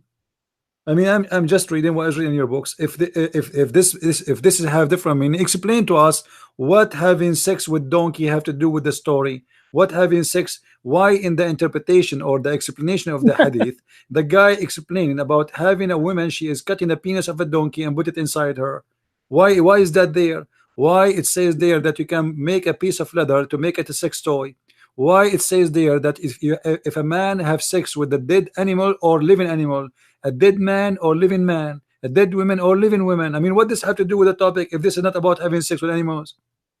You know, they don't, you know, brother, what is al-ikrimbij? Ikrimbij, you know, but it's not used in our, like in the language today no more, but most likely it is a piece of leather. You you round it like a sex toy, and the women she use it for her pleasure. You know, it's an old sex toy. Brother, organic. show It's organic sex toy. Please show me. Please show me now the reference about the al-ikrimbij. Okay. Can you show me the reference in the screen? Let me search for the ikrimbij. This is so ugly. Eh? No, this is you know, you see, Islam is very open-minded religion, my friend. Brother, that means when the desire of a woman became very hard, she can use the al-ikrimbij to satisfy herself. Yeah, al-ikrimbij. Let's see. Look, this is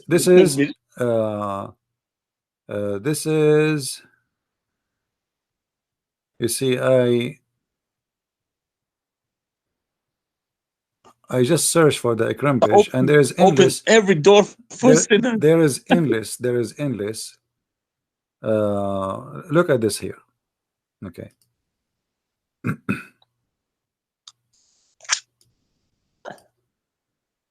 All right. All is referenced by Muslims. It says here, masturbation is halal, and women entering something in her vagina is very halal. In the book of Al-Musannaf, we have you see, they have a kind of you open their website. Hold on. Many advertising they open. I will cut the live stream here and post it on my channel with Ekrimbit. Ekrimbit, yeah. Okay, this is the book of Al-Musannaf, Musannaf Abdul Raziq. Okay, who is this guy? A scholar, you know, he wrote a book. Volume 7, page number 391. He says, we've been taught by Ibn Jurayj, from Ibn Rahim, from Ibn Abi Bakr, from Mujahid. He said,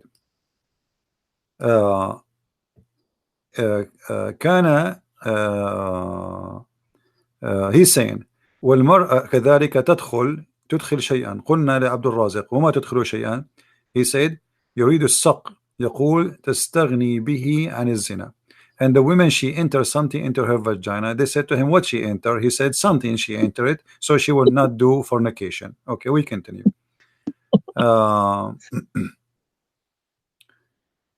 Okay, let's see.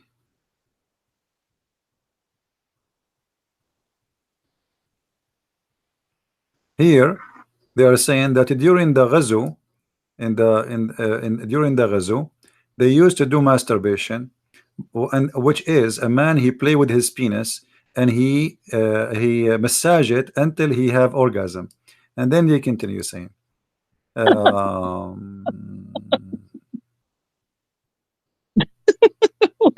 This is stand for religion, please. Wait, this is nothing yet. This is here in the book of Bada'i al-Fawaid Ibn al-Qayyim al-Jawziyya. Ibn al-Qayyim al-Jawziyya is one of the highest ever scholars in the history of Islam. It says, and if a woman she have no husband, and she became so horny, you know, according to the most of our companion, it's allowed for her to use the ekrimbij, and which is something made from leather in the image of a penis, and she enter it inside her, and what is ever like something similar is the same. And he says, like as using, let me try to see what is the word in Arabic and in English. You know, there's a vegetable. It looked like the zucchini, but it's not zucchini. I'm trying to find what is translation. Banana. So like it's not a banana. It's no, it's a vegetable, but it's long. So he's saying, or is it either she used a ekrimbij or something similar like this, like al-qara. Qara is anyone knows what the word in Arabic, guys, in English? Help me, somebody help me in translation. And this is cucumber. The book of Al-Jazmi, Ibn al-Qayyim al-Jawziyya, 4 and page number 905. You see the reference in the front of us. And then he says, and then Ibn al-Jawziyya, he said, and if a man he make a hole in a watermelon or a dog or you know, like a toy or even a statues, and then he put inside it his penis, as we said it previously, you know, and that is to make his masturbation easy. It's easier than masturbation by his hand.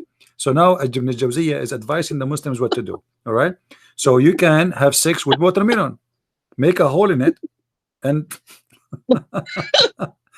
or a dog, even though Muslims, they want to have even sex with the bread, even bread, and then even a statue. You make a statue, you make a woman, you make a statue look like a woman, and you have sex with her and make a hole.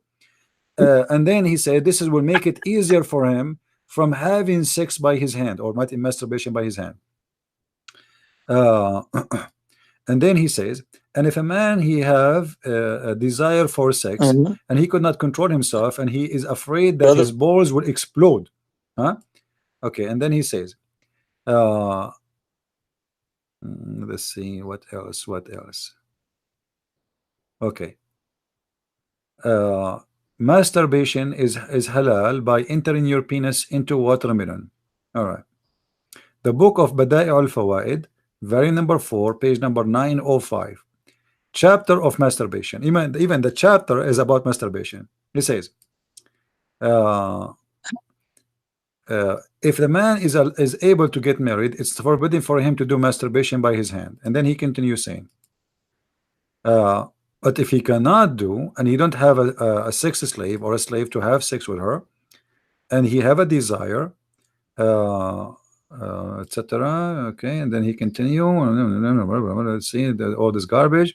Then he says, and if a woman, she have no husband and she became so horny, so it's allowed for her to use the ikram page, which is the same as we explained before. All right. And then he says, and وما أشبه ذلك من ثقاء وقرع صغار. Here they say it's the same as a cucumber. So woman, she can use a cucumber, you know. It's lawful, it's halal. Okay. And then he says It's halal. Yeah, it's halal. Yeah.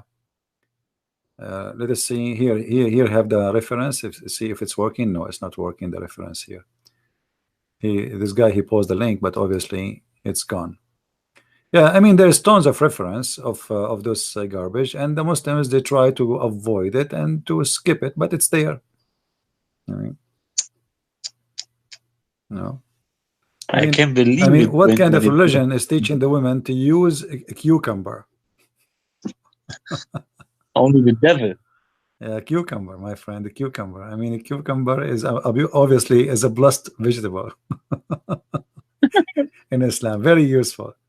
Actually, once here in the chat, you know, a Muslim, he called me and he said to him, I asked him about this. He said, so if your wife, she use a cucumber, what you will do? He said, what a big deal. I will even make salad with it after she finish. Oh. Look, this is Islam Web, and this is about the month of Ramadan. All right, islamweb.net.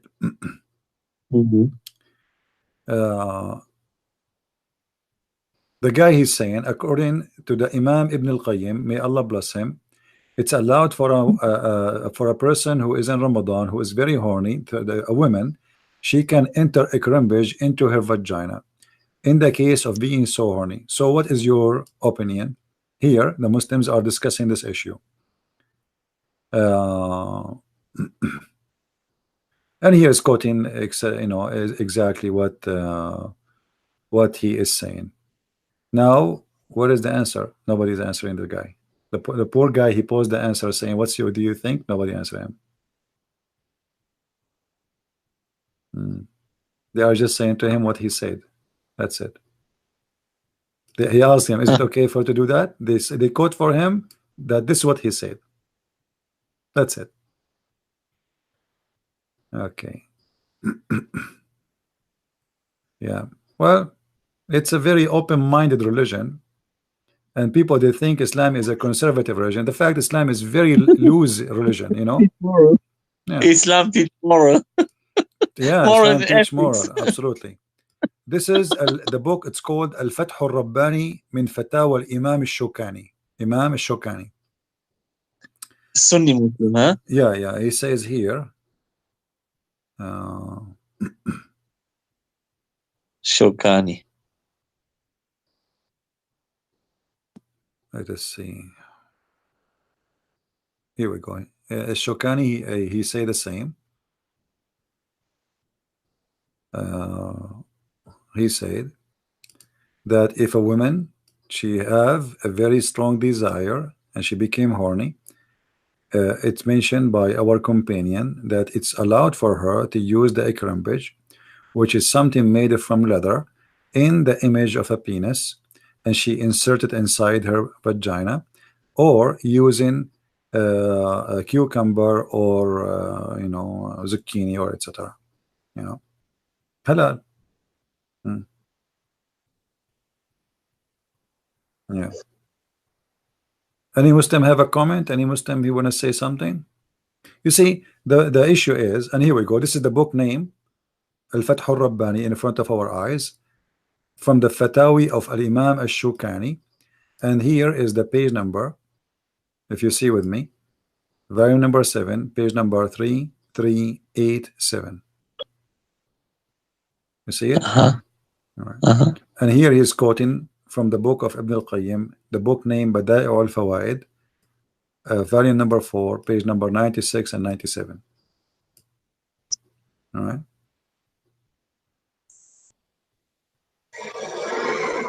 Any Muslim have any comment, anything? I don't know why today the Muslims are not calling. I'm really, you know, I was surprised. I was expecting the Muslims to call us from everywhere. I mean, why? What's happening? Where is the proud Muslims about Islam? Why? Where is the, you know, the people who pray to Allah 5 times a day? You know what? If you are a Muslim or a Muslim and you call us right now, we might try to find for you the way to make a crimbage. We will help you in we might even make a video for you about how to make a crimbage. Any Muslim want to tell us what is the crimbage? And think about it, brother. They teach their sisters I lost you, Amir. in Islam something about it, huh? Yeah. How they can teach something to their And you know, and nobody get offended. Imagine if I am the one who make a video. If I wrote a book, if a Christian prince wrote a book saying that a Christian woman, she can do that, what the Muslims will do? They will eat me alive. They will make fun of me. They will laugh at me. They will laugh at the Christianity. This is their highest imams in Islam, the highest scholars.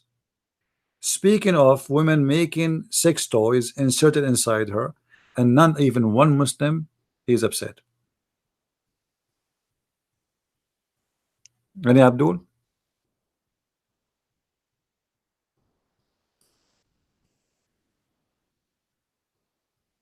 Yeah, maybe we need to ask brother Ramazan from Germany to teach us how to make a crimbage. Do you think he will do it? Looks like Amir, we lost him. Are you there, Amir? Do you think brother Ramazan will help us to explain how we can make he will make a video for us how to make a crimbage?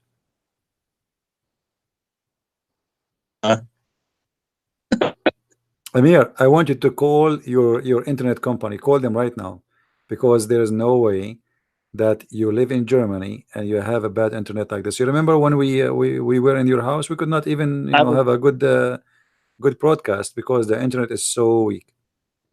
Obviously there's something wrong with your line. Call them. The speed is very low, and look at you. You cannot even use your Skype.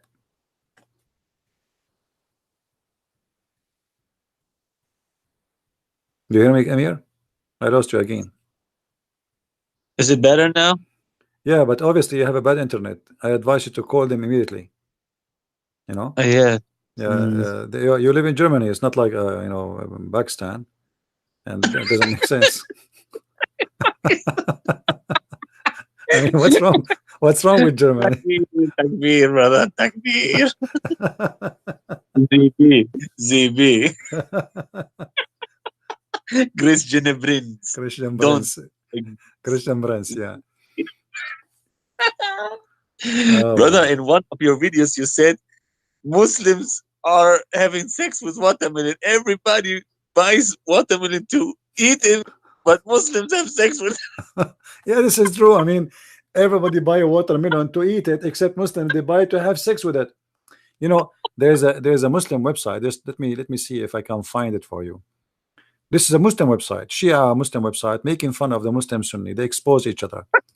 And this guy, the one who wrote the articles about the Muslims' madness, he's a Muslim too, but he could not believe that the Muslim Sunni, they believe in such a garbage. Supposedly the Shia are better, but trust me, they are the same. However, let us see here.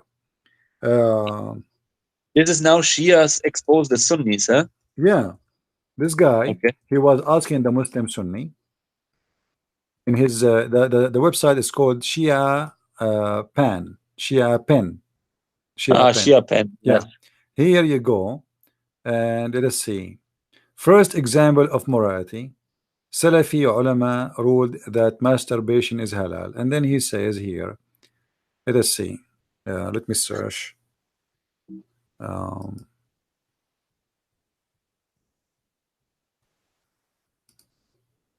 You see those Muslims exposing Muslims. They have nothing to do with it. Okay. This is great. Here, narrated Aisha, it says, okay, this is not the one I want. Let's see the other one. All right.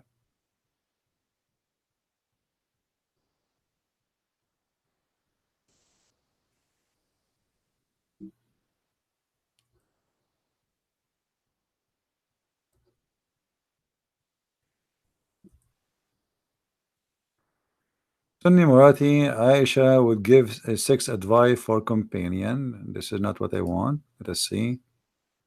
13 example of Sunni Murati. Rasulullah would give a sex advice. Season Sahaba present of Aisha. Okay. And then the 23rd example of Sunni Murati, Umar would ask questions pertaining to sex from his own daughter. Okay. 24th example of Sunni Murati is it is principle to share and scream at women who answer the call of nature. Yeah, I'm trying to find where in this website, maybe not in this page. Let me see here. Necessity of muta. What is muta? Quranic. Refuting argument of muta immoral. Refuting argument of muta immoral. Okay, let's see here.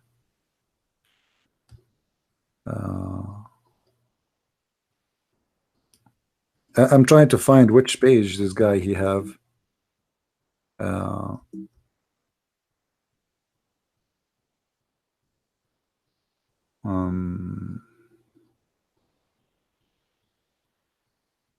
Even the Shia have more disgusting hadiths and sources in their own books, huh?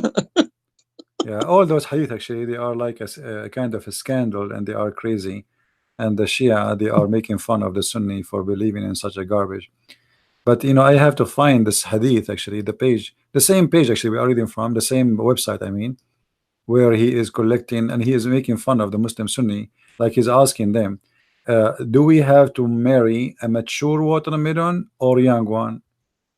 Do we need witnesses to confirm this muta marriage, or we do not need witnesses? Here he is explaining the necessity of muta. See, this is the morality of the Shia now. Look how the Muslim Shia, sorry, explain why having temporarily women in your bed is important. He says, number one, masturbation is widespread problem. So masturbation is a problem, but having sex with women for 2 hours and giving her some money is not a problem. There are thousands of videos centers supplying pornographic movies. This is a problem, but muta is not a problem. Pakistani cinemas show porn movies. Unbelievable. There are red light areas in almost every city. So now what we do, how we can stop all of those things? We do muta. I mean, do you see the logic? We go and we ask a woman, we go in the elevator, we see a woman, we say to her, hey, Sister Fatima, how much you charge me if you take off your panty for 15 minutes? Fatima, she's a very good, decent woman. She will say, I will allow you to play there if you pay me $5 and according to Allah. And then I say, okay, $5, we have a deal. For how long I can play there? She say 15 minutes. Okay, we will stop the elevator, we play for 15 minutes. We play, I pay her the money, and that is the marriage of Islam. And when the elevator arrived to the 16th floor, we are done with muta. Praise be to Allah. Praise. Yeah, I mean, praise be to Allah. Do you see how amazing that is? All of this article is to explain to you the benefit of muta. Look, 45.1% Pakistani net users regularly visit porn website. 31 points with animals, huh? Muslims, this is Muslim website. I have nothing to do with it. Don't blame me. Don't say it's a lie. Okay, actually, according to Fox News, #1 country in the world who search for sex with donkey is in Pakistan. That's what they say. This is according to Google. 31.9% Pakistan net user visit newspaper website. So what the problem with this? What does have to do with muta? If somebody visit the newspaper website, you should do muta. I mean, look at this logic. 19.5 Pakistani net user visit other website. So what he's saying to you, that the top people who use the internet, the top number in Pakistan, they visit porn, you know. And here he is showing you the reference. Similarity in Google Trend shows that Pakistan is #1 searching for the word sex, and he is posting the link here. Let's see if this is true.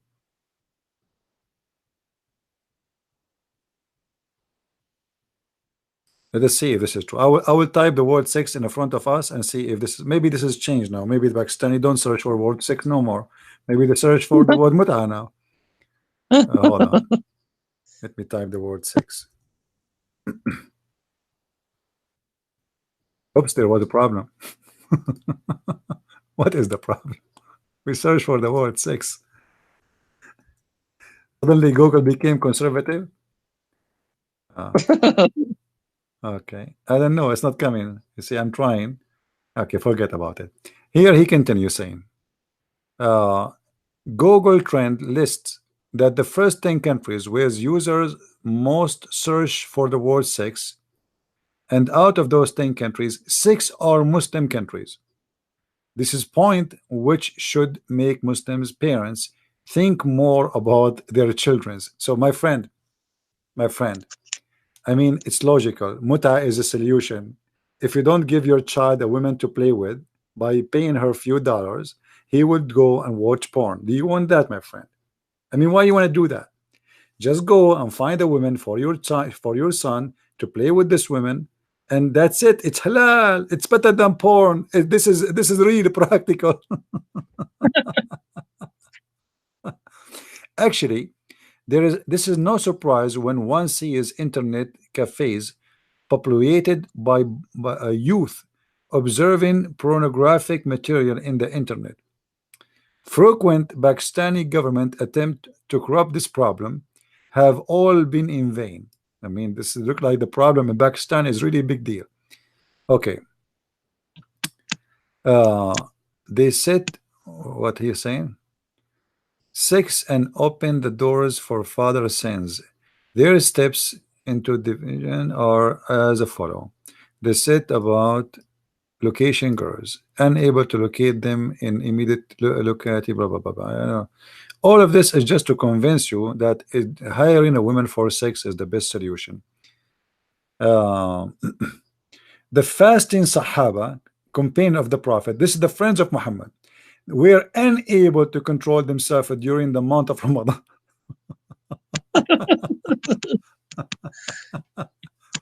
And here he's showing you all the reference. I have nothing to, I'm not going to read them, you know.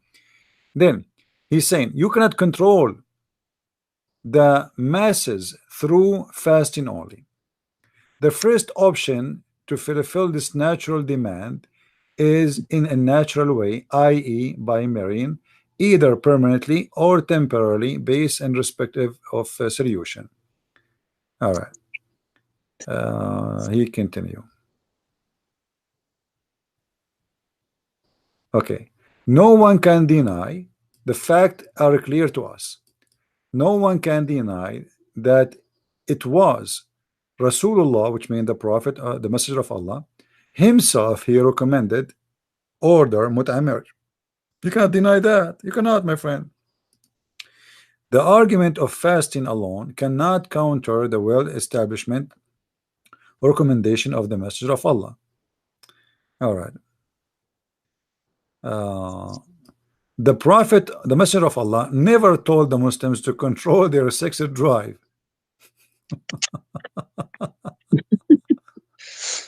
Okay, in the history of At-Tabari, we learn that when Umar sought to justify his prohibition of mut'a, saying the Messenger of God permitted at the time of necessary, then people regained their life of comfort. Okay, then etc. Okay, And then he says, and trunk back when him sexual desires. It's they are quoting for you from a tabari. Oh, so anyway, to make it short, all this article you can read, guys. It is to prove to you that muta is the best solution for mankind for sexuality.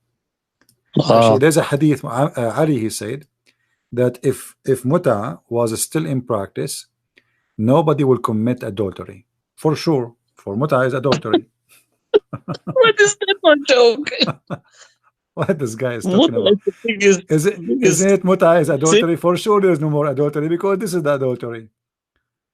Was muta abrogated by Quran? No.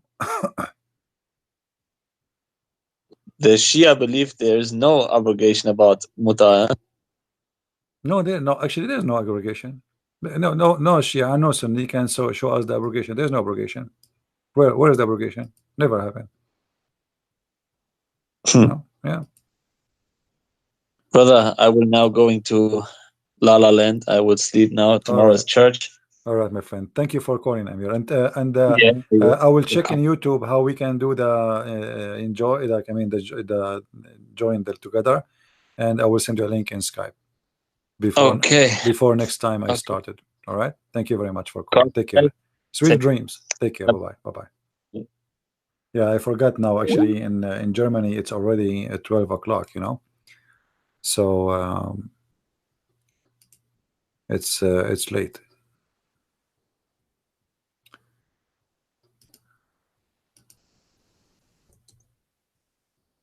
Do we have any Abdul? Today we don't have any Abdul. I don't know why. I mean, that's very sad. I thought the Abdul, they will call me from everywhere, left and right. I mean, I will have customers coming from everywhere. Where is the Abdul? What's happening? Abdul are in the nightclub. It is weekend. What weekend, Matt Harry?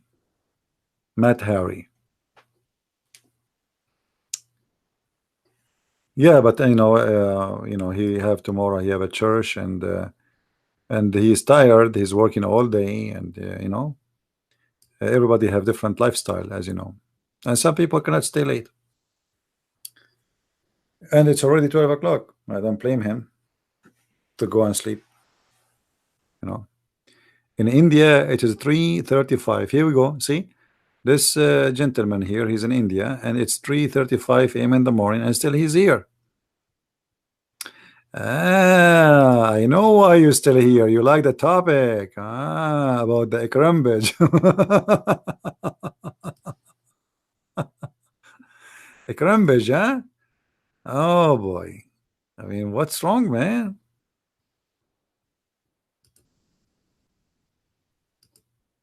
Any Abdul? Do you see what the Ikram-Bej can do? The morality of the Muslim Sunni.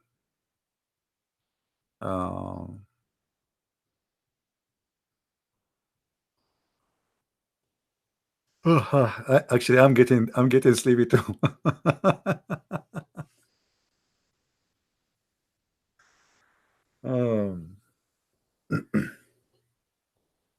You know, when I was I went to Luxembourg airport, and there was a Muslim girl. She have a daughter with her, and you know, the daughter, she's playing around, and she keep jumping in the chair and come down and etc. Then the mother, she said to her in Arabic something I could not even believe that a mother she would say to her daughter, and the mother, she is wearing hijab.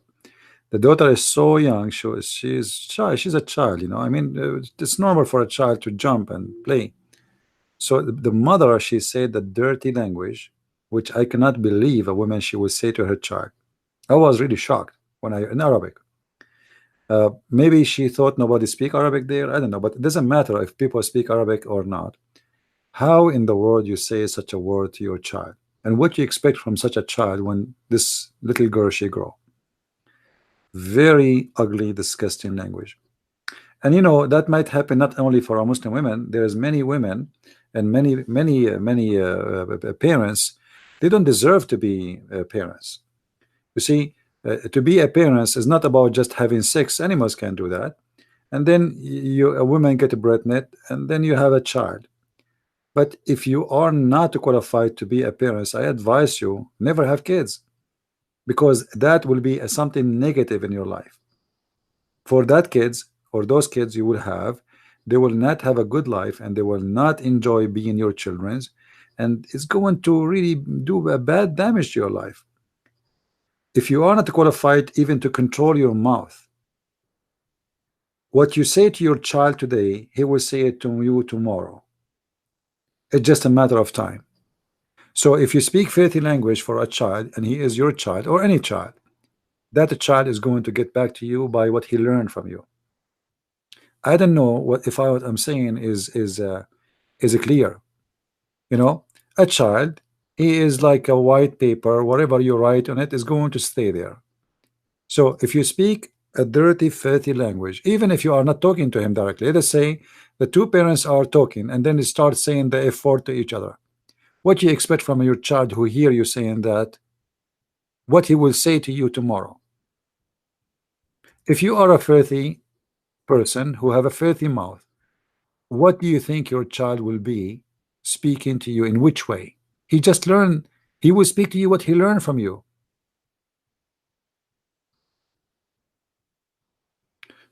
You know, there's a story, even though it's not about a bad language.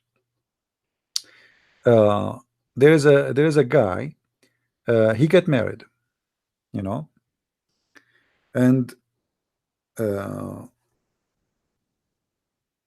after he got married, his parents, they came to visit him. All right.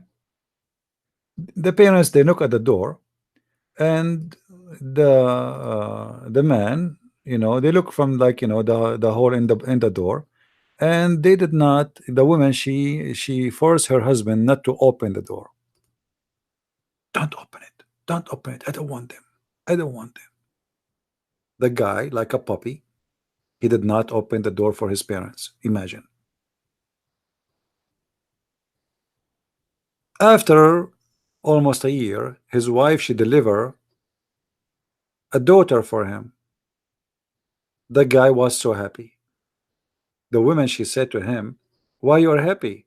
Usually Arab men, they are upset when they have a daughter because they like to have boys. He said, well, at least now I know if I go to visit her, the door will be open.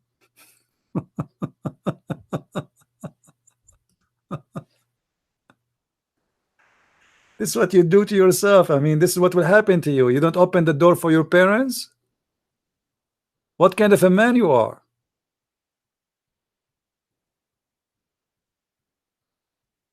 What do you do to your kids, they will do to you.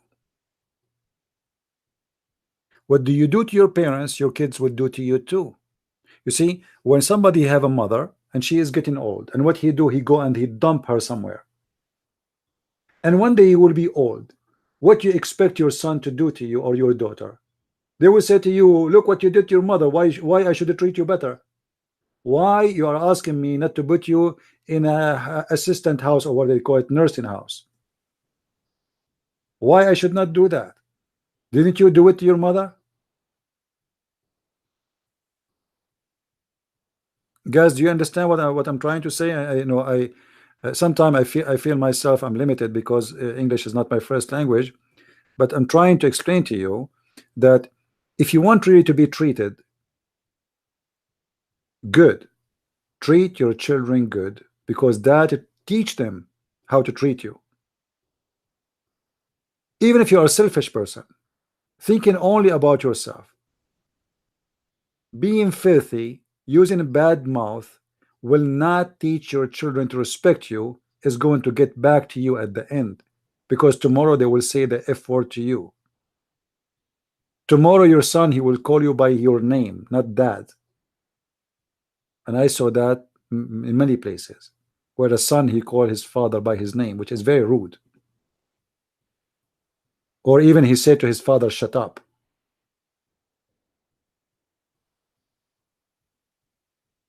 Life around us is the same as a mirror. You smile to people, they smile back to you, unless they are Muslims. You treat people nice, they treat you back nice. It doesn't matter who they are.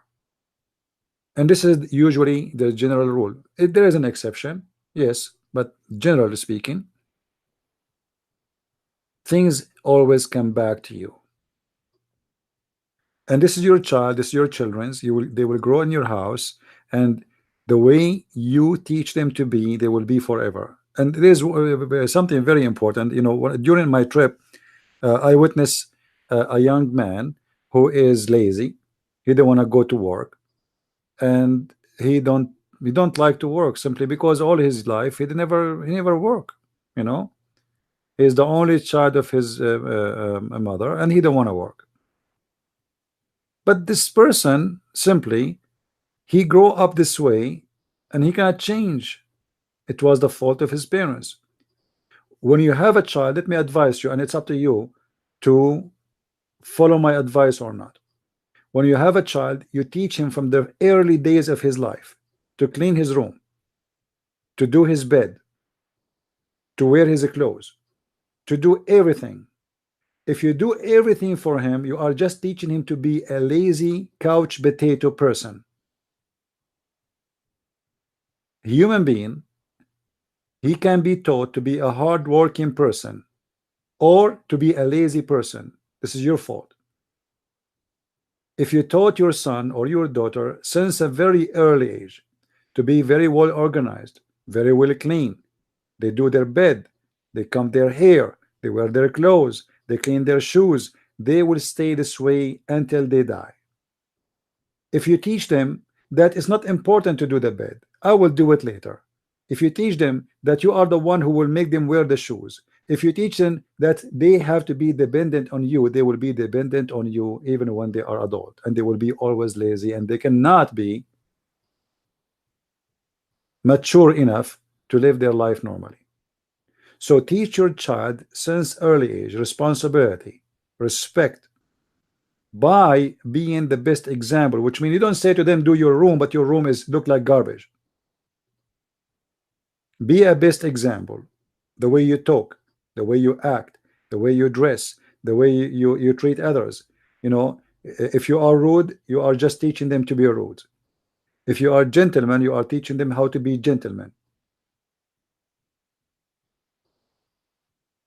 A child is nothing but a plant in a good seed or a bad seed. If you put him in a bad seed, he will grow as a bad person. It's your fault. He is your victim. If you put him in a good seed, he will turn to be a good person. So choose carefully where you plant your child. And if you are not qualified to be a father or a mother, I advise you not to have kids, because you are harming yourself and harming the society. For later we will have a bad person around us. Family is not about a man and a woman in the bed. That is not family.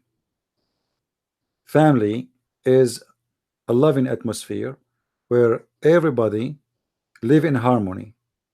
And the first important thing is that I spread good things around me, starting from my family. If I cannot even establish good atmosphere in my house, where I can have that?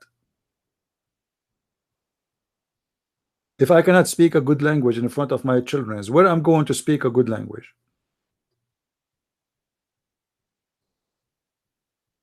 Don't smoke in front of your kids, and then you tell them when they are 12 years old smoking. You will say to him, smoke is the bad. They will say to you, are you stupid or what?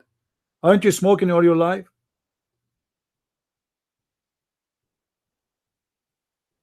You cannot do that. If you don't want them to smoke, don't smoke. If you don't want them to do drugs, don't do drugs. If you don't want them to do fornication, you don't do fornication. If you don't want them to do theft, you don't do theft. For you are always the best example for them.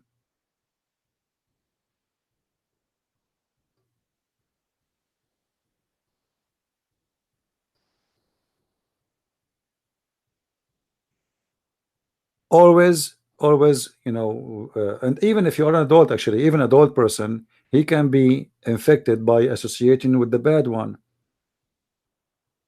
You know, if you start associating with people who crazy, you will turn crazy like them. And you know, these days I went in Europe and I was surprised how many people really they smoke.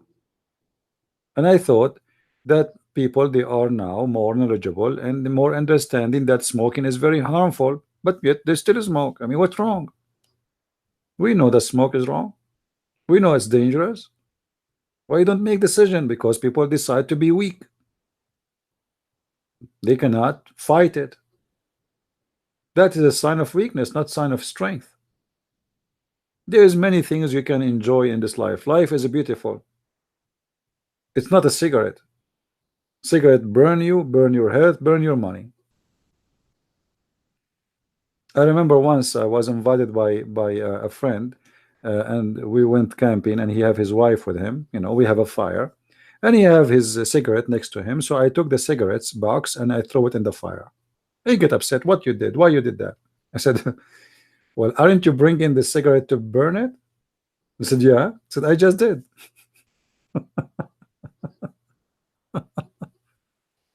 I just did it to you. I mean, why you're upset? You spend your money to burn it.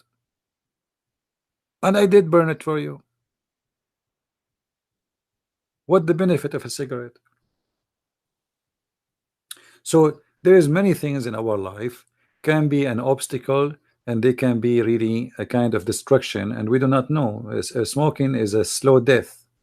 Cancer, lung problems, breathing problems. You will not be able to sleep good. Your mouth will not smell good. Your clothes will not smell good. Your house will look awful. Why you do that? And there is many things around us, you know, and people don't want to fight all kind of you know, bad habits around us. But you know, going back to our topic, family is not a man and a woman having sex. That is just normal behavior of male and female, and that can happen between animals too. And animals, you know, they can be more loving than a human being sometimes. You will see how a female cat carry her babies from place to place to protect them. You will see how a chicken defending her babies, and yet she is a chicken. She became like a lion just to defend her babies. You see a little tiny bird attacking you. I remember once I was on the beach, and a fish attacked me literally, and did bite me in my foot, defending her babies. Imagine a fish, you know. She is a mother. This fish, she is a mother, and she is a loving mother. Can't you be a loving mother? Can't you be a loving father?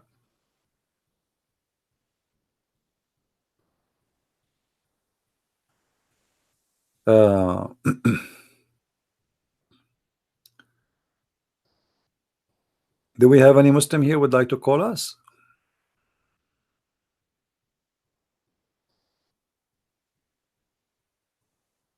No, you see, there's many habits in our life. It's hard to quit. I understand. But if you make a decision, you can quit always. Always you can quit. But you need to make a decision. But if you don't want to make a decision, it will never happen, you know.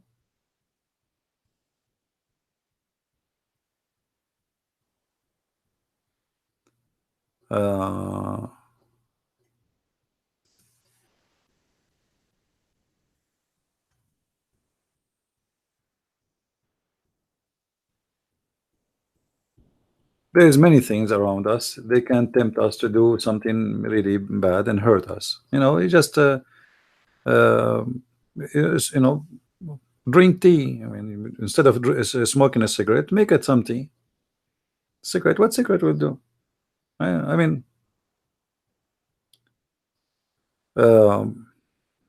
tattoo, rings in the nose, rings in the. I mean, I cannot believe it that somebody will put even a ring in his or her belly button, or they put it in their nose. I mean, I don't know. I mean, why human being want to do that? What if somebody grab you from your nose with that ring in your nose? He can rip your nose off. What if somebody fight with you and hold you from there? You know, in the Philippines, they tie the cow, the male cow, which is very huge, very powerful. They put a rope inside his nose to hurt him if he try to go aggressive, to control him. And then you put a ring in your nose or in your lips, and even some of them they put a chain. I mean, you see things, it's really madness. And all of this is showing you that, you know, when a person he starts putting those rings around and etc., it's a clear sign of an empty person from inside. He's trying to keep himself busy with his body. So today a tattoo in my neck, tomorrow a tattoo in my stomach, the day after tattoo in my butt, the day after tattoo in my toes, then in my nose. I mean, and then after 20 years of your life, you will find yourself became a newspaper. And then there's no more space for tattoo. So what we do, we make a tattoo inside the tongue. We make a tattoo in the other side of the tongue. We make a skin modification for our eyebrows. And then we make a tattoo in our scalp, in the head. I mean, it's madness.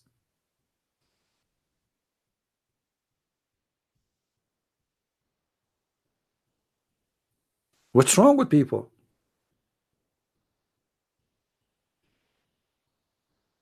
And then after you make the tattoo, do you know how much money you need to spend to take it off, if you can take it off? What tattoo for? You want to brand yourself? You know, all day they used to brand children by tattoo for a reason. You know, like every tribe, they have a tattoo for themselves. So if a child was kidnapped in early age during an attack, if he grow up, he will know where he's coming from. So it was, let us say, there's a legitimate reason to do it, but it was not for fun. It was like, you know, a protection for your identity. Who are you? It's like your name, your ID is in your skin. So the enemy kidnap you, you grow up, you became a man, you look at your hand, you will find you have a tattoo there. It says that this is your tribe. You will know that you are kidnapped. Today you put a tattoo for what reason? To brand yourself, to print in yourself. What is good about it? I don't know.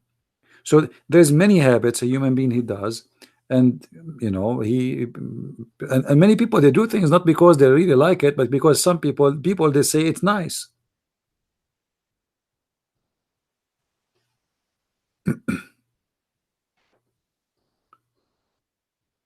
They say it's nice, so you do what they say, not because you are convinced with it.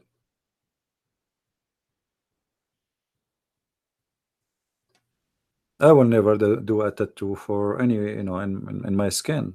First, is not really God. He gave me a body. I have to return it the same as He gave it to me. This is not my. This is a gift. You see, your body is the same as a lease. You don't own it. Who gave you the right to play with it? A woman, she want to make a breast surgery.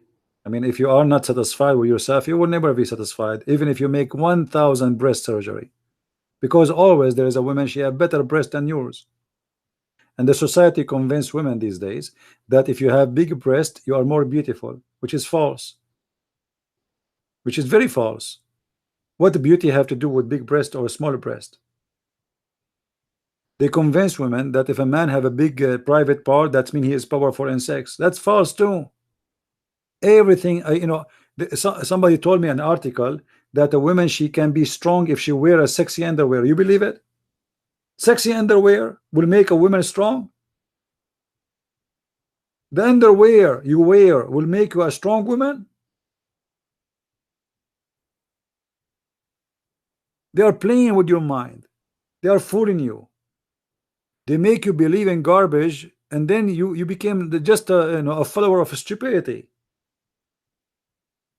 Article that a woman, she should not shave under her arms. Why? Because that will make her equal to the man. I mean, how stupid that is.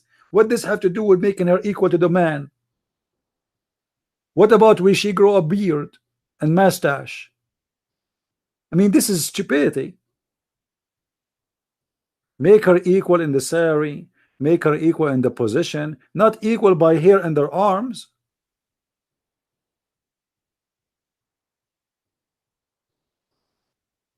Sometimes you don't even believe what you are reading. And nobody noticed that this is something wrong here, something stupid. Somebody is making fun of you.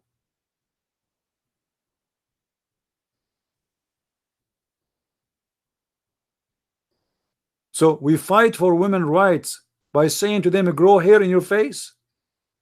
The same as Muhammad. Muhammad, he says, Allah cursed the women who take hair from her face, and he ordered the Muslim men to shave their mustache. So the Muslim women now, she have to have a mustache because Allah will curse her if she take the hair from her face.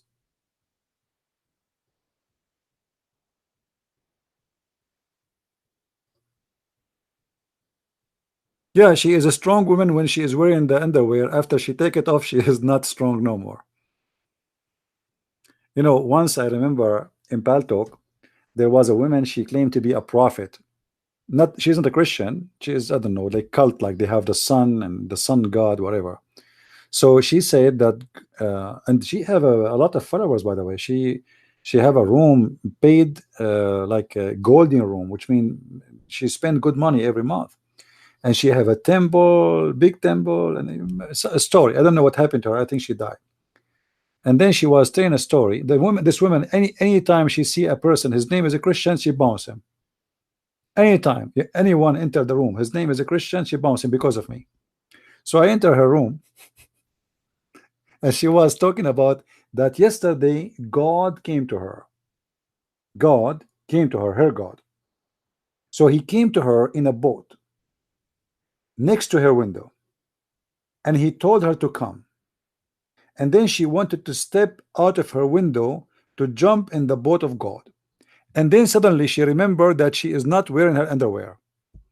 And at this moment, I could not hold myself from say, I was staying quiet because I know if she see me texting, she noticed me in the room, she will bounce me right away. I could not hold myself after that. I said, so, and then she said, yeah. And then I remember that I don't have an underwear, so I cannot jump in the boat of God. So I said, I think I remember, let me try. Like I said, like something, oh, your God must have a sign. You have to wear underwear before you jump in, right? So anyway, she bounced me right away. I don't know the rest of the story. But imagine there's more than 200 people listening to this such a garbage, and they are praising her. A prophet of God who wanna jump in the boat of God, and she remembers she is not wearing her underwear. And nobody noticed that someone is crazy there, and they are a bunch of fools.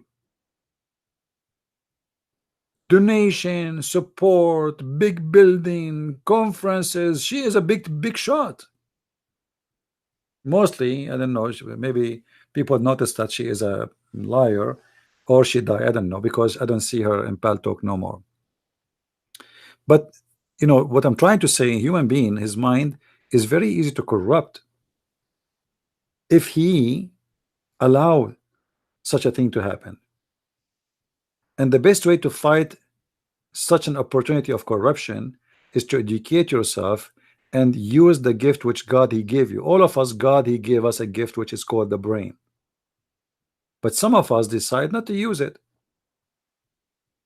Some of us decide to abuse it by doing drugs, which will kill the cells of your brain. Some of us decide that they don't want to think, and they want people to think for them. And that is very dangerous, because whatever people say, you follow. Where are you, and where are you in life? What is your position? Where is your thinking? What is your decision? You are just a follower. You wear things because people say it's fashion. I'm not going to wear what it's called fashion.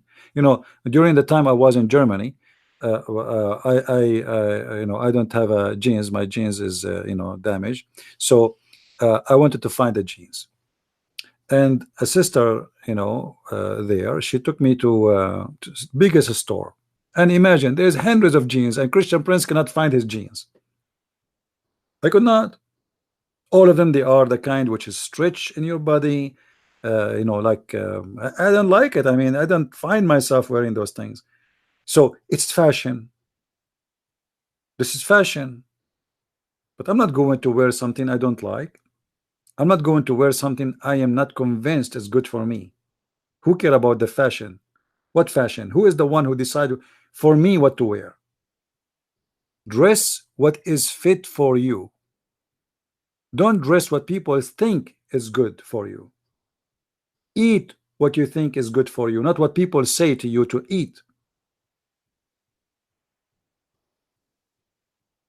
Not all clothes fit for you. So wear what is fitting, good for you.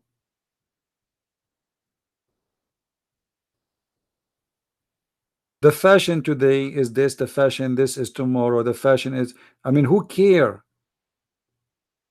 Why you care for this? They are trying just to fool you, to strip you from your money. You work hard and then you find yourself after 2 weeks, 3 weeks, there's a new fashion. So what do you do now? You stop wearing these jeans and you wear new jeans because it's a new fashion, new skirt. And what if this skirt doesn't fit with your body?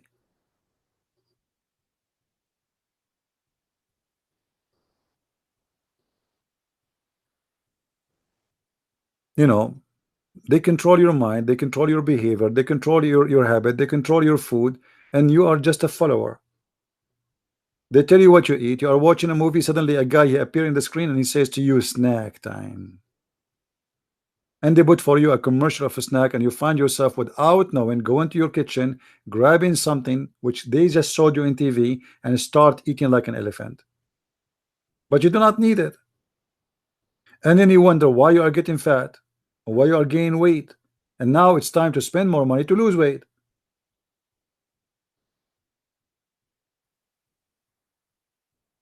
This is exactly what Islam is about, by the way. In the religion of Islam, it's based on controlling the mind of a human being. Muhammad, he made the Muslims busy with stupidity, so they will not think of what is important. This is why you see a Muslim busy asking, is it okay to touch a currency have the text of the Quran? The sheikh, he says no, you have to do ablution first. So now each time when it touch the money, we have to go and do ablution, which is very stupid and very unpractical. They are busy about shaving in their arms. They are busy about if I eat ice cream with my fiancée, is she still lawful for me? But nobody is asking a serious question. How we can fight cancer? How we can stop having our street dirty? How we can have electricity, which we will never lose every 5 minutes in the Middle East? Why we don't have a clean water in the Middle East? Nobody want to ask those questions because they are not welcome. No, they don't want people to see the problems they have in their life. They want them to see silly stuff.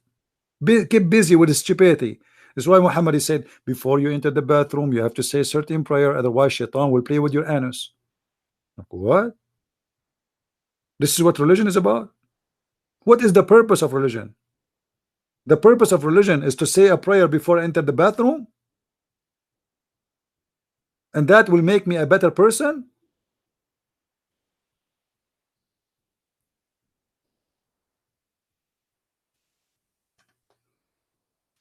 Intelligence is the enemy of the devil. He don't want you to be smart. He don't want you to be educated.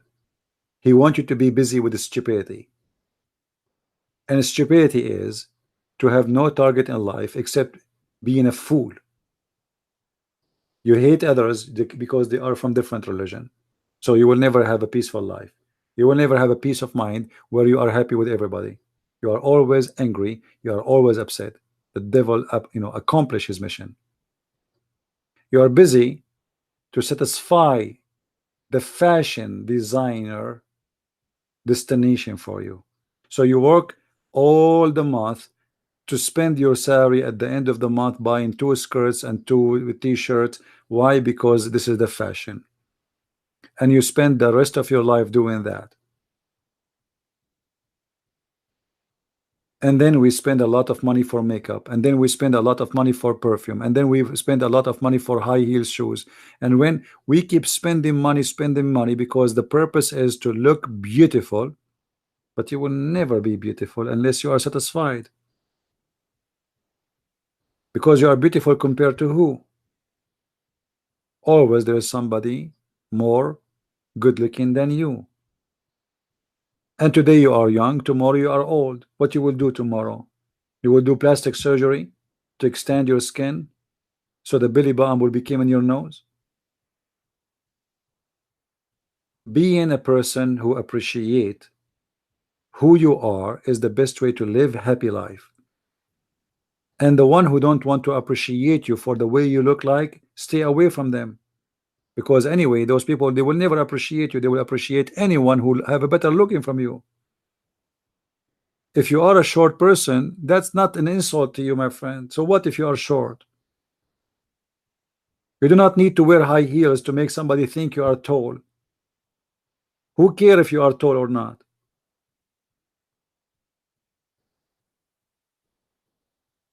Everything around us is kind of, you know, like we try to live a fake life, and nobody want to enjoy that you are a living person, happy as you are. If a man will not marry you because you don't have a big breast, well, he will leave you tomorrow for a woman have a bigger breast. If this is his qualification.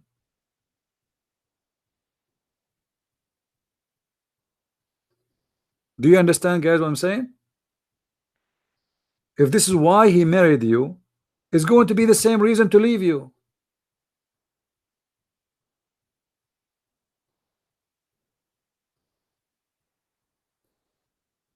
You know, we need to be ourselves, and we need, you know, like let us receive ourselves first and appreciate ourselves, and that will bring happiness. Otherwise, you are no one. You are just trying to be what people would like you to be. We dress what they want, we eat what they want, we fashion, we lose weight as they want. Like now, the fashion that women, she have to be very skinny. But you know, remember I told you before that the Arab, if a woman she is very overweight, for them at that time she is so beautiful. This is why Muhammad, he promised the Arab that the wife in the heaven, her ass will be 1 mile. 1 mile, because this is the fashion at that time. The devil controlling the mind of the people. And now Muhammad is the messenger of the devil, trying to confirm to you that, you know what, you like big women, I will give you a woman her ass is 1 mile. If Muhammad is exist today, he will change the description. He will make her very skinny.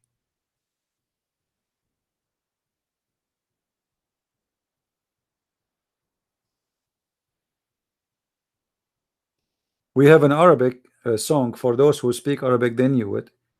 It's called Allala Lala Lala Nakhat Jamal Mashallah. There's a woman, her name is Lala. The camel went down to carry her, but he could not carry her because she is so beautiful, which means she is so overweight. You see how beautiful she is? This is a song until now in the Middle East, the Arab, they sing it everywhere. But nobody knows really what this song mean.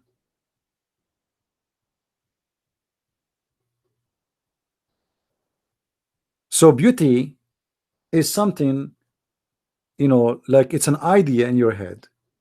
People, they confirm to you that this is a beauty. A woman, she is very skinny. In your head now, this is the beauty. It wasn't that just not long time ago. It was the opposite.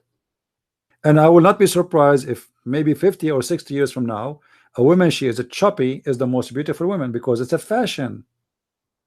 It's not really about beauty. It's about convincing you with an idea, and you observe it and you believe it.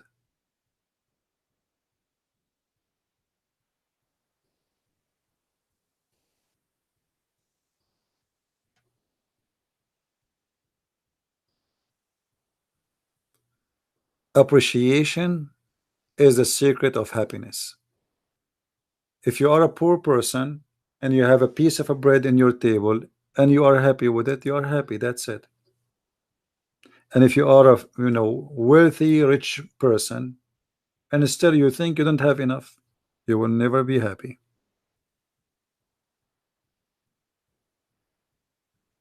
Right?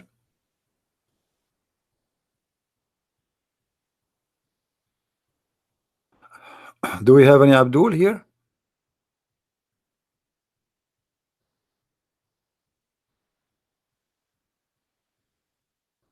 Any Muslim?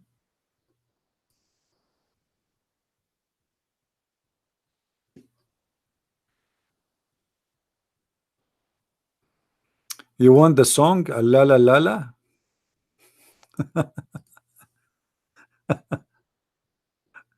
All right. Let me see if I can find it for you. Hold on.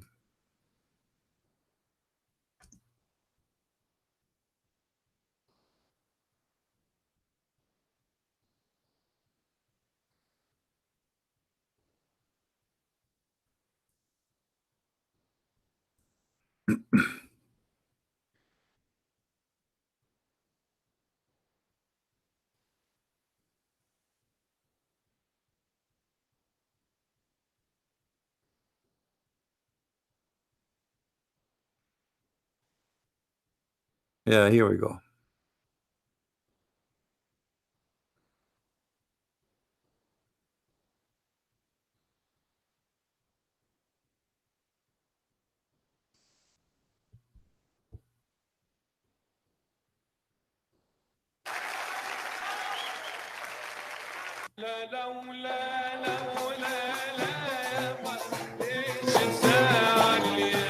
No, this is a different one. Hold on.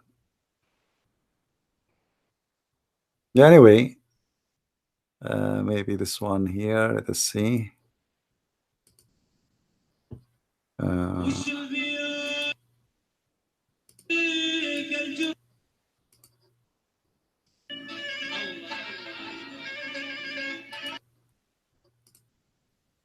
Maybe I need to hear the whole song to know that this is the one or not. Anyway,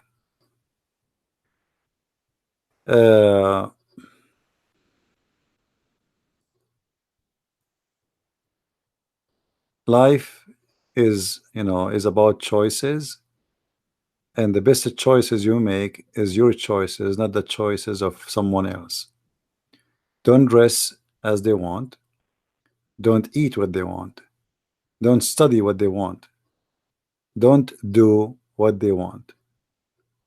Your job, your study, your school, your clothes, your food, it should be your choice. And be wise when you do make a choice.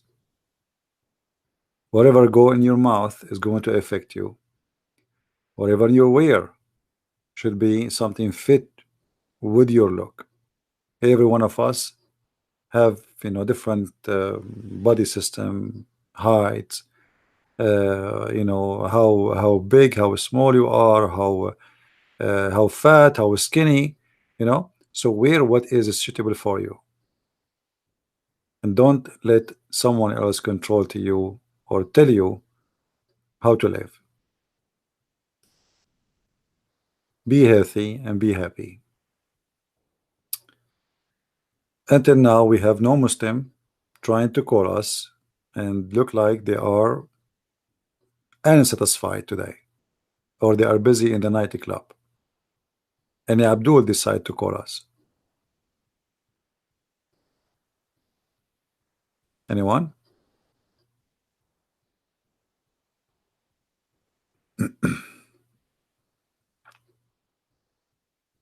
Anyone?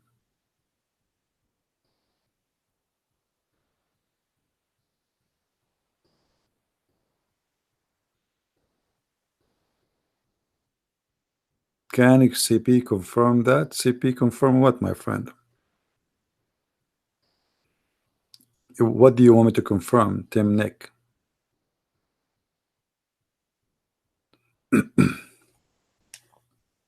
Let me know, please, to know what Can you translate chapter 3 verse number 54? Yeah, but what is exactly your question about it? Do you have, is just you want the translation? Do you have a specific question or just a translation? All right. You know, I saw a Muslim, he is making comment and he said, actually, let me go and find you the comment of this Abdul. Hold on, let me change the screen. This Abdul, he is saying that the Christian Prince is lying about the meaning of the word makar. All right. Let us do this. Let me first go and show you the comment, or you can find it in the previous video. It's not really a big deal. We no need to show. Let us go and right away go to the topic. So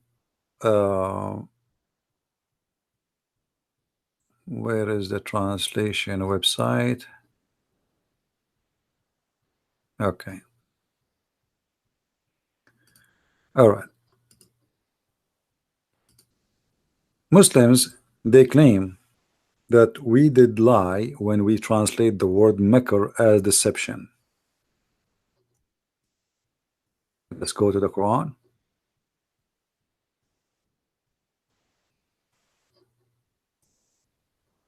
And try to find out who is the one is lying here. This is a chapter 3 verse number 54. The Muslim, they try to say to us that the word makr have nothing to do with deception, and they say, okay, let us go to the dictionary, but nobody dare even to show us the dictionary. I will go to the dictionary right in the front of your eyes. This is the word. I will copy it, and this is the dictionary, which is an Islamic dictionary website. It's called Al-Ma'ani. All right, I will post the word as it is. Copy, paste. Cheat, deceive.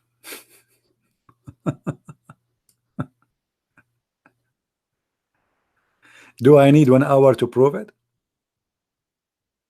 Do I need 1 hour to prove it? I just copy the word from the Quran as it is in the front of your eyes. What is the first meaning? To cheat. What is the second meaning? Deceive. Cheat, deceive, deluded, double cross, dupe. Do you see it? So they say, if we go, I will show you dictionary. This is the dictionary. It's in the front of you. It's owned by you Muslims.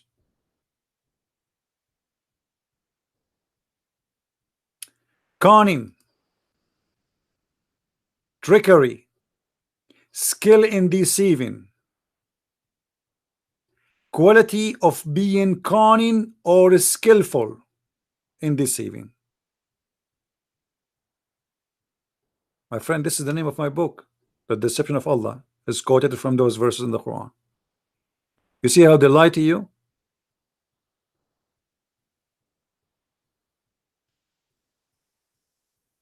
It's in the front of your eyes. Do you remember, guys? This is what the Muslims do. You know, Muslims, they are like a bunch of kids. They open their mouth, but they cannot control what they say. It's a stupid. You remember the guy, his name Nightmare, when he told me the word asilatahu mean does not mean sex, does not mean the cum, does not mean the orgasm, the sperm or etc., the coming of the man or the woman. He said to me, just in the same a day before, he posted to me this website, exactly this website. Supposedly he's trying to prove me wrong. And then we went to the website which he posted for us to see what asilatahu mean. This is asilatahu. Asila. Getting dark here, so I need to turn the light on so I can see.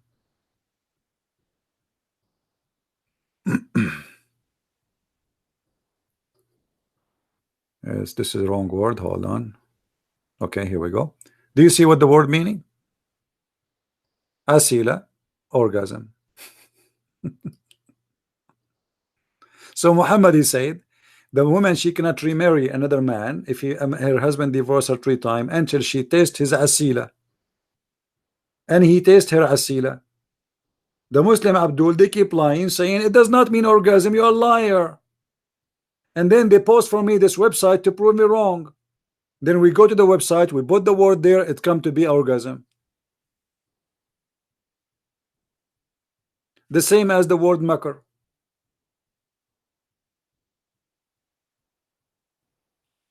I mean, it's not my fault if I am dealing with a bunch of idiots. You see, once one of you, he sent me a long email, says, brother Christian Prince, can you please speak to Muslim nicely? I mean, my friend, put yourself on my shoes. I find myself sometimes speaking to walls. It's in the front of them. I show it in the screen, and yet still they accuse me of lying. I show it from their website. I show it from their translation. I show it from their own words. I show it from the Quran. I show it from the Hadith. I show it from everywhere, and yet they said, still they say to me, you are lying. Once I went to a Muslim room, chat room. They gave me the mic, and they are an alarmed. Christian Prince and the mic. I mean, you get ready. So I start saying this. I said the Prophet of Allah never rape a woman. All the Muslims in the chat, they say in the text, liar, liar. I said the Prophet never was a thief. Liar. The Prophet never killed a person, innocent person. Liar. You are a liar, Christian Prince. You are a liar. May Allah curse you. I keep saying good things about Muhammad, and all the Muslims in the chat, they are saying to me liars. But I'm saying Muhammad is a good guy. Liar. Because they, in their mind, this is a Christian Prince. He will never say something good about Muhammad. So whatever he say, we say to him liar.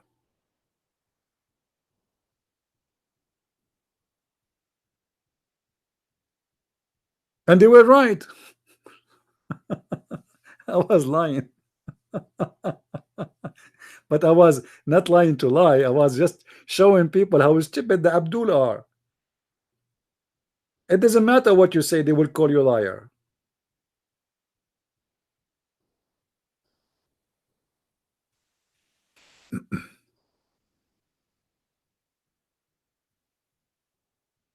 Any Abdul?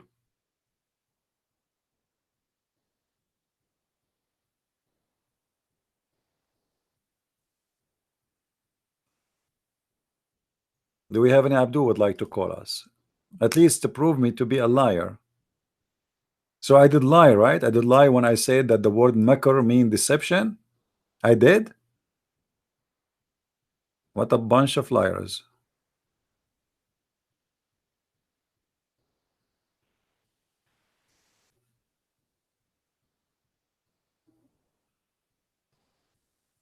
And you know, in the topic we speak about, if you are in my place, and then those Muslims, they call you and they start to deceive and lie, and you know yourself, you know how much they are lying. Trust me, you will lose your patient. You know, I speak to them for hours and hours and hours, and I do my best trying to have all the patient I can. But then I find that this guy is just here to just to you know, just to waste my time. I'm not going to continue with him in a conversation. All what I need to do is just to prove my point, make it clear in the front of everybody in the screen. You want to lie, it's his business. But as you see, I prove what I say from their own websites. If we go right now to the hadith, just to show you another way. Okay, if we go to the hadith and we use the word makr, the word makr, okay, and we type it there.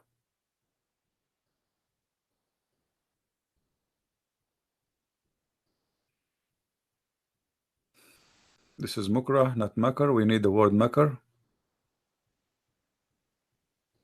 This website is funny. You type a word, you get all the words except the word you want. Here we go. Cursed are those who do harm to a believer, or to do, here look at the translation, fault to do so. What is the word in Arabic? Makr. So the one who do makr is cursed. Do you see it?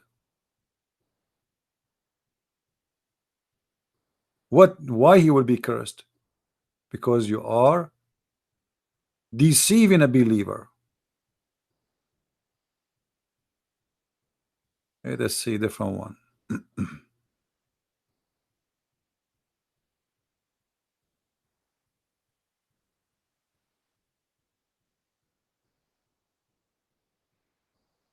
Let us see.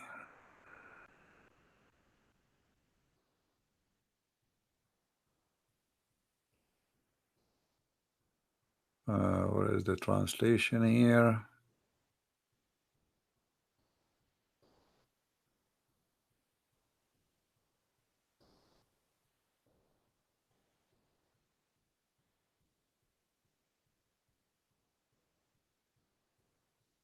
May the one who hates you not good is the one who allowed the people to east.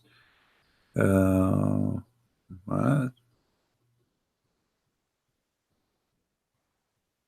I don't see even translation for the word in Arabic, in English here.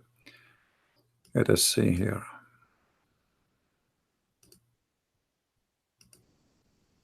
This is going to be found.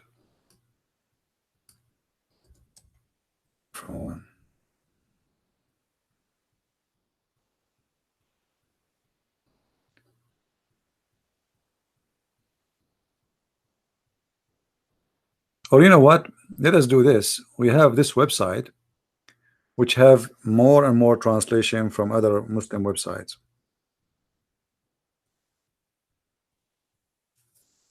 All right. Let us see. Chapter 3, verse number 54.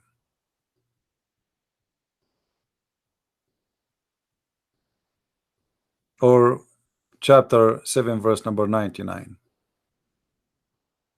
Okay.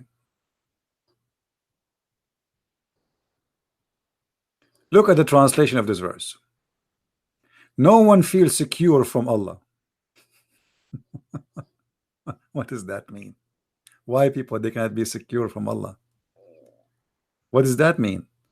The fact it doesn't say that. It says nobody can be safe from the deception of Allah. Let us continue. Do you feel secure against the design of Allah? What design? It's deception. None can feel secure against the design of Allah. What design will make you insecure? You see how they lie to you? What design? It doesn't say design. And how I cannot be secure from the design of Allah? What's wrong with the design of Allah? Simply, it's not a design. It is the deceiving of Allah. What here devising? What does that word mean? Let me see. I know I'm not used to. Anyone knows what this word mean? Let me search the meaning in Google. Devise. Devise. Okay. What devise mean? Plan or invent, enclose. Be careful. Thought. Be careful.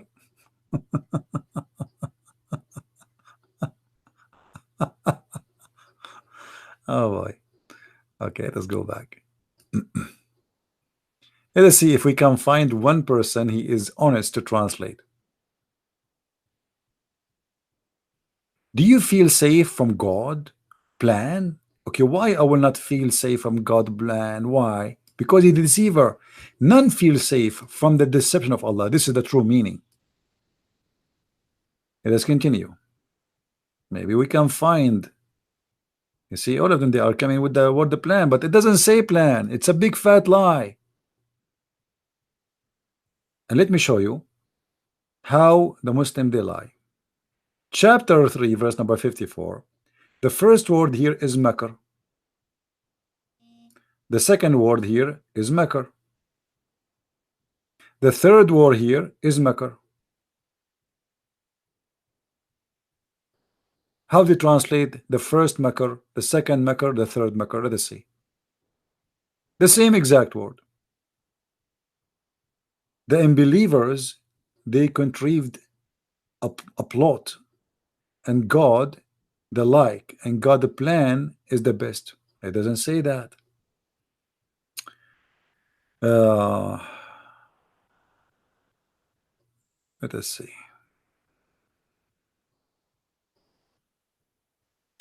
See, the word makr suddenly became to kill Isa. And then they schemed against the Messiah. Okay. And Allah is the best schemer. What is that, man? What kind of translation this translation is?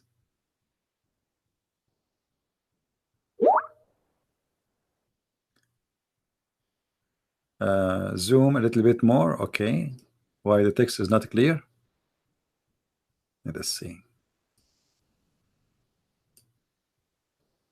Is it better now? وَمَكَرُوا وَمَكَرَ اللَّهُ وَاللَّهُ خَيْرُ الْمَاكِرِينَ. None of them is being honest to give us a correct translation. Chapter 13, verse number 42. وَقَدْ مَكَرَ الَّذِينَ مِنْ قَبْلِهِمْ you know, they did deception, the one was before them.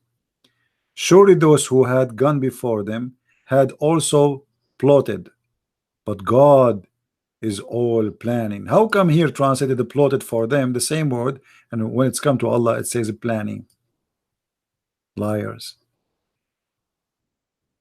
Liars, the same word used for Allah is the same word used for non-Muslims.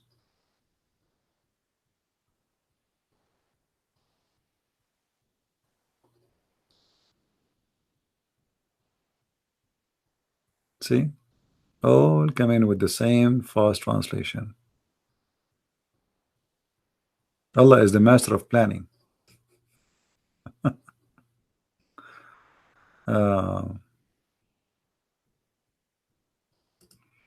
35:43. Okay. You see, here you translate the word makr as evil plots. Why it's evil plots here? Makr is the same word. It's evil work, because this one is not talking about Allah. The same one. See?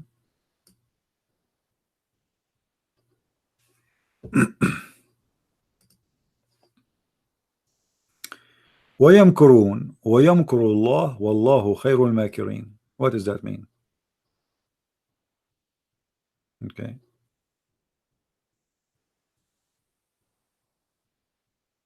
What is the verse? We click at the wrong one. Hold on.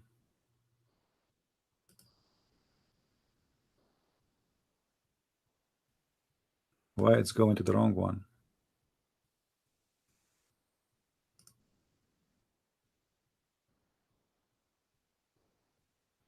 I'm not sure why it's not taking us to the correct verse. Something wrong with the website.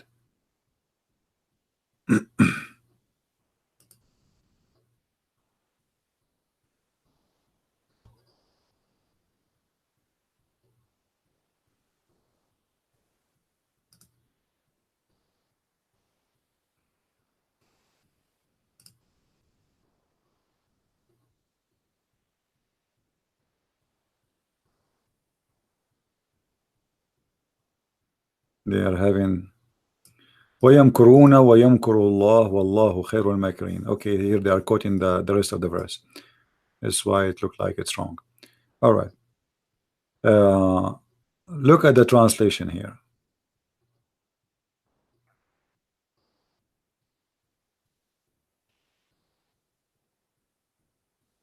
They are using the word plotted. They plotted and Allah devised, but the same word is translated here as a plotted. Why here is coming like this? Because they are liars.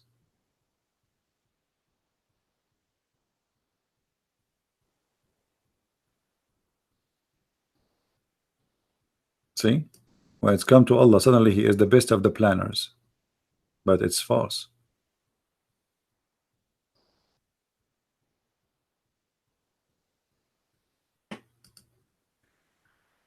Let us do something else.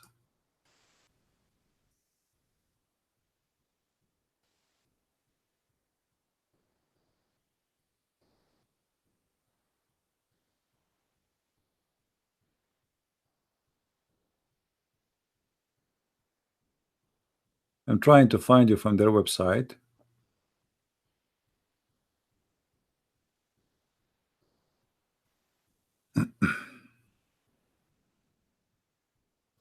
Read with me this one.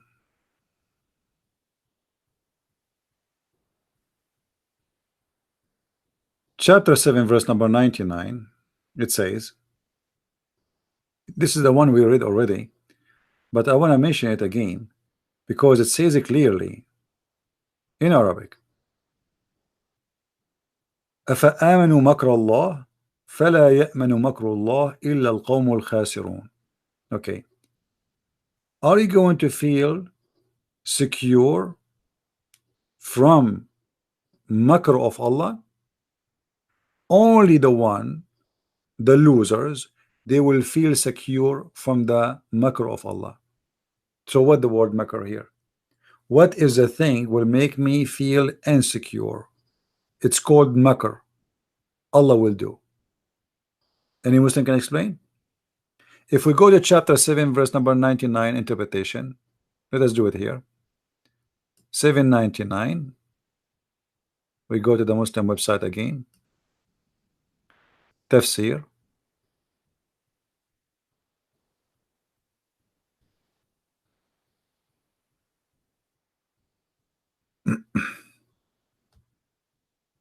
uh, 99. Okay.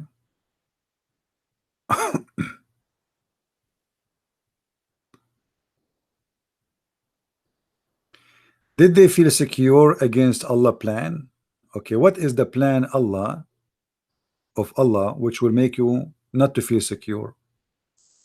His torment and his power to destroy them while they are inattentive and heedless.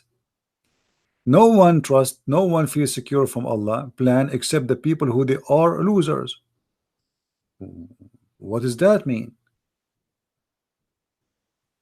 Why the losers will feel secure? They should not feel secure. The one should feel secure is the believer.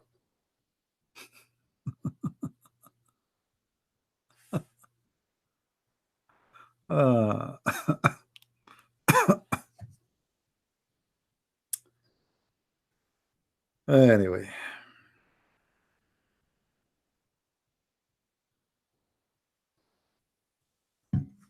do we have any Abdul want to make a phone call? I mean a Skype call. Anyone?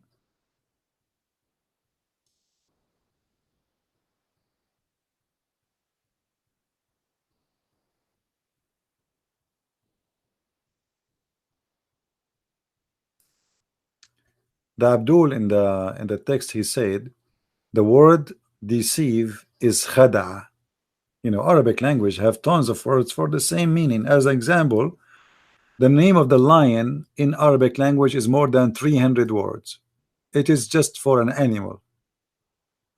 So khada mean he deceived, and makar mean deceiver. This is why the Arab, they call the fox, they say al-thalab al-makkar. Al-thalab al-makkar, the deceiving fox. He deceive you.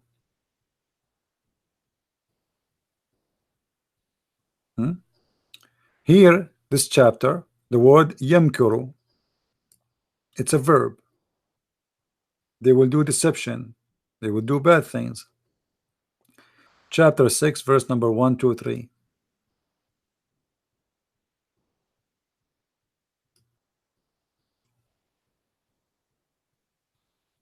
The one who do the makar is the wicked one. Do you see it? And here they say plot. What plot?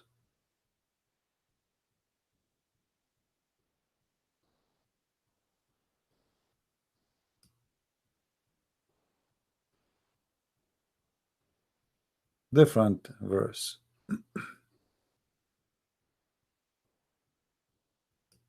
Yamkurun, chapter 6, verse 124. Let us see this time, Shakir. Because of what they planned. But this is not a plan. This is not a good plan. So what it is? It is deception. أَفَآمَنُوا مَكْرَ اللَّهِ, chapter 799. We read that already. Here the word makr again, 7:1-3. Here the word yamkuru again, 8 number 30.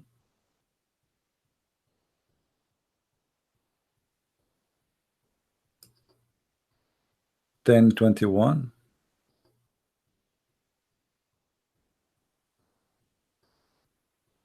12:31. 12:102. All those verses speaking about the same exact word. Chapter 13, verse 33. It's all over the Quran. وَقَدْ مَكَرَ الَّذِينَ مِنْ قَبْلِهِمْ فَلِلَّهِ الْمَكْرُ جَمِيعًا. For Allah all the deception.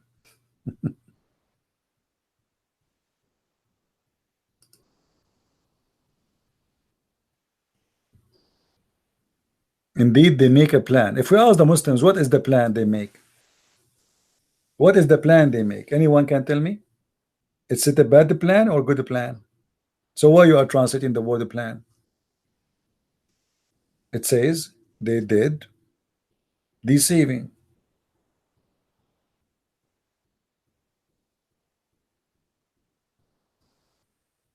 And Allah is the best deceiver.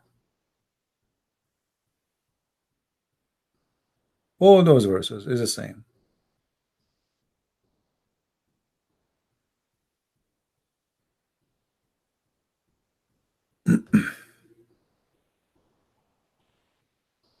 Look how many times it is repeated. وَمَكَرُوا وَمَكَرْنَا مَكْرًا وَهُمْ لَا يَشْعُرُونَ. Chapter 27, verse number 50. Look how many times the word repeated. This is the word first time. This is the word second time. This is the word third time. And this is the same word fourth time in one verse. Do you see it? How funny this Arabic? I mean, what kind of God he speak this way? وَمَكَرُوا مَكْرًا وَمَكَرْنَا مَكْرًا.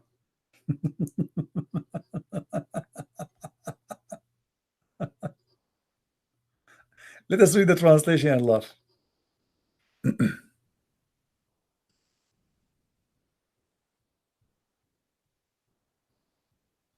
And they planned a plan, and we planned a plan while they perceive not.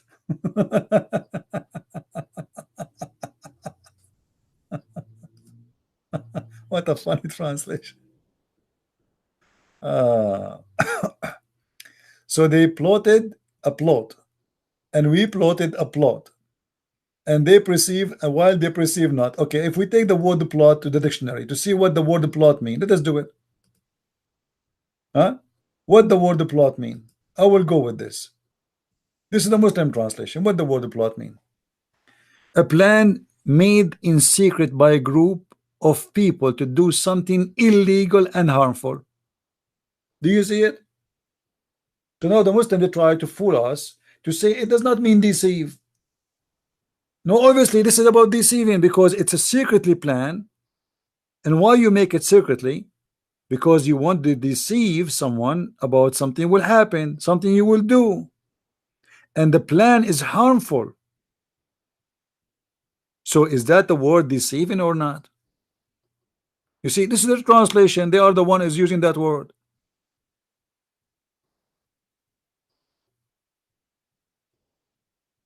It's a secret plan to harm somebody. So they did plot, Allah plot. Plot, sorry. So both of them, they are doing the same action. It's a secret plan to harm somebody. They did plan, and Allah did a plan, but both planning is secretly planned to harm somebody.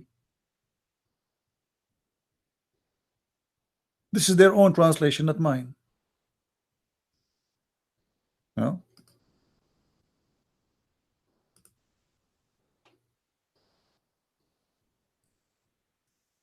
Then see how was the end of their plot.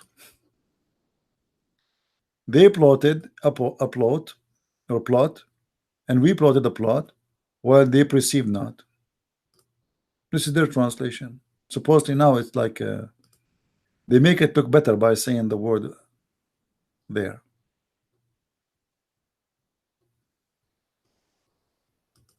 Do we have any Abdul have anything to say?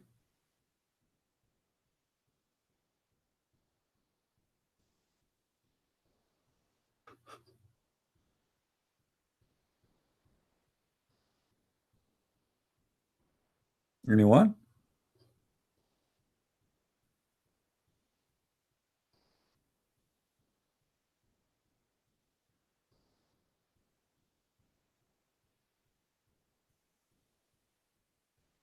Who is Abdul when I call us?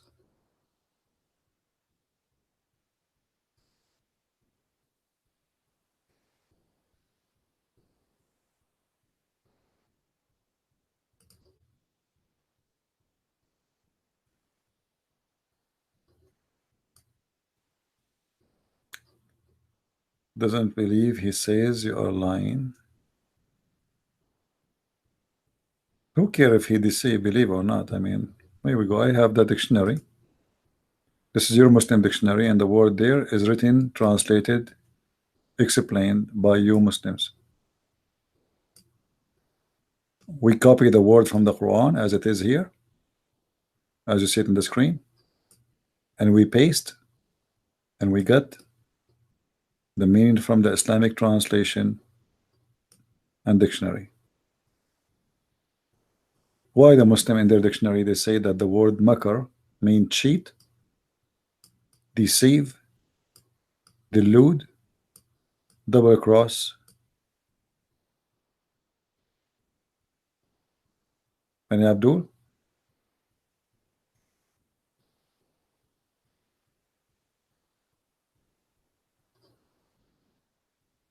You need to carry it from Arabic? I did copy it from Arabic. Are you blind? I copy this word exactly from the Quran. Copy paste. You see it? This word, it was a copy paste from the Quran. Do you want me to do it again in front of your eyes? Maybe you are blind. Huh? We can do it again, no problem. This is the word makar. Here we go. I will copy it in front of you. Copy. And here we go. We take the word off. Okay. Copy. We copy from the Quran, and now we paste. And now we search. Here we go. What do you say? Do you see it?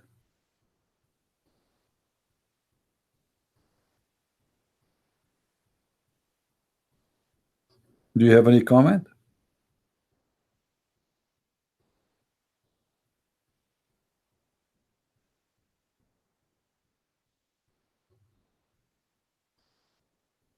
Any Abdul?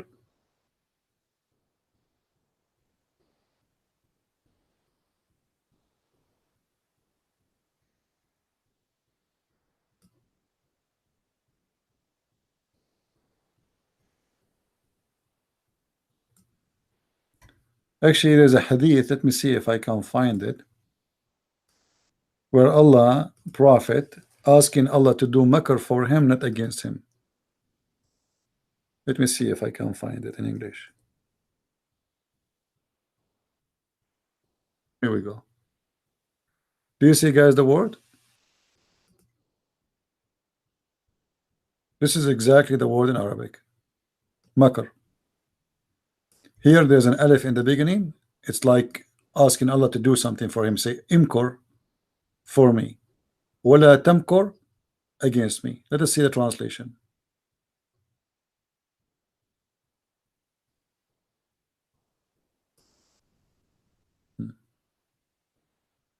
the Prophet of Allah used to supplicate Allah, saying, my Lord, help me and don't give help against me.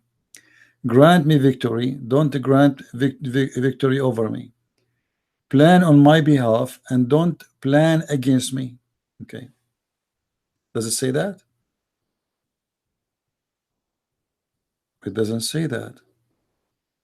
It says, deceive for me, don't deceive against me. Let us say the same hadith in different translation, just to show you the deception of the Muslims.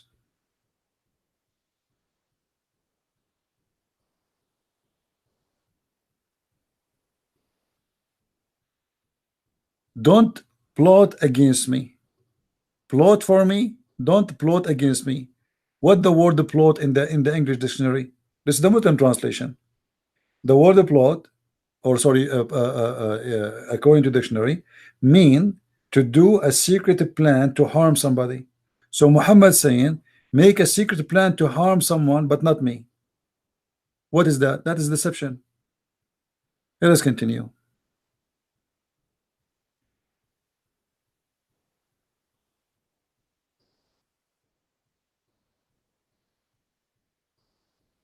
Here they are typing it in 2 languages.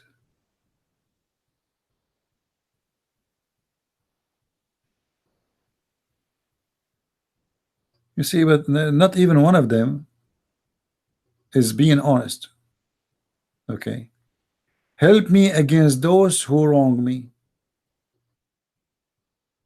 How he will help him? It says here, plan for me and do not plan against me.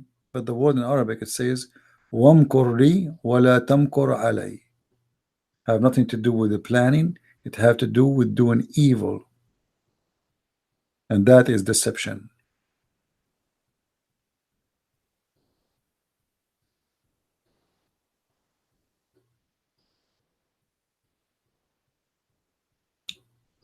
Let us try something else.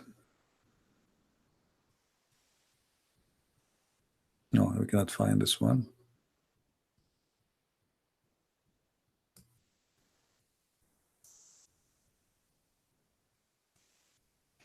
This one cannot be found too. Anyway, the easiest proof that Allah is all about deception. Who remember what Allah he did to save Jesus? Anyone remember? Who remember? Isn't that was deceiving? This is the biggest deception in history of mankind. Allah he deceived 3 billion Christians according to the Quran and made them believe that the one was in the cross was Jesus. This is the deception of Allah. This is the makr of Allah. And this is the translation of Muslims, chapter 4, verse number 157. Is that deceiving or not? This is the biggest deception in history. They say we killed the Christ, the son of Mary, the messenger of Allah. Look how stupid this story.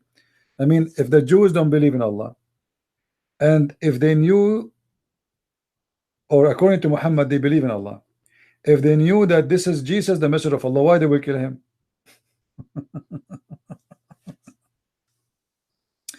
Then Allah he says, but they killed him not, nor crucified him, but so it was made to appear to them. Who is the one who made to appear? Allah. Is that deception or not?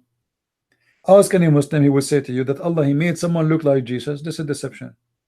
This is cheating. Do we need to prove it more? If Allah made me see someone, but he is not that one, isn't it this a deception?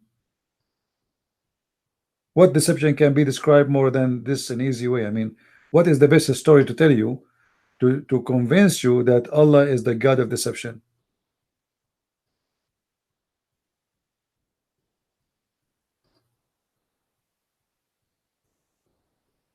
And what kind of God? He could not save Jesus unless he deceive us and he send us someone look like Jesus.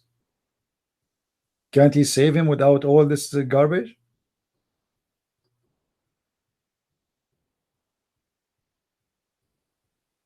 Don't Allah even knows that the Christian, they will see someone look like Jesus in the cross, and that will make them believe that Jesus was crucified?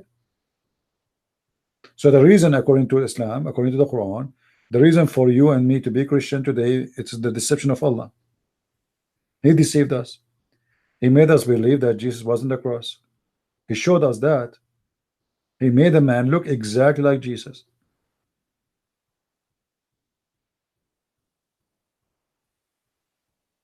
But you know, the hadith says that amanu makr Allah. I cannot trust the deception of Allah. We spoke about that from the beginning. So look how funny this religion. According to this, the verse, Allah, he made someone look like he was crucified in the cross, and then Allah will punish us for believing in Jesus crucified. And Allah was muted for 600 years, sending no messenger to tell us that this was a lie. 600 years.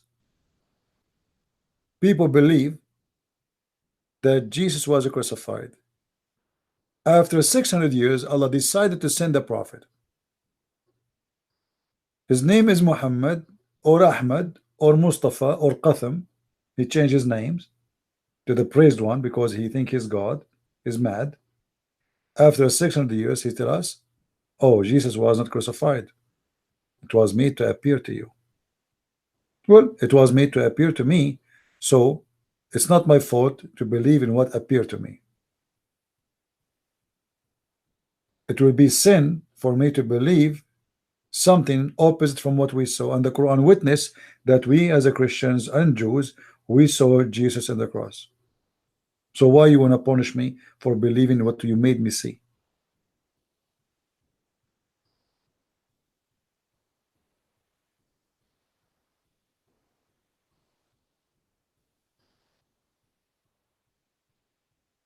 Do we have any Abdul?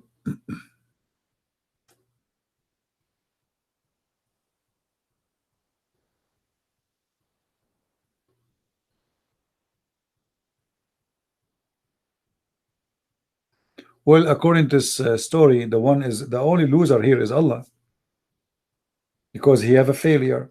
You see, look at the stupidity of this cult. Why Jesus was cloned to save Jesus? But the reason it does not make sense. Because Allah did not save Muhammad from poison by cloning someone look like Muhammad to eat the poison. Why Allah he saved Jesus by cloning, and why he did not clone someone like Muhammad when Muhammad died by poison? The Quran confirmed that the Jews killed many prophets. How come Allah did not save any of them? Neither by cloning or by any way. Any explanation? Why Allah only want to save Jesus?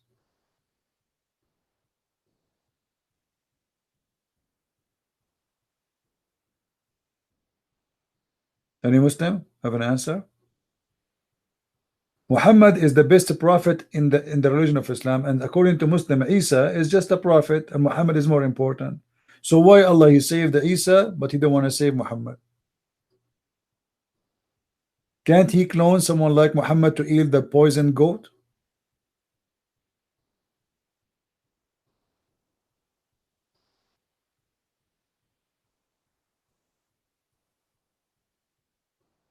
Anyone have something to say?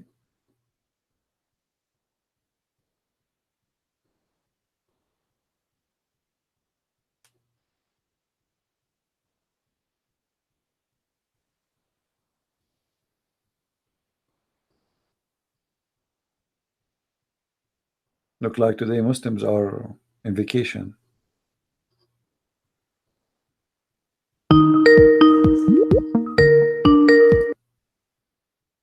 Hello? Hello, hi. Yes. I wanted to question about the when it says sorry, let me put this off. Christ Jesus. Does it actually say Christ Jesus or Messiah? Well, you know, in Arabic, there's nothing that's called the Christ and neither Jesus. It is, Okay. yeah, in Arabic, here it says, Al-Masih hu Isa. So the Messiah, and here he called him Isa. And mostly, Isa is the word coming from Isos in Greece, in the Greek language. Okay. You know, but it does mention the word Messiah. The Messiah, yes, the Messiah. And by saying the word Messiah, you just confirm that that he is God on earth, because this is what the Messiah is about. Not even that, but which Jew would claim and boast that they killed the Messiah? I mean, all the Jews, they are waiting for the Messiah. They're waiting for the Messiah. So that's why I wanted to get like a correction. They confirm that he is the Messiah, but yet they want to kill him. That's stupid, right? All right. I mean, it's like saying, okay, we are waiting for the Messiah and he will save us, but we kill him. I mean, this is stupid. I mean, we killed our Savior. Yes, we killed him. Yeah, that will make sense if they say we killed the false Messiah. Exactly, you know. Not saying we killed the Messiah, or if they just said Isa, for example, they just called in the guy's name. But by saying Messiah, you just confirm that he is the Messiah, and this is who you killed. But there's no Jew will do that. The Messiah, the Jews until now, those who stay as a Jews, not the Christian Jews, because there's Messianic Jews and there's Jews. The Jews who did not believe in the Messiah until now, they waiting for them. They are desperately waiting for him. Yeah. So how you say that the Jews, they say we killed him? They will never kill the Messiah. They killed him because they don't believe he's the Messiah. It is funny because supposedly the Muslims, even they are waiting for the Messiah. So imagine the Muslims then saying we killed the Messiah. You know, or we killed Muhammad. That's why I thought it would be more funny. I don't understand Arabic. That would be more funny if the Muslims they say, and we killed Muhammad, the messenger of Allah. You know? And here they are confirming two stupid things: that the Jews believe that he is the messenger of Allah, and the Jews believe that he is the Messiah. So it's not only once; it's two stupid things. and the Jews believe in Allah, not the God. They believe in Allah. It doesn't even say. It doesn't say like we killed the guy claiming to be the Messiah. No, they killed the Messiah. They killed the Messiah himself, and that will make it right away a false story, because there is no Jew who will kill the Messiah. You know, if you know he's the Messiah, he will never kill the Messiah. And it says there is important to point that it says they boasted, which means they were like, yeah. So it's not like they're saying, oh my God, we killed the Messiah by mistake. No, they are proud about it. You know, they are proud of it. They're probably saying takbir, you know. So it just that's why I phoned, because it just doesn't make I don't think the whole Quran doesn't make sense, but you know, this is just a bit pure comedy for anybody who has a brain. You know, when the shaitan, he came to Muhammad in the image of Jibreel, and he came to him in the image of a white angel, because obviously shaitan is a black person in Islam. He's a raisin head Ethiopian guy. Muhammad, he said many places, like, you know, kill the black dog, for he's the devil, right? Kill every black animal because he's a devil. Anything is too pure black for Muhammad is the devil. So there is a shaitan, his name is Al-Abyad. The shaitan he used to try to disturb Muhammad and to lie to him. So he came to him as a white angel. Now here we will find something very interesting. Allah, he can clone someone like Jesus to look like Jesus. Shaitan, he can clone Jibreel. How that can be done? If you remember the story about Shaitan who cloned Sulaiman, you remember? The ring. When Sulaiman went to the bathroom, and the Shaitan came and he cloned the image of Sulaiman, and he told the wife of Sulaiman to give him the ring, and then he wore it, and then he became the king. So now we have Shaitan and Allah, both of them. And then also he had supposedly had sex with the wives of Sulaiman. And said that the wives were saying, "Oh, he's much better than the Suleiman." but the idea here, you see, when you say that Shaitan he cloned the image of Suleiman, that means Shaitan is a creator. Is that correct? Well, yeah, he would make that, but also based on a lot of the stories about Shaitan, he actually makes him it seems to make him more powerful than Allah. Yeah, but I want to focus on the creation, because in order to make yourself look like someone, you have to create a body look exactly like that person. That will make you creator, correct? Correct. So how Shaitan can create? How Shaitan can create the image of an angel, not only an image of a human being? Which Well, means an image of that particular angel that is supposedly given revelation to Muhammad, which makes it a lot more, not just any angel. if the Shaitan, he can clone the image of an angel, how we know and how we guarantee that all the image and all the appearance of an angel for Muhammad was nothing but a Shaitan? Exactly. If Shaitan made Jibreel, well, appeared as Jibreel once, how many times did he do it before that? Yeah, maybe all the appearance of angel for Muhammad was nothing but a Shaitan. Well, to be honest, I cannot believe that Muhammad must have seen something in the cave, and I think it was a demonic spirit. You know, I think it was something like that. That's what I think it was. It doesn't make, you know, if he came up with that story, he would have had some, I don't know, demonic experience, some sort of thing.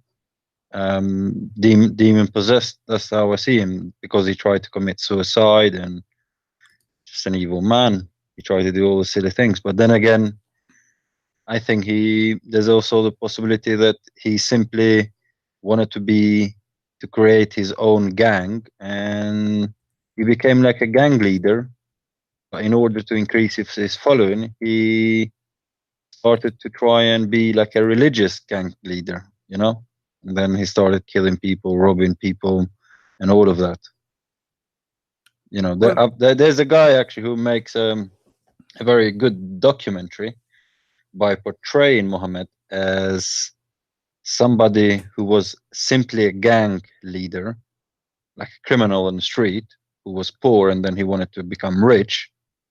And it actually makes sense. The way he's done it is the way he made the documentary. It can kind of make sense. It's very convincing in a sense that basically he simply wanted to go to the power, you know, become powerful like a mafia guy. You know, he takes a completely non-religious perspective and show it that way.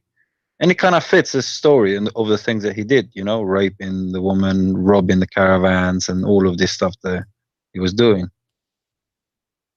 Well, you know, always, you know, if you want to find something about a person, let him talk. The more he talk, the more he say something stupid, and the more you discover him. A person who said he say nothing, you will never know him. And the problem of Muhammad, or let us say his mistake, that he speak too much, and the more he talk, the more he expose himself, and the more he show us and show everybody that he is a false person. As simple as that. Well, he couldn't keep his mouth shut, Muhammad, could he? I mean, every time it seems when I read the hadith, it's like people asking him, oh, how should we do this? How should we do that? You know, how should we eat? How should we, excuse my language, how should we go to the toilet? How should we ask? And he never seems to say, why are you asking such stupid questions? These things don't matter. He seems to have an answer for it, you know? Do it like this, do it like that, do it, you know, he just seems, I don't know. He felt like he had to respond to everything. He never seemed to say, well, that's a stupid question. Why are you asking such a silly thing, you know? Do you remember the story? You remember a story where a blind man, he came to Muhammad and he ordered his wives to wear hijab? I made the video of you. I have a video of you. Okay. It's a very short video that you you explained it before. Here you will see the stupidity of Muhammad. How a man, he's a blind and he ordered his wife to wear hijab. The wives, they say to him, well, is it he a blind man? Muhammad, he said, well, I know he's a blind man. Are you? But they are the one who will wear the hijab, not him. If the women, she wear the hijab, what that have to do with she can see him or not? I mean, still she can see him. They wear hijab or not? I mean, this... yeah. But you see, the thing is now I know why it is okay for burqa women to go to the beach and see all these half-naked guys, because they're wearing the hijab. If they were not wearing the hijab, then they wouldn't be allowed to go to the sea. But because they're wearing the hijab, it is halal. Yeah. You know, even in UK, well, across Europe, to be honest, if you go to the seaside, you have people with wearing full burqa. I don't know what they're doing in the beach, and some of them, they seem to go with the whole clothes. You know, they go on with the clothes, and yeah, and they look actually more. You know, they take a lot of attention, because when they wear those clothes, they come from the water, is going to stuck with their private part, with their nipples. Everything will be actually shown as it is more than naked. Oh yeah, I went. I was on holiday, and I was shocked the number of Muslim women with the hijab and that, you know, going to the beach. Now you have like something like a Nike outfit. Yeah, you know, I don't know if you've seen on Olympics where the women are, or woman or man are fighting with a sword. I saw some pictures. You know, they're funny, stupid. You know. Yeah, and it was full of this, and I was thinking, what's going on? Because it's the same place I used to go there, and then I'm thinking, what's turning into this place? So many of them, they just done that, and then I'm thinking, what's the point of that? You know, it's showing the details of the body, and this is not Islamic anyway. It's stupid. They are fooling them, and they are fooling themselves. You know, it's kind of hypocrisy. Women, she should not show the details of her body according to Islam. So those suits they wear, they show details of their body. So why you wear it? Of course, but you know, I mean, once I was on the beach, it's not just that. Come on, have you seen how much makeup a Muslim people I know. wear? I mean, go and check Shabir Ali and his interview. The girl, she is with him in the TV. She have his like daughter. It's his daughter. I don't know if his daughter or not, but who cares? He's teaching people that what Islam is about, but yet his daughter, she have 2 kilograms of makeup trying to make herself white. You know, how the father have a darker skin, but the daughter she's so white? Simply, it's too much makeup. They are obsessed with white face. So if you know, once I was in the ocean, and I was in the beach. I was swimming, and then Abdul came suddenly. I was, you know, I swim. I don't like to swim where it's crowded. So there is an area, not many people there. I was swimming. And then suddenly Abdul came with his wife. The Abdul, he have a long beard. He come toward me, and his wife is following him. And then he get closer to me, and almost like there's 20 meters between me and him. And he said to me, "Can you please keep distance?" I said, "No, you keep distance. I was here before you. Why you came here?" You know. He said, "What?" He said, "Why you came here? If you don't like anyone to swim next to you, I am here before you. What do you mean keep distance? You keep distance. You go." Then he screamed at his wife. He said, "Yalla, yalla, yalla, get out, get out, get out, get out." You know. So he went out, and his wife, when she got out, the burqa is going inside her ass. You know, I don't want to say. Oh yeah. You know? I was saying exactly. She's going in the water because she is naked honestly underneath, and it's going inside her body. I mean, it's every detail you can see. And now suddenly he is a decent man. Keep distance, keep distance. I mean, you are coming to the ocean in the beach. Honestly, this is what it was, because it doesn't look like they were wearing any. No, pants. Hypocrite. You see, hypocrite. They want to show that they are, they are different. And can you keep a distance? What do you mean keep a distance? I am here before you. You saw me before you jump in the water. So why you jump here? What about you walk like maybe 200 meters more? The beach is so long. Not all of it is occupied. Go and have a distance. And the coward right away, he says to his wife, instead of screaming at me, he screamed at his wife, "Yalla, yalla, yalla, get out, get out, yalla, yalla, tly." You know, and he was speaking to me in English, by the way. He don't know I speak Arabic. So okay, can you keep a distance? Why you want to keep distance? You came here after me. You keep a distance. I mean, hypocrisy. You know, you're very lucky you are in a Western country, my friend. Otherwise, if you were in my country, you would have been. No, I wasn't in the West. This was in the Philippines, I think. I remember in Philippines. Yeah. Well, what I mean is you weren't in Saudi Arabia, let's say. Yeah, but you know, if you go and see them, you go all to those all Asian countries. You see what they wear and what they dress there, you will not believe it. And what I wanted to say, just because what I noticed is that these people who were probably wearing whatever you want to call hijab or whatever, these dresses that were going into the beach, because when somebody doesn't wear any underwear, the dress, as you were saying, was going up their ass, and you could see their whole shape. It looks worse. Sometimes it looks a bit worse because if somebody is not wearing anything underneath, the backside looks a bit funny, you know, because the things get stuck. So it just was. It was a bit. What's the point of you doing that? You know, you're making yourself look a bit worse. Now, I personally don't agree with people wearing these, well, what I call a Mercedes underwear, beach costumes, you know, just a little string and showing their bum and stuff. I don't agree with that, you know. But also, what's the point of wearing the full hijab? And you go to a beach of half-naked people anyway. Yeah, those those people who wear those kind of swimming suit, they are not wearing anything. This is nakedness, you know. Yeah, it's nakedness, but yeah, but you know, you see there is you know, I call it Mercedes. I call it Mercedes. Okay, no problem. But whatever you call it, it's nakedness. However, if you don't want, like, I mean, why the man he allow himself to go to a beach full of women, they are showing their body, if he is religious? Anyway, this is my point. This is my whole point. You know, you're sitting in the middle of these naked women. So you can look at the naked women, but you don't want anyone to look at your wife. The woman is looking at the man.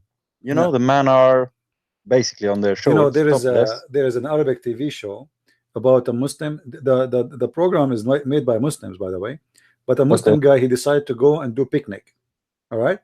So he went to the picnic and he found that in the park there's many people. So he put a sheet between him and between his neighbor. Then another group sitting from the other side. So he put another sheet. You know, he made like a laundry line, you know, and he put a sheet. So now he have two sheets and one and two side of the is open. Then another group sat in the other side. So he put a sheet more. And now another group, and now the picnic became 2 by 2 meters surrounded by sheets. So the wife, he said, "Why you came here? Let's go home." You know, probably he was trying to create Mecca, you know. Yeah. So the sheet simply is the burqa. Who's doing the Kaaba? He's got the Kaaba. You see, the sheet story here resembled the burqa. They cover their wife in the burqa because they are selfish.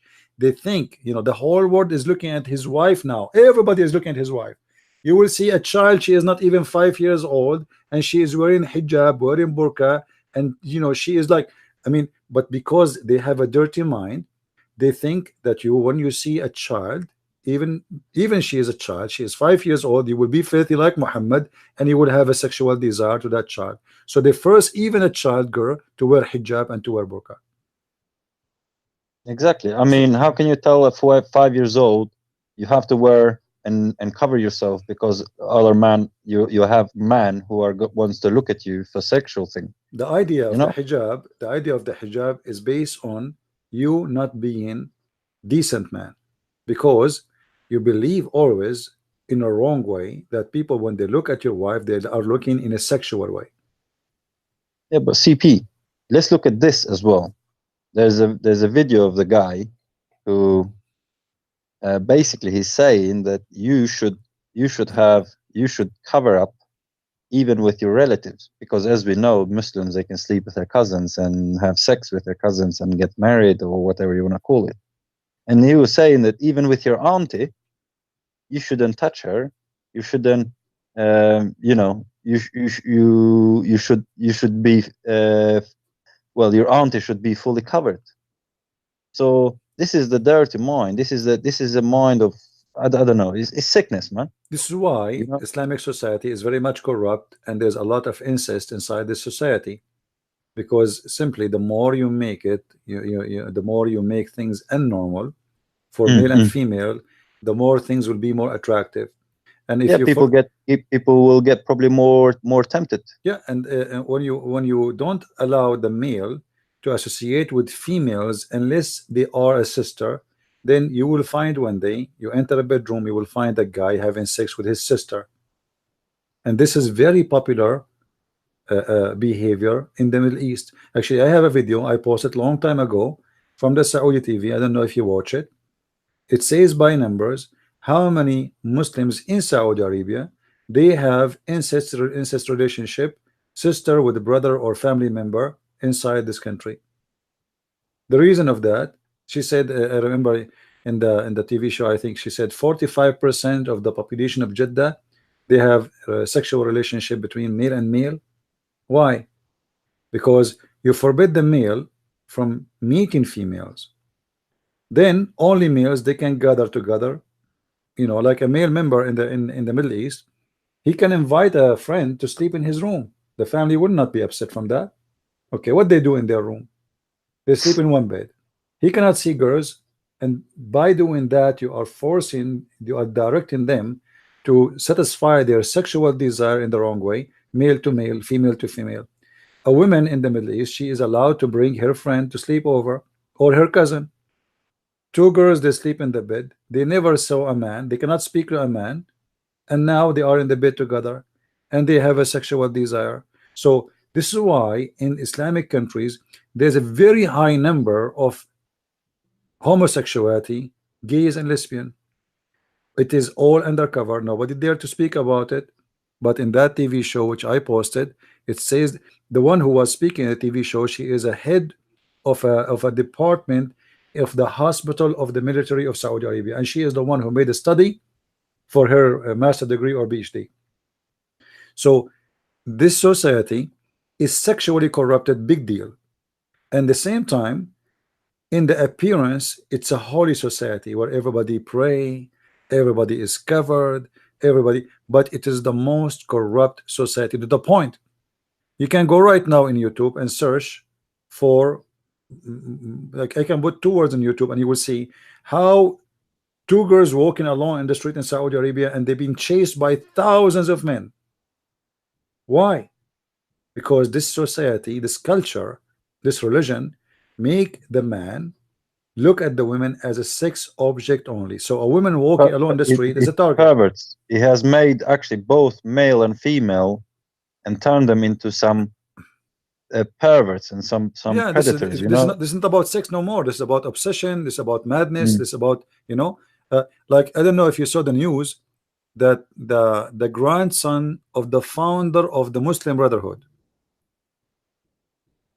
he is a person who have a PhD. His name is Tariq Ramadan. He have a PhD. Oh, Ramadan, yes. This is the grandson of the founder of Muslim Brotherhood. That's why he's very famous. That's why he got the degree from Oxford University or Stanford. I forgot which university. I think Oxford. They gave him a degree just because they want to say that the grandson of the founder of the Muslim Brotherhood, he graduated from us. He don't even deserve it. And then and they gave him so much airtime. He was on all these shows. He's a very important person for them because he is sponsored by the Muslim Brotherhood. He's a grandson of Al-Banna. It's not a joke. So now this guy, he go and do lecture about Islam and religion. He have a lot of followers, and each time he go, he meets some girls. And what he do? He invite them to his room one by one, and supposedly he want to show them something. He want to explain to them Islam. He wants to show them the Big Ben. And then he raped them in their rooms. And then suddenly we find that 1 woman, 2 women, 3 women, 4 women, many and more women coming forward and accusing him of rape. Okay. And the difficulty also is who would be that woman that would accuse him, knowing how popular he was again with Muslims. It's not only that. The second they accuse him, those women, they start getting death threat. Yeah, of course. Muslim Brotherhood, because this is a big problem. But this is what I mean. So he's used that power. Yeah, and they are Muslims. Those girls are Muslim. Not even one of them is not a Muslim. All of them, they are good Muslim, and they were following him, and he is their teacher. So I was with I was having a chat with a while back with a Muslim woman, And she was actually saying that she had like a mullah, you know, mullah sheikh or whatever, and she was saying how the mullah, who she supposedly went to try and seek help, you know, about the faith and everything. And you know, I'm talking about somebody who had like a not burqa, but like a hijab, you know. So she was very into religious, and she was saying actually how the guy started touching her and wanted to, you know, jump on her. And this was supposed to be her confidant, you know, the person that she goes and seeks religious advice. So that's what happens. You see, and it would be difficult for you to speak against that person because you will have loads of people defending that person. yeah, like this guy, you know, Aman Khan, you know, when you know that they start posting pictures about him, and you know he is dating more than one girls in the same time, sleeping around, etc. But I mean, the Muslims are hypocrites. Why he is bad for doing that when Islam allowed him to sleep with 4 women in the same time? But I mean, isn't it hypocrisy? Muhammad follows, and Muhammad did worse. Why they don't do the same judgment they are doing to him, to Muhammad? Why he cannot do that Muhammad can do? Muhammad, he went to the house of his own son and he flirted with her when she is married. According to Islamic books, why Nu'man Khan cannot flirt with women or sleep with women while they are married? When Nabhan al-Tammar came to Muhammad and he said to him, I had a woman, she came to my store and I told her, get inside the store so I can show you more stuff. And when she get in, he said, I did with her everything the man do except intercourse, which means he touched her private part, he have master, you know, he have orgasm, everything he did except intercourse. The Prophet, he said, that is not, this is a small sin, small, tiny. This is nothing. This is nothing. He called it in Arabic al-lamam. Anyone, any Muslim can go and search the meaning of this story.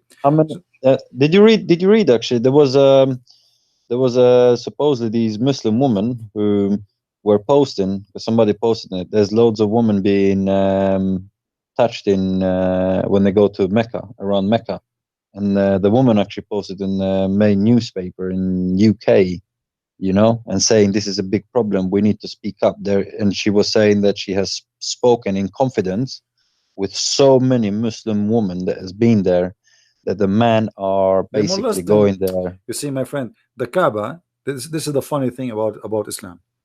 In the mosque, Muslims, they separate between men and women, but in the Kaaba there is no separation. Muslim men, they don't wear underwear when they go around the Kaaba. Muslim women don't wear underwear when they go around the Kaaba, especially during the Hajj. So now you have a crowded place by thousands, tens of thousands, if not hundreds, and they're squeezing next to each other. There's no space. Rubbing next to each other. Yeah, they you know, there's many, especially in the young ones who they are not married in Saudi Arabia. They go every day. Those who live in Mecca, every day they go to the Kaaba in order to molest women. They go on purpose, you know. Yeah, and basically you have them. They also probably, a lot of them atheists and that, and they just pretend to be Muslims, go along, but they just do that. It doesn't matter, Muslim or not, you know, it's a place for sexual. Actually, even the Quran says and the Hadith says that the Muslims, they use to go around the Kaaba and their penises dropping sperm.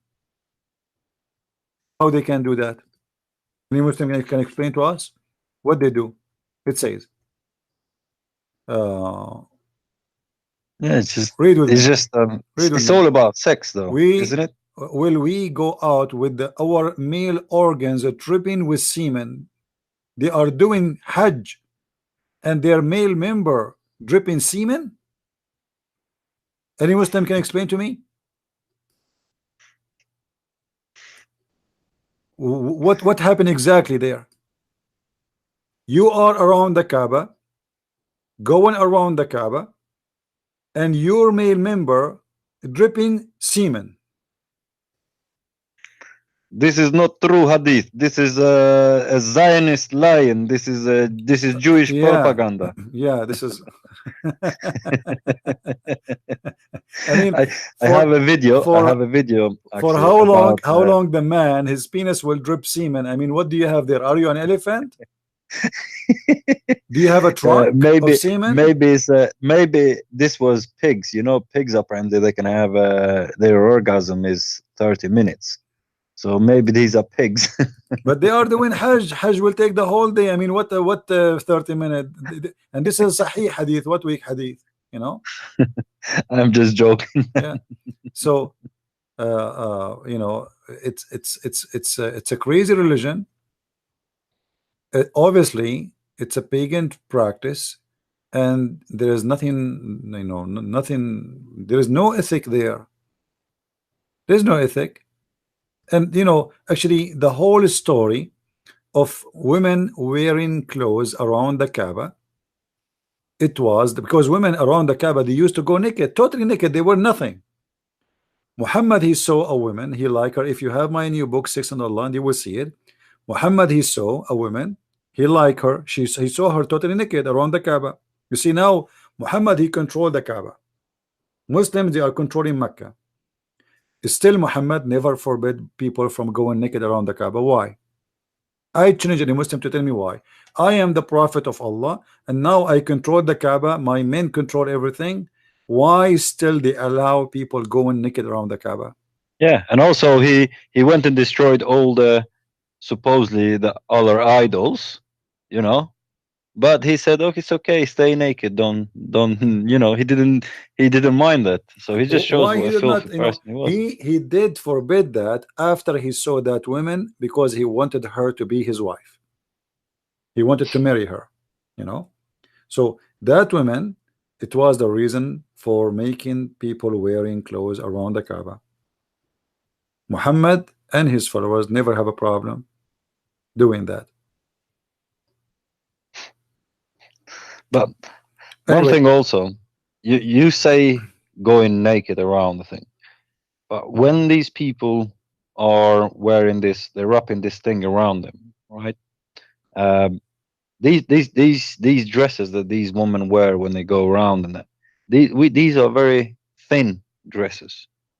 Well, you got to remember these are and the not men really are naked. thick, The men are naked. dresses. The men, they are not wearing anything. The men, they are totally naked. You know. Yes. So, and because the place there seems to be very tight, and I've seen loads of videos, and people are literally rubbing on each other.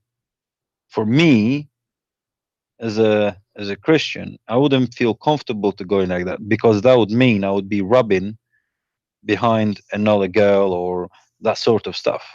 That would be like I am being tempted to do that. For me, that would be like going to a strip club or a nightclub where I am being tempted to go and sleep with girls. Do you understand what I'm saying? Yeah. Does that make sense? It's a place of temptation. It's not a place of a prayer.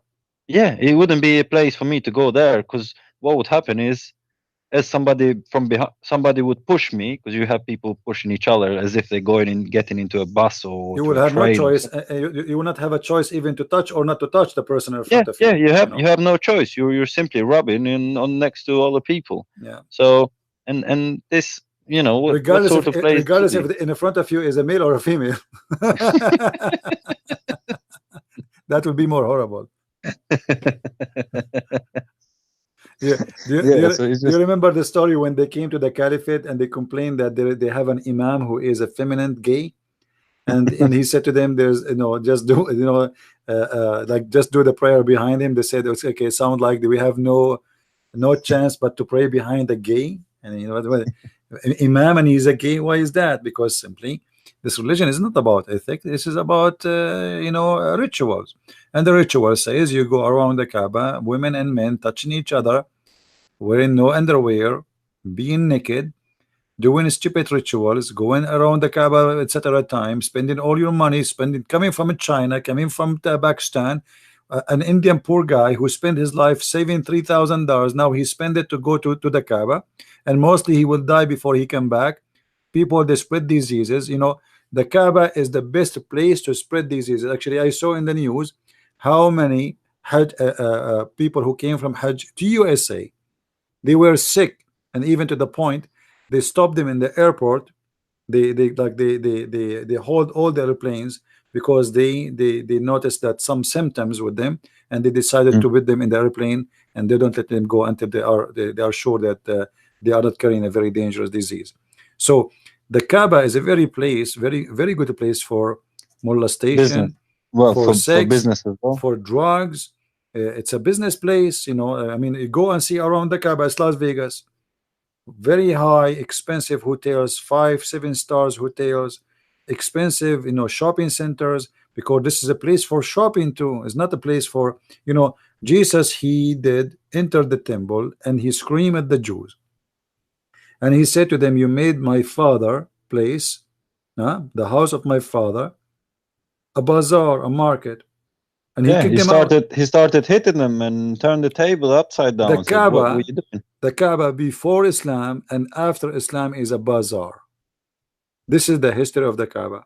Never was really a place of worship alone. It was a place of worship and a bazaar. And right now, it is the biggest bazaar for Muslims religion, you know, business. It is a massive business. That's you know, loads of people going there and all of this. The people make a big deal about going there, you know. I remember a friend of mine, his father went there, and it was in a time when people were crashing each other. And he was sick for about, he was worried sick for, I think, for like something like 2-3 days, because he couldn't speak to him, you know. He didn't know if his dad was involved on it or not. He was sick because, you know, there was, if you remember, there was thousands of people that died. Right, I know. And you know, there is something people they are not maybe aware of, that Saudi Arabia, and this is the reason for the Kaaba to exist. The Saudi used to have the biggest income they have is from the Hajj. Now the Saudi, they have oil, but still until now, the Hajj is the biggest business ever after the oil they have. As an example, there's a sheikh in Egypt. He asked the government of Egypt to build Kaaba in Egypt, and he said, we spend about $4 billion a year because Muslims from Egypt, they go and they visit the Kaaba. What about we build the Kaaba and we save the money here, and we borrow every year from Saudi Arabia about $2 billion. It's our money. Well, you know, Saudi Arabia benefits from it though, because it's not just money, but also it makes it like a holy place. Yeah, power. It's a political power. It's a control of the religion, and they make themselves the leaders of the religion because they are control of the most important hold for the Muslims. But additional to that, the most important actually, even the Quran says, I mean, the Quran speak why Muhammad he made the Kaaba a center place for praying and visiting, because simply it was a solution for Muslims getting poor. When Muhammad he killed all the Christians and the Jews in the Arabian Peninsula, the stock market went down for Muhammad, and he lost all the shares, and then he needed to create another business. Look, you see the same verse, chapter 9, verse number 29. I don't know if you did read it carefully. The same verse, it says that when you forbid the non-believers from visiting the Kaaba, that will cause you to be a poor. All right, chapter 9, verse number 28. So what the solution? Muhammad, he wanted to find a solution for that. So now he forbid the non-Muslims to visit the Kaaba. Oh, who you believe, truly the pagans are unclean, so let them not after this year of theirs approach the sacred mosque. And if you fear poverty, do you see it? What does have to do with this? Why they fear? Why they fear that? Why? If because we forbid? Because they fear that the business will go down. That's it. Because it's the market. This is Las Vegas. This is the bazaar. So if we forbid those people from coming, how we will make money? Muhammad he found a solution. The verse after it, this is how we will make money. fight those who believe not in Allah and the last day, and not to forbid what is forbidden, etc., from the Christian and the Jews, and take their money. So the war against the Christian was a solution to cover the loss of the money, which was used to be an income from the Kaaba. Now we killed all the Arab who they are not Muslims. We killed all the Jews who they are in the city of Yathrib, and now the business is dead. So what we will do? We need to find a solution. If you are in fear from that, don't worry, Allah soon will find a solution for you. And the verse after it speak of the solution. Attack the Christians and the Jews and force them to pay the jizya. Do you see it? Yeah. So it's about what? It's about not attacking the Christian to make them to convert. No, attack them until they pay. Do you see? It doesn't say there attack them until they accept Islam. No, attack them until they pay. So the reason for the pay is what? The reason for the pay is to cover the loss of the business. Muhammad, he caused war. He go for a war. He's killing the Christians, killing the Jews, not for the sake of Allah, but because he knew that now his people, they fear poverty. This is robbery, you know. This is give me the money or I kill you. I shoot you. I have a gun. Yeah, this is how it is. It was a solution for people getting poor, because now Muhammad killed all the businessmen, all the rich one, all the businessmen. They run away from the filthy Muhammad because he's a thief, he's a criminal. He would take either their women, especially the Jews, you know, because wherever the Jews have been, they created even the Arab. There's many they run away from this filthy man. You know, they run away for their life, they run away for their wives, they run away for their family, and now the city of Mecca is desperately in need of money and income. There's no income. Those people don't do anything. The businessmen are gone, or Muhammad took their money. So now, if you fear to be poor because we are forbidding them from coming, so what we will do? Here we go. Okay, let us attack the Christians and the Jews until they pay us money, and that will cover our loss and will keep us rich. And the Muslims, actually, they became one of the most rich people in the world at that time. According to history, each caliphate he have between 10 to 100,000 women slave alone. Just women. Imagine how much money you need to just to feed them. Where's the money coming from? They robbed all the countries. Yeah, they attacked countries. They went all the way to China. They conquered Persia. All the money. Imagine how much jewelries and gold and silver in Syria, in Damascus, in Jordan, in Israel, in Jerusalem, in Cairo, in Egypt, etc. At that time, Cairo wasn't exist, but in Egypt, you know, one of the most rich countries in the world. All those countries, they conquered them. Spain, I mean, Spain, they took all. Imagine, this is Spain, amazing Spain. They controlled it. They took it. Balkans. Yeah, but even, I mean, even before even the Ottoman they come. Okay. This is the Arab, just the Arab now taking over and controlling, and money is coming from everywhere. You see, they speak about the civilization of Islam in Spain. This was not the civilization of Islam. This was the savage of Islam, because the palaces are built in Spain. It was not built by Muslims. It was built by Christians.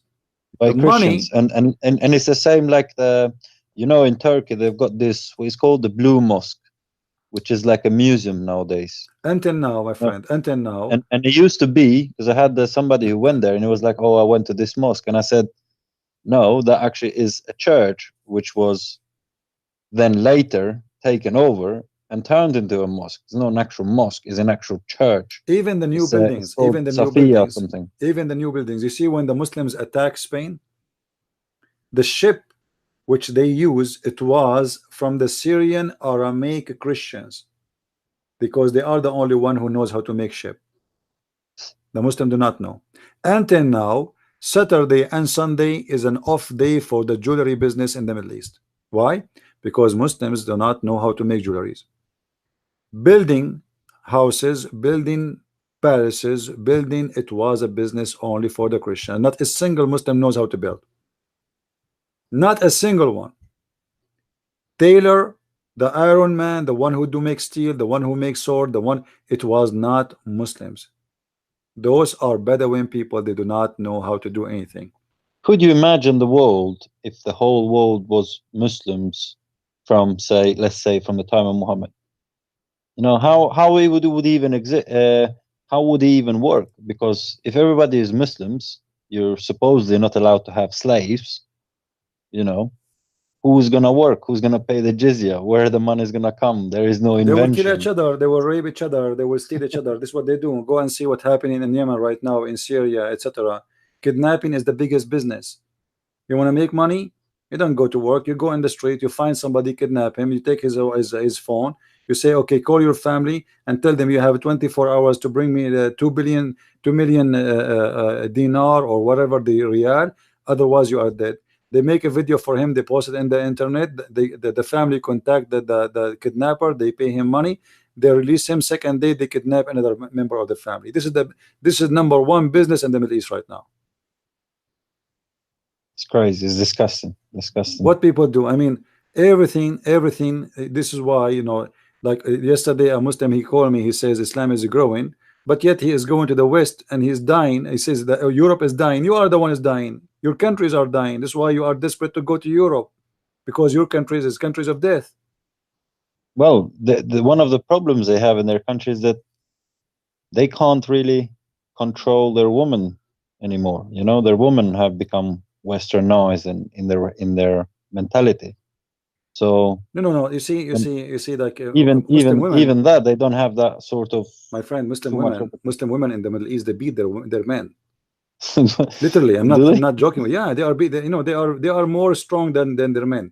But when we talk about women are not, they don't have their rights. This is by law.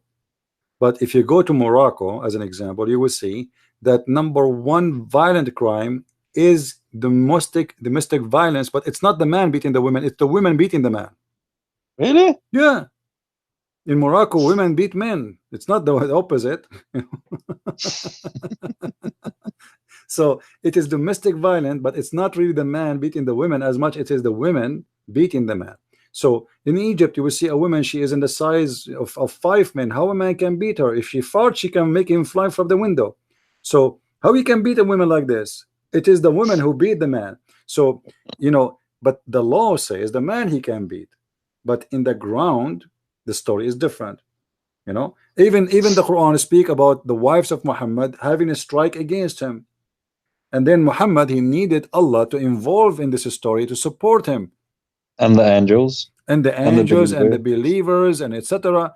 All of those to take the side of Muhammad, because Muhammad was losing ground. And obviously his wives are more strong than him, so he needed you know, he needed all the support of Allah in order to save himself from the parties of his wives against Aisha and Hafsa. Yeah, Hafsa and Aisha and Safiya, and you know, they have you see here I have my it is dark on my side. I can't even see the keyboard no more. If we turn the light on. You've been awake for too long, man. Yeah, I cannot. You've been chattering. I'm gonna let you go. You see here. You've been since it's 6 o'clock here. You've been around 6 o'clock, and it's now 1 o'clock at night. One. Yeah, we will go soon. Let's finish with this one. Chapter 66, verse number 4. It says, "If you too turn in repentance to Him, your heart are indeed inclined. But if ye back up each other," which mean those women, "against him," which mean Muhammad, "truly Allah is his protector, and Jibreel, and every righteous one amongst those who believe." And then furthermore, the angels will back him up. All of those, they are needed in the fight of Muhammad against two women who they have two parties of wives of Muhammad, Democrat and Republic, against Muhammad. Where is Muhammad the strong man?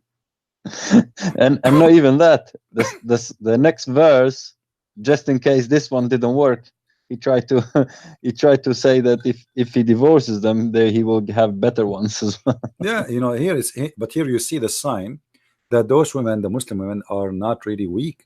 They are aggressive. You know, like, you know, some they think a Muslim woman wearing the hijab she is subdued. You know, go and see in the Middle East, they beat their men. The man is the one who washed the dishes. The man, he worked like a donkey for them. Rarely you will find the man really is in control. It is always the women there is in control. But the appearance is the opposite. In the street, he put his hand big like this, and he walk in the front like the rooster. But inside the house, he is the chicken. You know, there's a joke. You know, always Muslim, they make jokes about themselves. So there's a guy, he said it to his friend, how is your life with your wife?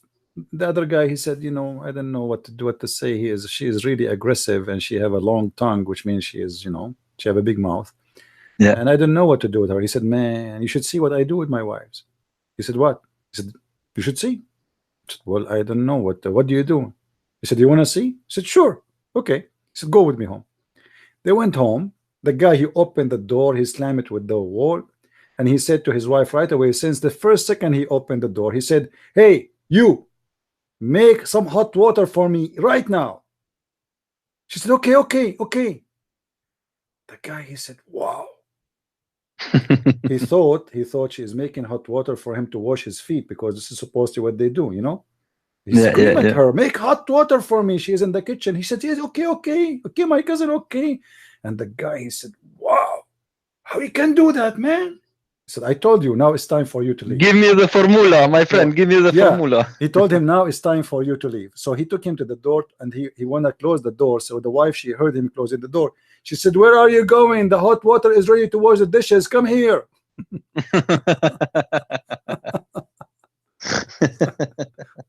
So this is the only thing he can order her to do, to make hot water, but the rest is him cleaning the dishes. So he wanted to fool the man that he is the one in control. You know, he screamed at her, says, make hot water. And then right away she said, okay, sure, sure, because now he will wash the dishes. But he will not tell you that he is the one who washed the dishes. This is a situation in Islamic countries. It's kind of with Islam, though. It's supposed to be beautiful in the outside and broken and disgusting in the inside. Islam is like a grave covered by marble, beautiful from outside, but still it's a grave. It's a grave. They try to make it look beautiful, but inside is really corrupt. When I was a child, I remember I went to a Muslim house, and he was saying to his brother the F word to him, you know, F your mother. I said to him, how you say that? Isn't it his mother is your mother? He's your brother, right? He said, yeah, but she is different mother. And since that time, I saw how much corruption inside the house, because having multiple wives will make the brothers hate each other. There's no family. The family is broken. Brother, he hates his brother, because women, they teach their children not to love the brother from the different women. Exactly. When the man comes, is never the same. Yeah. Because CP, I've had that from a relative of mine whose mother died, and the father basically had a second mother, and I can tell you that it just never is the same. That even the half brother and half sister, and that they're not the same. You know, there's always this conflict created by the second mother and stuff. So it becomes a big problem. It becomes worse than even having any family in a sense. I don't know. I can't explain, but I've seen that myself in a very close relative of mine. Yeah, in the Middle East, the highest people in education are the Arab Christians. And then you ask yourself, why university have an average of 30 or 40% student are Christians, when Christians are 10% or 15% maximum? It doesn't make sense. Why the Christians, most of them, they go to university, and the Muslims are not the major number in university? You go to Europe as other side, you will find that the highest number of people who go to jail are Muslims. They are a small number in the country, but yet they are the highest population in jail. That because the Islamic family are broken. There's no family. People, they do sex contract. Family are not exist.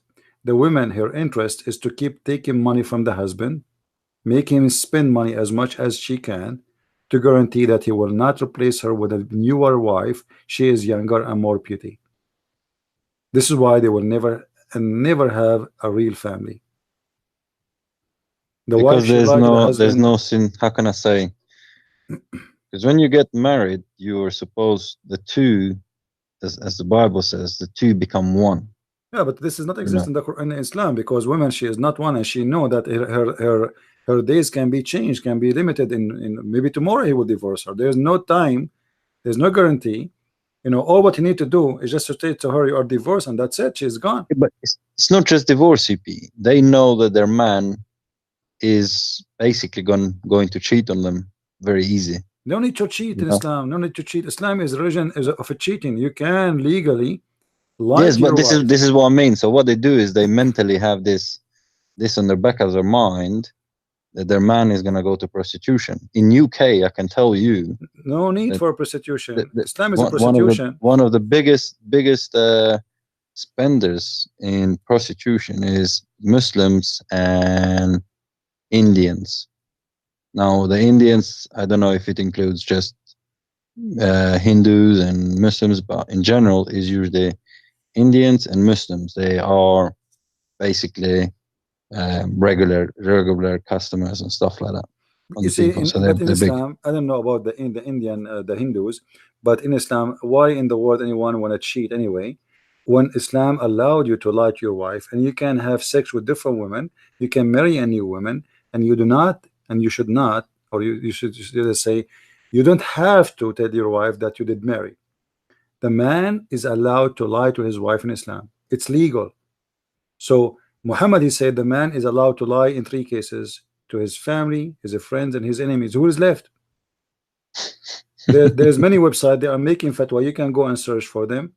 As an example, a woman, she complained that her husband, he was lying to her, and he's lying to her. You know, he's saying to her that he was not married to a different woman, but she believed that he is married to a different woman. She's saying, is he allowed to do so? The answer was, you are not even allowed to ask. Why you are asking him? It's his right to marry anyway. What if he says to you, I'm married? Why you want to do that? Why you want to harm yourself? He have the right to get married. So mind your own business, woman. Yeah, mind your own business. Your business is to be a wife. Who is the second wife? You have third wife, then if your business. You don't have to tell you. This is their mentality. This is their religion. So why he want to cheat when this religion is about cheating? Marrying more than one woman is a cheating, because if one woman is not enough for you, the second woman, why she will be enough to you too? The third woman, why she will be enough to you? Because obviously it doesn't matter how many there are, it's not going to be enough.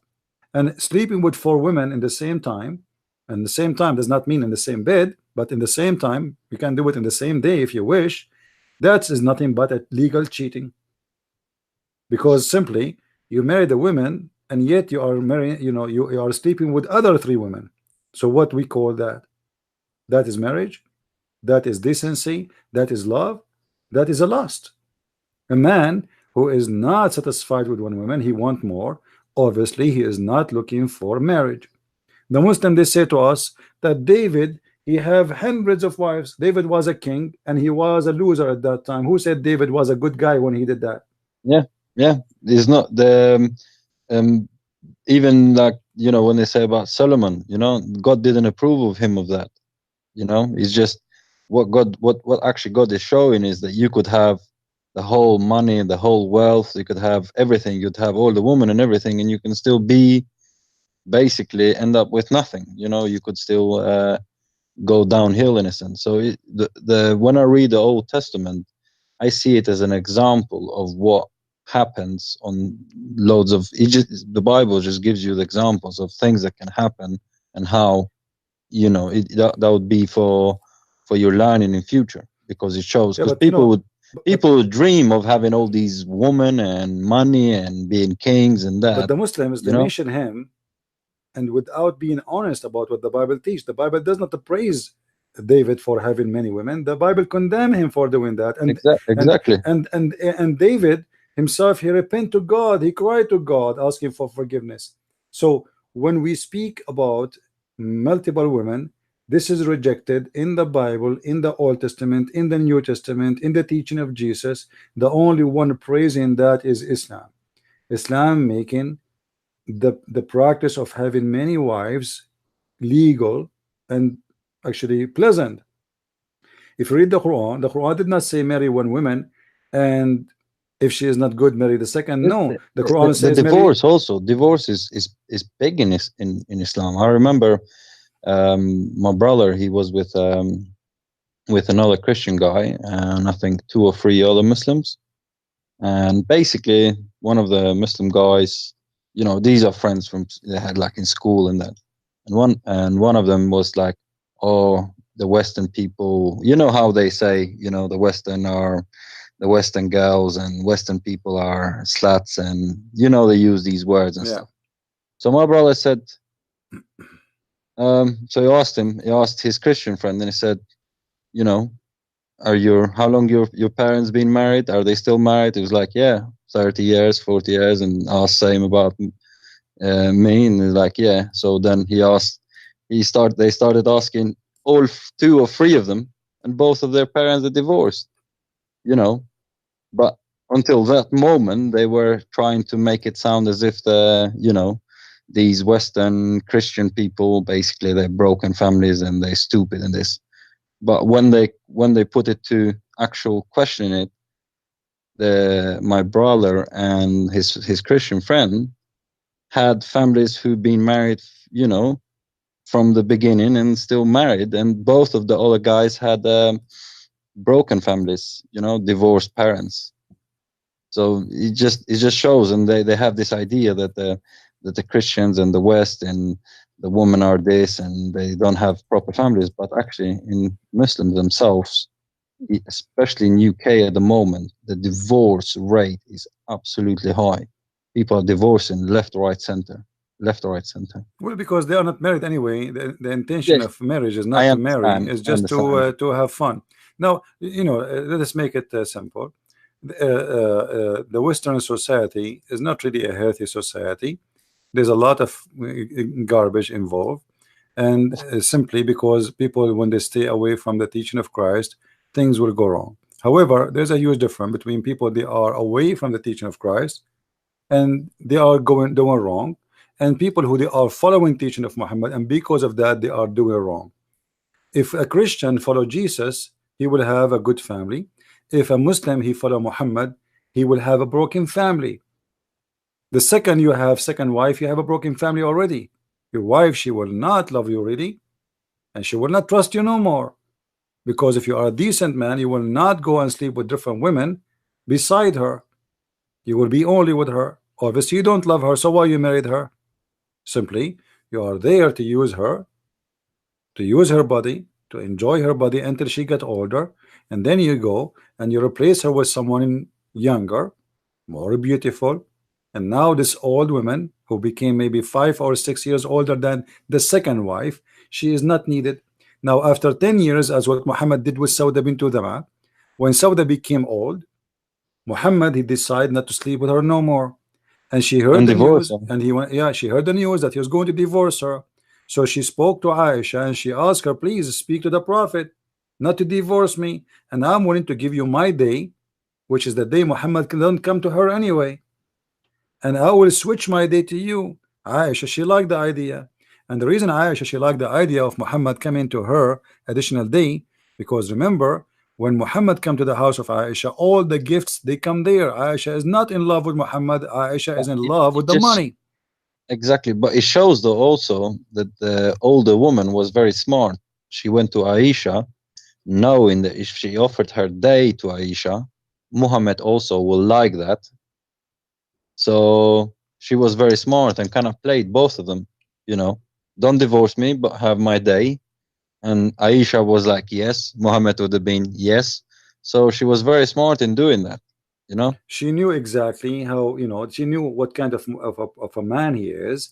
She knew that he is under the influence of having sex with this young child. She is the youngest. She is the only virgin he have, and he liked to have sex with her. And she, you know, she is in control. So she knew that she is the right person to speak to. She did not speak to Safiya. She did not speak to Zainab. She did not speak to anyone. She decided to speak to Aisha because she knew the influence of this girl over this man. I don't think it would have worked if she went to the other woman, because Aisha I feel she was the boss of all the other women. Aisha, she was important and powerful for two reasons. First of all, she is young. Secondly, she is the daughter of Abu Bakr, which is very important figure for Muhammad. So, so this is how it is. Muhammad himself was the best example of the Muslims. Women get old, he dump her. As simple as that. And she was the second wife after Khadija. Why you dump her now? Because now she's old. As simple as that. Okay, you are old too. You are a lot older. Why you don't dump yourself? No. Muhammad is still, he wanna have the youngest. He's the man. He is the one have a choices. They don't have a choices. And not only that, the 30-old man Muhammad, he want to have children in his bed, but he said, if I die, if I not exist no more, my wives, they cannot remarry again. Imagine this 30 man. And he said the mothers they are the mothers of the believers, trying to make them as women that you shouldn't see them as. Because he is selfish. Because he's a selfish man. He want to own them even after death. This is exactly how Muhammad he is. And you know, we show tons of time that the word marriage is not even exist in the Quran. It is nikah. Nikah never been about marriage. Even the Muslim website, they confess and they say, they give a definition for this word. They say nikah is a sexual, as a word literally mean sexual contract, sex contract. And this is not my words. This is what the Muslim the definition for the word is. So marriage is not exist in this cult. All is about sex and religion based on sex and sexuality and use and abuse of women will never succeed to establish any kind of a good society.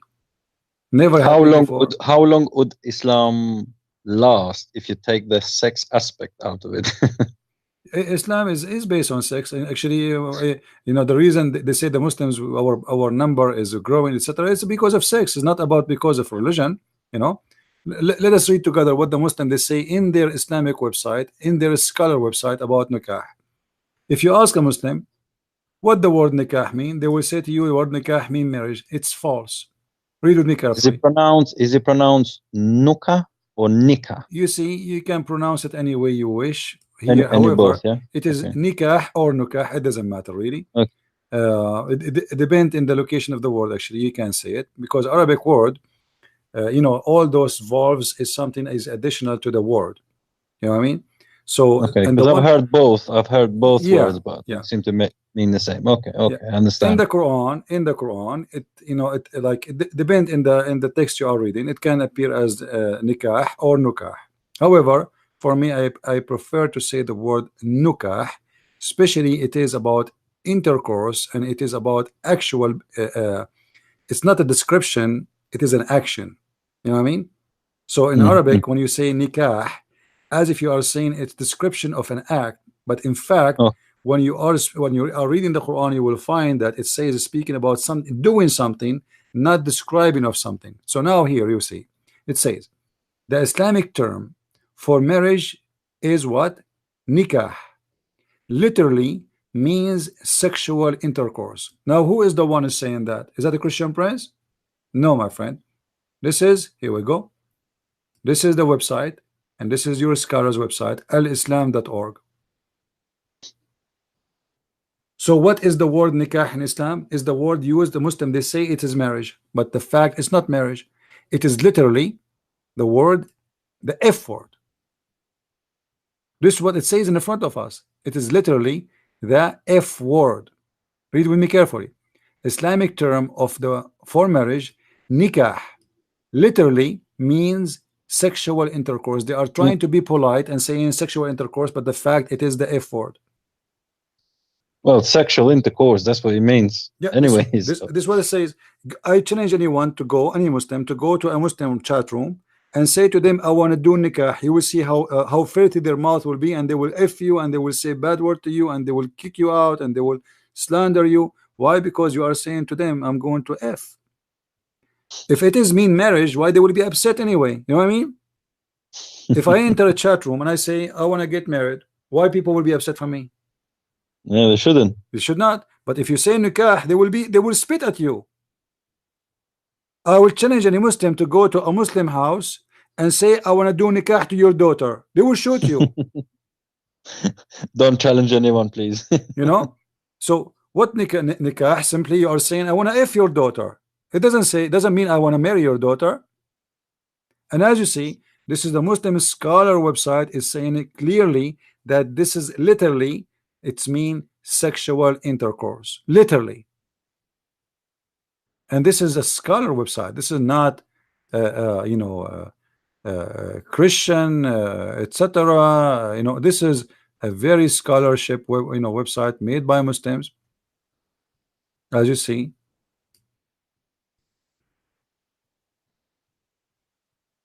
Well, I think it just shows that basically everything is to do with sex in Islam, and the books that you have, sex and Allah, kind of do show everything that you want to know about the sexual practices and how disgusting and how filthy it is when you read deep, because your books, they go deep into the teaching that most people don't have access to. By most people, I mean that obviously the scholars in Saudi Arabia, they do have access to that and stuff. I mean, a normal person will tend to only see Bukhari, Sahih Muslim, and that, and few verses.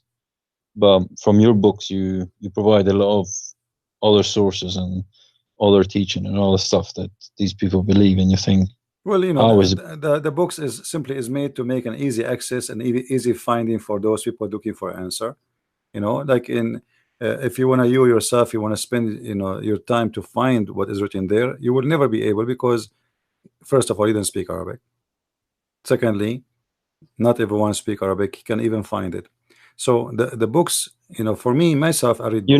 You need to know what you're looking for. Yeah, and not only that. I mean, and knowledge is not just something you build in one day or by reading a book, but you see the Muslim themselves, they have a problem. They don't read their books, and this is why they get shocked and get surprised when they read my books and they start accusing me of lying, because they go in chaos. They cannot believe that this is written in their books. But then, they accuse you all the time. But we have the reference, we have the page number, we have the book number, and we can show it in the screen. Every single statement in my books, I can show it right now, right here in the screen. And Muslim, they can call me anytime, and we will show it. So they try always to go in denial and say it's a lie, even though you are showing it to them in the front. Like now, look, the translation in front of us, the Holy Quran says, and marry those among you. Where it says marry? You just said in the same page that the word nikah means sexual intercourse. Where is the word marry? I mean, who is a stupid here? Exactly. So if you say to the Muslim the word nikah means sexual intercourse, they will say you are a liar. It's mean marriage. Like, hold on, it's the same page. It's you who says the word nikah means sexual intercourse. So why here in the translation says marry when it says nikah? Where is the word marry? I want to see it. It doesn't say that. How you say the word nikah mean or nukah mean sexual intercourse, the F word, and then you translate it as word marry? Simply because imagine we translate it there as they put it in here, sexual intercourse. That will make it as a following. Quran says, and do sexual intercourse to 2 and 3 and 4. It doesn't say marry. Well, you know how much they try and lie with the translation regarding hadith, and but they change the translation because it's an embarrassing. What kind of God he will say go and do the F word to 2 and 3 and 4 women? Where is the word marriage? He cannot say the word marry. Why he choose even the word nikah? Can't you? In Arabic we have the word marriage. Like, we are not short in the language. What's the word marriage then? Zawaj. Zawaj, marriage. He can say zawaj. Or say it. Why you say nikah? وانكحوا مثنى وثلاث ورباع. Do an F2 and 3 and 4. He did not even start with 1. He started with 2 and 3 and 4. And actually, I believe the Muslims, they have a wrong understanding for this verse, because if you go to the verse, you will see the verse does not say marry 4, never, or sleep with 4. Yeah, I think I think it says 9. 2. Basically 2 or well, it is 9. You could even argue that he's talking about saying any number, basically saying, yeah, you can have 2, 3, 4, whatever. You can go and check all the earliest Muslims. They married or they have sex with 9 women. It was not 4. And even Muhammad, Muslim, they say that most likely in the same time Muhammad he have 9. Some they say he have 11. But it was all the caliphate, all they have 9. Read with me carefully. Here we go. It says let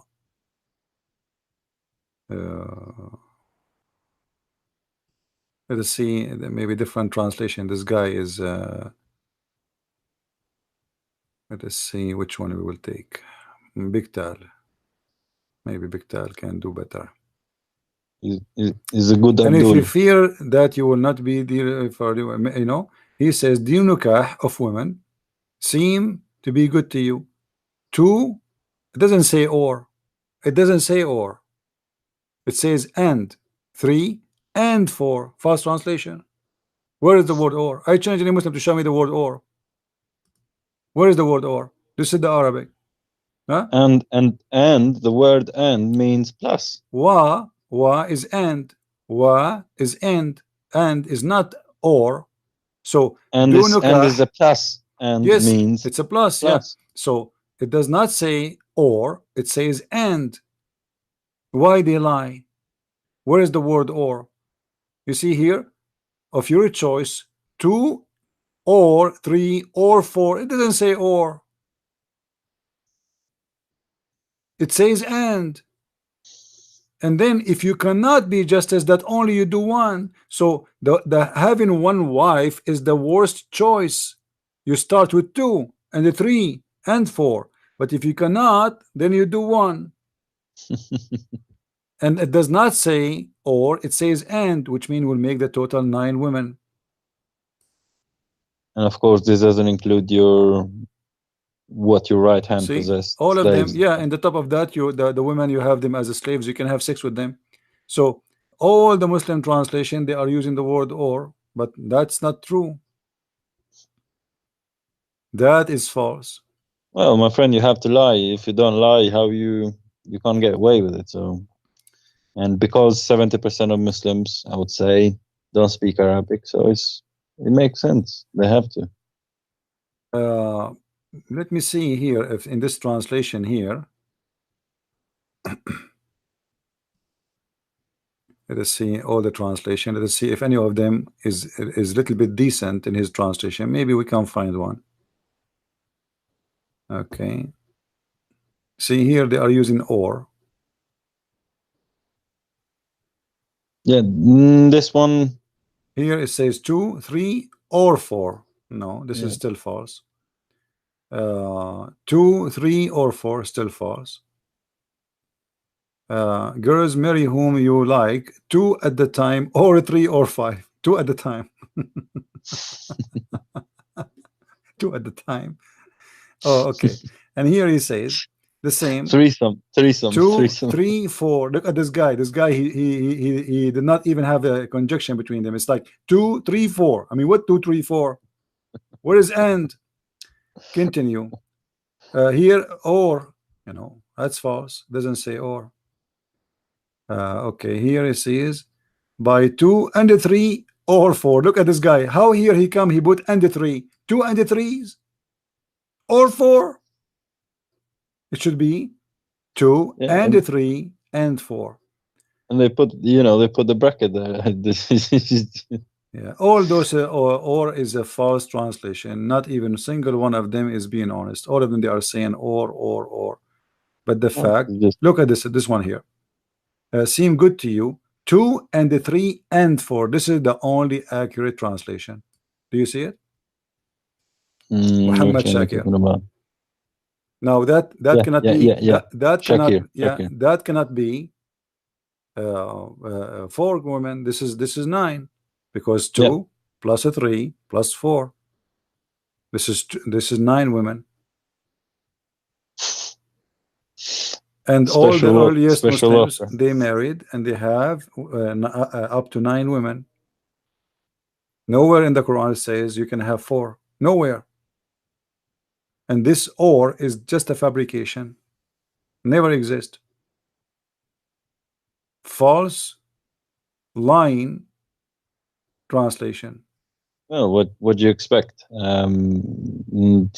This is, I mean, you read a verse, you go to a verse and read all the translation. Some of them, they seem to, well, they all seem to be completely different, have a completely different meaning to one another, and it's the same verse but completely different meaning, because they're trying to play around with a particular words, which has a complete. Imagine just by changing the letter in Arabic, which is wa, they change it from and to or, but that will make a huge difference. But it does. But they do that on purpose, because how they can explain to you, if they make it and, as the Quran is saying, how they can explain to you that today we Muslims, we have only 4 wives. The reason for that, Muslims today, they are disconnected with Islam in the beginning, and nobody knows what the Quran meant by this.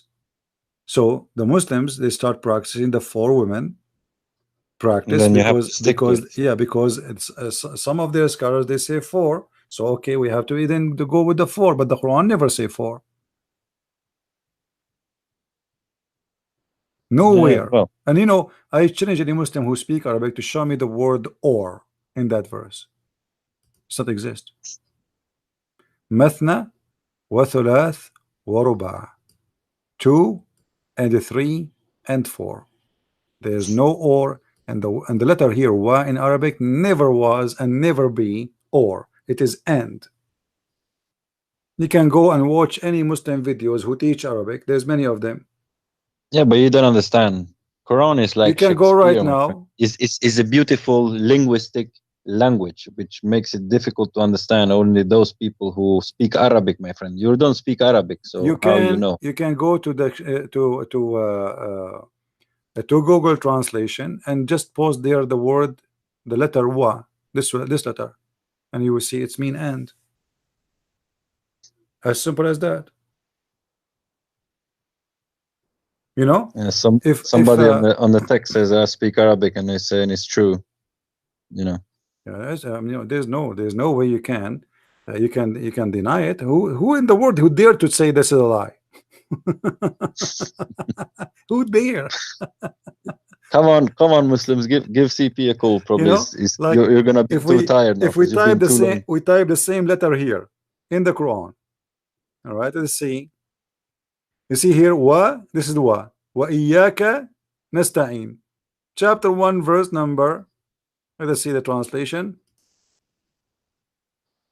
Okay, thee do worship and thine we aid we seek. So what translated as wa, it's "and". You see it? It's in front of our eyes. It's all over the Quran. Who can deny it?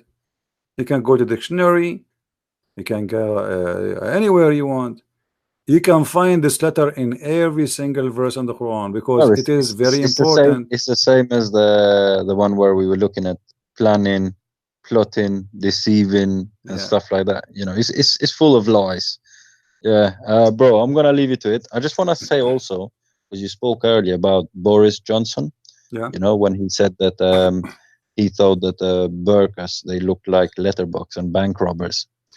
Did you know what actually the biggest police person in UK did? This is like the chief, the top of Metropolitan Police. I don't have no idea. She went and asked what in United States would be like an attorney. She went and asked the prosecutors and said to investigate if Boris has broken the law so they can arrest him. You know, it's a mad country. They are being hypocrite. Yeah, honestly, and the prosecutor said no, he hasn't broken the law. We can't really charge him.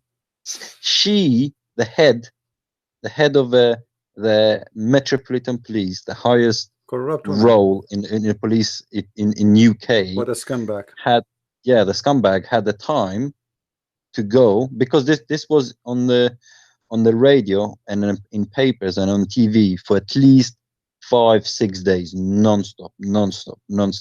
And in a radio, there were Muslims calling in and saying, "Oh, he's very Islamophobic. This was very hateful.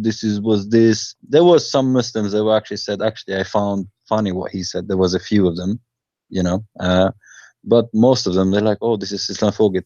But he was, and I was thinking, actually, if he was a normal guy, not a politician like him, police probably would have looked to arrest him. How can you try and put to prison? You can go and read if you think if anybody thinks I'm actually lying, go and read into it. She, the biggest police officer in UK, asked the prosecutors. She is a hypocrite, trying to be hypocrite to the Muslims so she can stay in her job, and because these days the more you are a hypocrite, the more people they like you. It's just absolutely disgusting. And people actually were phoning in on the radios and stuff, and they were like, we have people being stopped on the street, we have people losing and killing, being robbed, their houses, they're being robbed, their cars are being robbed, there's loads of crime happening in UK at the moment, and we are worrying if this guy has supposedly offended anybody. Is his speech a hate speech? Because what we have is, in the United States, you guys are lucky because of the freedom of speech. In UK, we have a law which means that if I am offended, if I am grossly offended, then you have broken the law. You understand what I'm saying? Mm-hmm. So if I phone the police and say I'm grossly offended, that means you have broken the law. So if you go to court and the judge says, well, you have grossly offended this person. So why this women shouldn't arrest the Muslims when they say the Christians are kuffar? Yeah, but this is a double standard, my friend. Why shouldn't arrest the Muslim when they read in the mosque that non-Muslims are najas and they are dirty? Exactly. But unfortunately, what you get is you get the double standard, and it's become an absolute joke. And in UK, we need somebody like Trump, who will have no political correctness in terms of speech. And what we have is Corbyn, who is a communist leftist who really hates Christians. I know he does, and the Jews. And then we have Theresa May, who is completely useless, and all they're doing is they're trying to put laws to actually monitor people what they say online and stuff. So this is what UK is becoming to. It's becoming a bit of a joke. But there is a change in Europe. In Sweden, the anti-immigration party is actually one of them that is going to win at the moment. They have votes at the moment, and it looks like the anti-immigration party is going to win. In Germany, they're having a big protest. In Italy, there's been change. So there's a lot of change happening in Europe, but I think it's a bit late as to what's happening. Let us see what will happen. For us, we do our part and we say the truth as it is, and who like it, and let them arrest us for saying the truth. Our books, our videos, they are all over the world and nobody can stop them. They might try to mute someone, but it's not going to work, because simply if you try to mute me, my voice will be heard more. As simple as that. You see, when they try to mute Salman Rushdie one day, Salman Rushdie, he printed a book nobody even heard of. Exactly. Suddenly 2 million Abdul went in the street saying death to Salman Rushdie, death to America, death to satanic verses. Everybody in the West start buying his book. Actually, I am jealous. I wish one day 2 million Muslims, they will go on the street, say death to Christian Prince, death to the deception of Allah book, and we will burn it, because that will be my lucky day. So they try to fight you, but it works always in the wrong direction. It doesn't work for their benefit. Let them try and let them do their best. And the hypocrite ones in Europe, from those pork and politician, the police leader you are talking about, I'm sure she is thinking about, after she finished with her job with the police, to seek a better job, and the Muslims will vote for her for sure, because obviously she is their puppet. So, but that will not work. Actually, she will lose the support of the British citizen, because I believe the majority, they see that this is not right. People, they can say whatever they want, and obviously that putting women, forcing women to wear certain clothes is not something accepted, not in Europe especially. So how they can praise that, and how we can speak against the one who speak against that? Yeah, because no, loads of people here are complaining because you know when you go to a petrol station, what do you call it in USA? Subway? No, where you get the fuel, you know, for your car. Gas station. Gas station. Yeah. You have to, if you have a helmet in your bike, you have to remove the helmet. Otherwise, they won't give you fuel. You know. Okay. It's same if you go to a bank. You know, if you have the helmet, yeah, they're not gonna serve you. They will tell you to remove it. So people are like, hold on a minute. Why am I having to remove my helmet if I want to get fuel for my bike? But the woman in burqa can get fuel and nobody asks her to show her face. You know? So because the people with helmet, they have to show their face just in case they're stealing the fuel, because people steal the fuel, they fill the tank and then they do a runner. Yeah. So basically you can't get fuel. If you go with a helmet and you don't take your helmet off, they won't give you any fuel. The burqa is you won't get against any. security. It's against security. Forget about religious. Yeah. I mean, this is the country how it is. You don't like it, go back to your country. You know, in many countries, Islamic countries, burqa is banned too. In Islamic countries, they ban the burqa. Why you cannot ban the burqa in Europe? And there is no sponsor even for the burqa. You know, who is the Muslim can find me the burqa in the Quran? Where we can find the burqa? It's not there. It's just there is no burqa. The burqa does not exist. The Quran doesn't never speak about the burqa. Where is the burqa? I want to see the Muslims speaking about the burqa and show me the verses. It's speaking about covering, but covering their chest, covering their feet down, but nowhere it says cover your face. Basically no explanation as to what exactly to fully cover. Not even in the explanation. You see that even the hadith we showed you, you know, speaking about the veil, and the veil have nothing to do with the burqa, because Muslim women, they are allowed. You know, Aisha, she used to take a shower in front of men. In the hadith it says that two men enter upon Aisha, and between her and them there was a sheet, and the sheet is to her waist, which means she is topless. The sister of Aisha, she used to give her breast to every Muslim when enter to Aisha. Her breast, they suck her breast, men, but not talking about children's, men, in order to enter to Aisha, they have to put their head in the lap of the sister of Aisha, which older than her, and they suck the boobs of the sister of Aisha in order to sit at Aisha. So what burqa?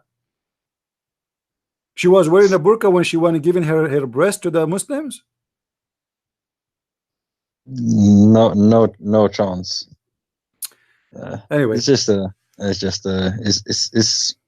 I don't know. It's an absolute joke. I don't know how people believe in all this stuff. All right, it's mind-boggling. I think I've taken too much of your time. No, it's okay. But look like people are getting tired too. How long you been online? No. Thank you, my friend, for calling. All right, thank you, man. God bless. God bless. Thank you. Thank you. Take care. Bye bye. Good night. Anyway, guys, just please I remind you to download my videos and share them in your YouTube. And actually, I will in order to make people re-download the videos and share them, I'm planning not to keep them for long, which means I might keep a video for a day or two, and then I will take it down.